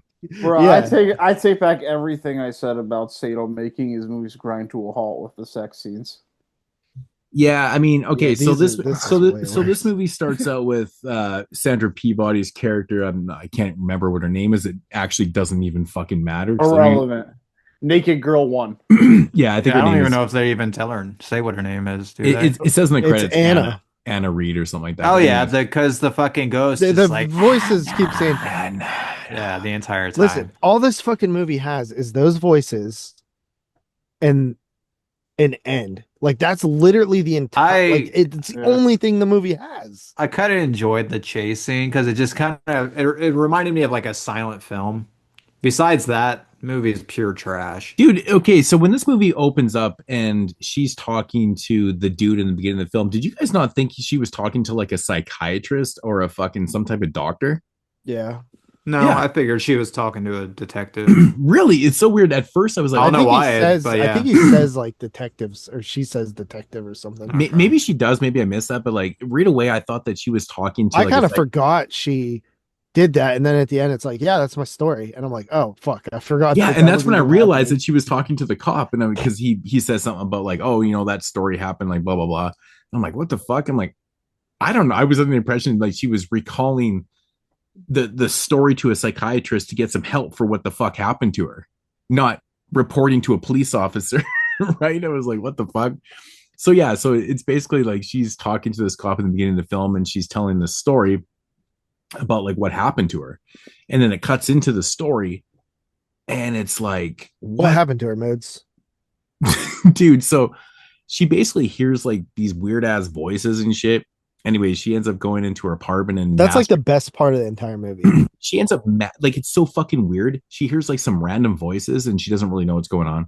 She goes into this apartment or into her apartment and she starts masturbating with like bananas and like all this crazy Fruit. shit and fruit. And it goes on for a She's while. rubbing an apple in her armpit, which I don't really know what it does, but There's a scene where I literally laughed out loud and she's like masturbating and all of a sudden there's this piece of banana in her armpit and I just lost it. there's just like laughing. smushed banana all over the bed and shit. It's fucking Just kept disgusting. picturing these fucking random kids that are watching her programs, watching this shit, going, "This is who produces our TV." But it was just, it's such a weird scene. I don't know why the director thought that masturbating with fruit and everything was. I don't know what that was really about. He probably has a food fetish.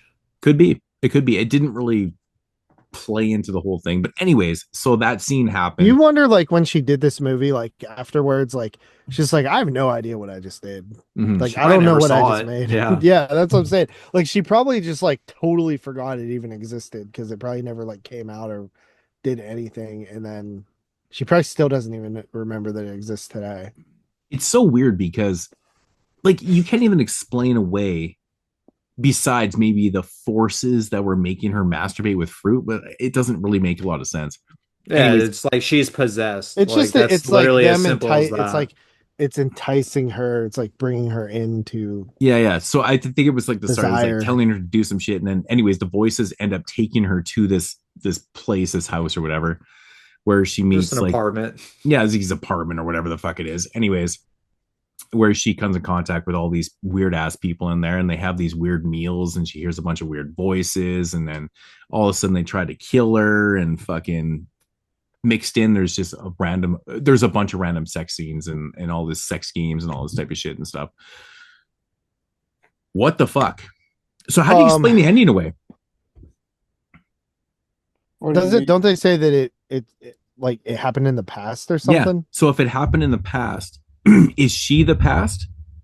Or No, it's like what do you call it? Like it's like yeah, what's that word where it happens in it like once. Like it happens in the past and in the future at the same in time. the present? Yeah. Okay. Yeah, Yeah. that's what I thought. Yeah. I just took it as like it's haunted, and she just Yeah, got fucked by that's kind of ghosts. what it is. Like it's like And we're dealing with like an unreliable narrator situation. So she's kind That too. of so she's basically reliving, in a sense, she's kind of reliving the events of what happened 35 years prior.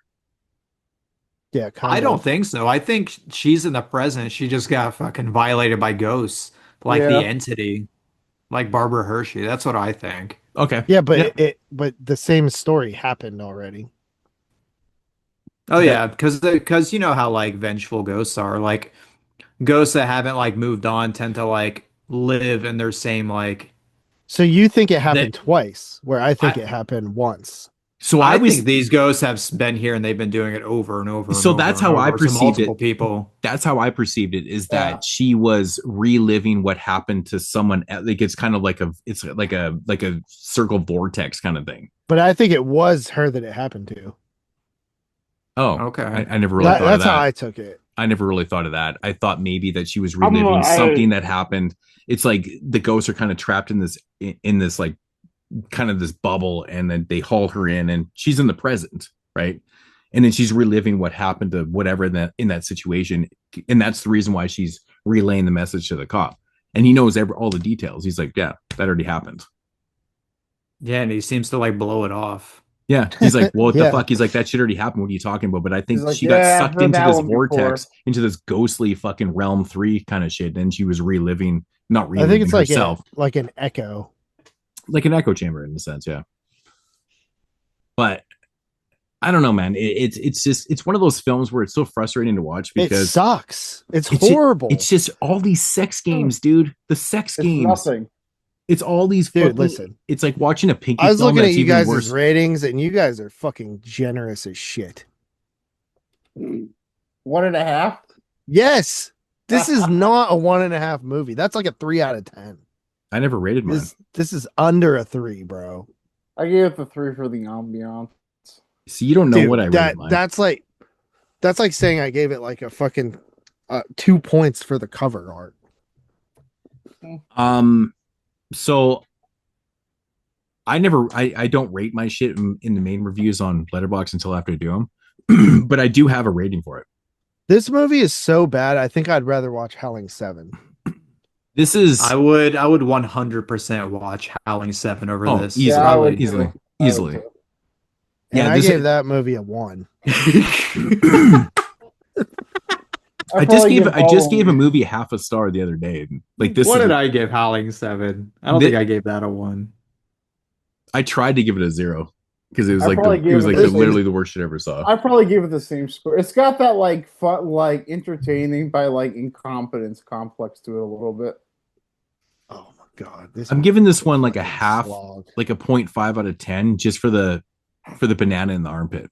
This is the lowest I can rate a movie. Like this is the bottom of the barrel movie shit. Like Yeah. I would never ever I would be so mad if I had to watch this again. I Like, just wouldn't. I'm This just is not how I watching felt it. watching Reviver 1. No.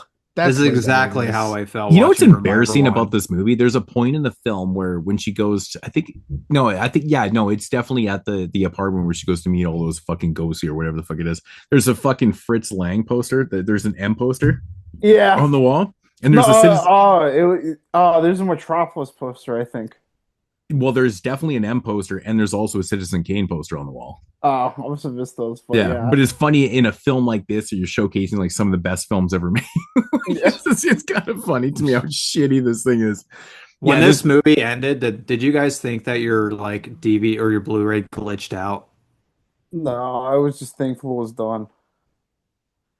Because it's just I'd like assume that I would see like a couple credits at least, but it's just like menu screen. I'm like, wait, what the Yeah. fuck did I just miss? You know what, man?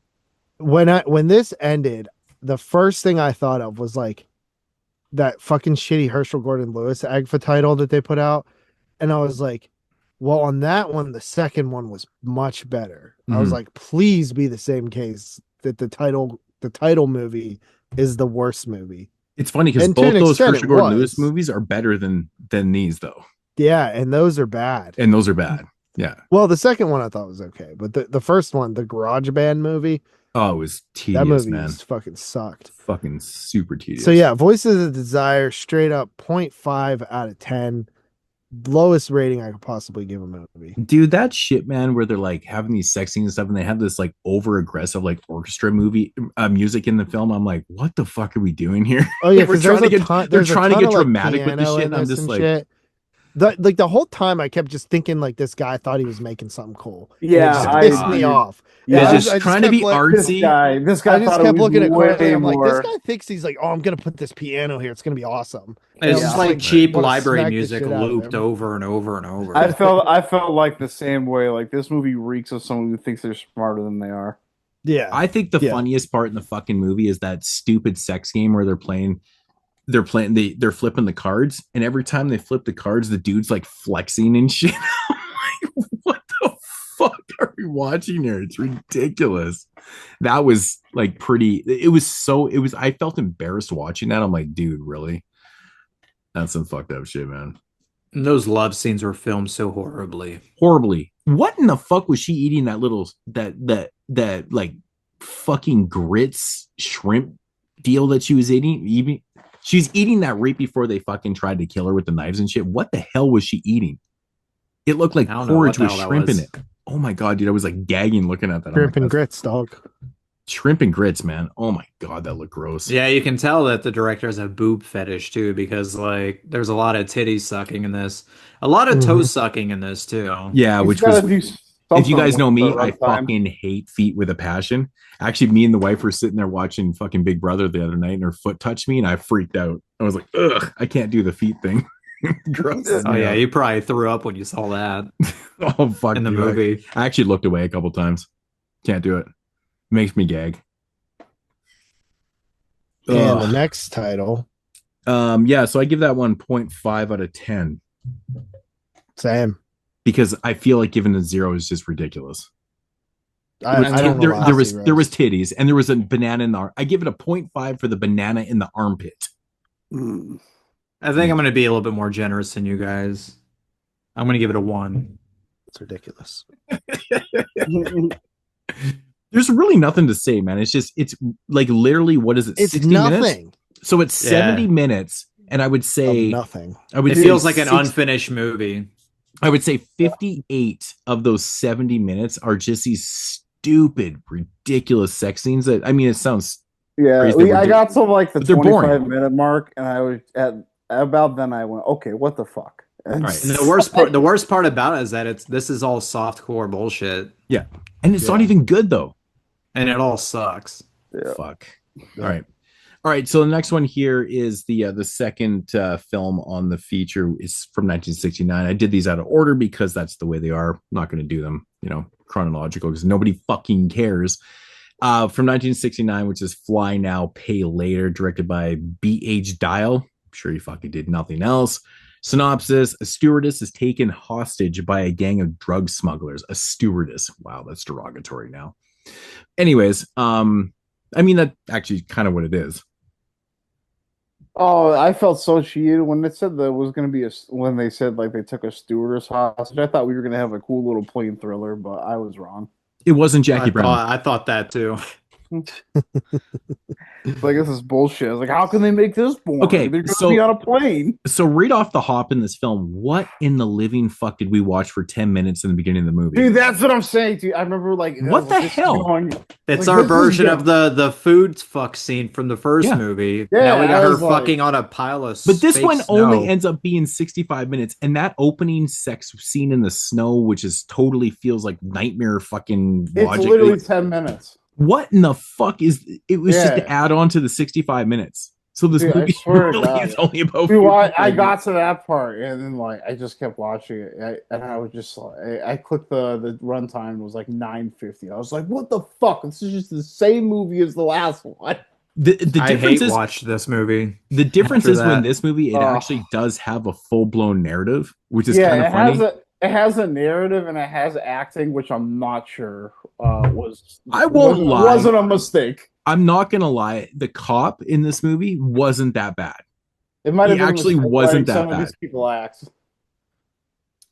So basically, it's about this this flight attendant that ends up getting abducted by these dudes and shipped in a crate to Morocco, and for certain reasons, kind of thing.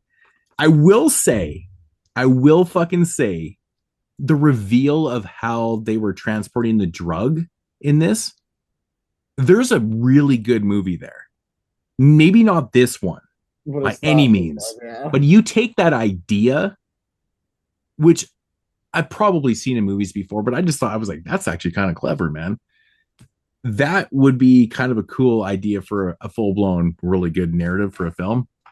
Do you remember what it was? Like how the drug was being like with the letters and shit. The ink was the drug because they couldn't figure out how she didn't know. Like she even says, she's like, am I transporting drugs? She's like, it's just an envelope kind of thing. I mean, back in the day, that was probably really fucking clever because that was totally undetected back in the day. But I thought that was kind of cool, actually. I was like, really, the ink is the drug? But then anyways, so all that shit gets blown out the frame to where it goes. And I'm like, this is what we're doing with this. But I will say, though, the end of this movie, I did not see coming. It was kind of nihilistic and fucked up. Right? So I don't know. This one is definitely leagues better than the other one. It does have some ridiculous sex scenes and stupid ass shit that's going on. But one thing I was a little bit surprised about in this film was seeing a film from like 1969 where you see like whipping, torture and shit like that. You just didn't see a lot of that type of stuff back in the day. And it was like showing it and shit. I was like, that's kind of crazy. But I don't know. The weird thing about this one is like, I feel like there's decent ideas all over the place in this. You need a budget, flush this story out, and it would actually be kind of cool. But not in 65 minutes. Well, actually in 55 minutes, if you knock off the 10-minute fucking sex scene at the beginning of the film. And like, when you're watching this movie, it feels like the editing is so choppy because that's the film. Like it's so short. It just jumps around. Like there's a scene where the roommate tries to go and look for her, for the girl that got abducted. And it literally, she's having a conversation with the cop and she goes, I'm going to go to Morocco. or no, maybe she's not even talking, whatever. But anyway, she goes to Morocco and comes back, and it's just like an edit like that. She's like, "Oh, I'm already back." I'm like, "What the? I'm back from Morocco." I'm like, you just left. It was so fucking stupid. It was Morocco so stupid. wasn't in the budget. It's Morocco Boulevard. Yeah. But it's funny when you get there and stuff, and then you see what they're doing with the drug and stuff, and it's like this total zombie fucking like. It felt kind of modern though too, with all the like the drugs that are on the market right now and shit, and people are getting all zombified and stuff, and it essentially just kind of is like a torture film. That's really what it was about, right? It's just like essentially drugging women to like torture them and do some shit. But I didn't see the actual ending coming in this. I thought it was kind of fucked up. I totally did not see that shit coming. I don't know about you guys. No, I didn't either. But I was like, what the fuck? I mean, I was just relieved there was some plot in this one. Yeah. This one I was relieved when it was over. Yeah. This one was fucking leagues better than the first one, but Yeah, it's twice as good as the first one. That's what I said. Which means I give it a 2 out of 10. I Which felt means like I give it a 1 out of 10. I actually give him the same score. That's really absurd. How could you give them the same score? It makes no sense. Because I thought the acting was fucking horrible, and I thought the plot, like, it was a plot, but I don't know if it was a plot though. I don't think the cop was that bad in this film. Some of his lines were pretty good. I think letting the rest of the people act might have actually just been a mistake. It might have just been better if he just. I think I'm with Tyler on this one. I don't know how the fact that the second movie had more plot, but I found the first one a little more fucking interesting. I was so uninterested in this entire like drug smuggling. It's because we're horror fans at heart, and the first one actually had atmosphere and a decent setting and stuff. Like it had moments where you're like, "Oh, this feels horrific." This one right here is literally the worst Hostel movie you've ever seen in your life. Yeah, the way I look at it is like they're both horrible. The first one's got some cool atmosphere. The second one's got more plot, but they're both fucking awful. So pick your poison. I mean, you put these two movies together, it's a solid 2 out of 10. Pretty bad. Barely. It's like a 1.5 out of 10. God damn it, AGFA. What the fuck is this shit, man? I'm never buying a fucking thing from these people again. No, I'm telling you, I have I have the majority. They put out some fun stuff. They put out some really good releases, man. Like really good. Yeah. Like you should get the last Slumber Party. Yep. That is a good one. I've reviewed lots of stuff from them, man. Like Limbo, I thought was kind of cool and stuff, but yeah. That's it. Yeah. I can't do any more of those. This was fucking terrible. So yeah, fuck you, AGFA. Worst release they've ever made. Yeah, I think it might even be actually. Fuck, that was a bad one. How in the fuck? I don't know how there's people giving this shit 4s and stuff on Letterboxd. Those people are completely fucking insane. So are we getting fake reviews on Letterboxd now? Like how they do on IMDb? Probably. Like fucking dude, there's literally 16 people that rated it 4 out of 5 stars. It's 26 that gave it 3.5 out of 5. What do you mean, like what? Like Fly Now, Pay Later, or both? Voices got 4 out of 5. 16 of them. Are people just what the fuck? Did they watch the same movie? They're performative. Or that's ridiculous. They're pretentious. Well, that's going back to what I said earlier about the Letterboxd dorks, because that's ridiculous, man. It's not even like those people. It's people that like think they're special butterflies because they buy shit from they buy everything from Vinegar Syndrome. Well, I mean, we're not much above them then because we buy a lot of shit from Vinegar Syndrome, but like there's people that at least I can be honest about my shit. This is their personality. I watch obscure movies that nobody else likes, and I like them. That's my personality. Those are the people giving this movie 4 stars. Yep. Well, we just brought them all down to earth because any motherfucker that was giving Voices of Desire 4 out of 5, I got a word for you. Retard. I'm sorry, but you're a fucking retard. That's stupid. That's the word of the show. It doesn't even make sense to me. Retard alert. Yeah, retard. Like, how can you even defend that movie? You can't. Like, even just like the erotic parts are just absolute piss poor. Like, and there's nothing good about it. Maybe they thought she was really hot. Yeah, nothing even average about it. No, Yep. no, it's just terrible. Awful release, man. Fuck. All right, so I guess that's gonna end the show because we don't have a release of the month, or No, It's definitely not this. definitely not. It's Definitely not. it's the Pervert Tokyo movie. All unless right. unless you guys actually watch some shit from I did. last month. You actually? I don't Yeah, have I it. watched. I watched the Pervert Tokyo movie. Right. I don't think I watched anything. I mean, I watched literally everything, but I can't remember what came out. I feel like I bought two things. I feel like I bought this and like one other thing that month. Yeah, the partner label month was like rough. That's why we ended up with this. Right. I mean, I watched Dead Hunt. Girl Internet Show was really cool, but I did watch. Did you guys watch the Human Lanterns?